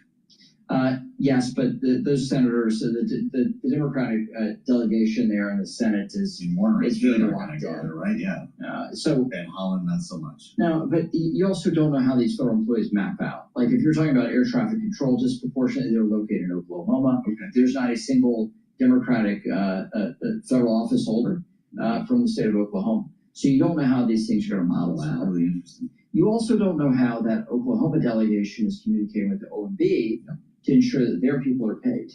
So there's all this subtlety that if you're in charge of the OMB, you can either met out pain to your opponents or help your friends. And in this case, I think OMB is being quite adept at being targeted on who they're sharing pain with, and targeting who they're helping, and maintaining account balances where they need to help. Speaking of mapping out, it'll be really interesting to see where these all land. I don't know how long it'll take before we have that data, but we'll of course bring it to you here on Bloomberg. Patrick McHenry, Bloomberg Politics contributor, former Republican congressman. Great to have you. How often when you're on the plane, they recognize you're the guy who replaced Kevin McCarthy? Zero without a bow tie.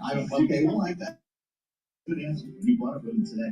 We'll meet you back here on. Please go to my store, the-studio-reykjavik.com, and get the C60. This is a very potent antioxidant, 1,000 times stronger than a molecule of vitamin C. This will soak up free radicals, reduce stress in the cell, improve your ATP levels because it's improving the health of your mitochondria, and your tissues will perform better. Your endocrine system will perform better. Your immune system will perform better By soaking up free radicals at the vascular level, you're reducing oxidized LDL levels, which reduces the chance of building up plaque.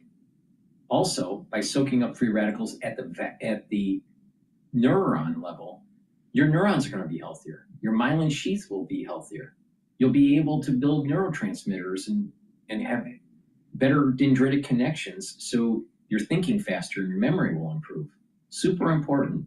I've been taking C60 since 2016 every day. Teaspoon a day, preferably on an empty stomach for best absorption. You can get it in MCT coconut oil, extra virgin olive oil, and avocado oil. Avocado oil, extra virgin olive oil, or MCT coconut oil are really important. Why? Because C60 needs to be suspended in the lipids for proper absorption. So please go to my store, take a teaspoon a day every day. And if you work out, take it before you work out, and it'll neutralize the free radicals that you're generating during your workout and help you to recover from your workout quicker. But take a teaspoon a day. I've been doing this since 2016 as part of my anti-aging protocol. The foundation of the protocol, the multivitamin with a probiotic.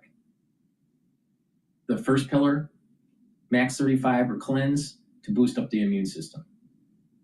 The second pillar, C60, soak up free radicals.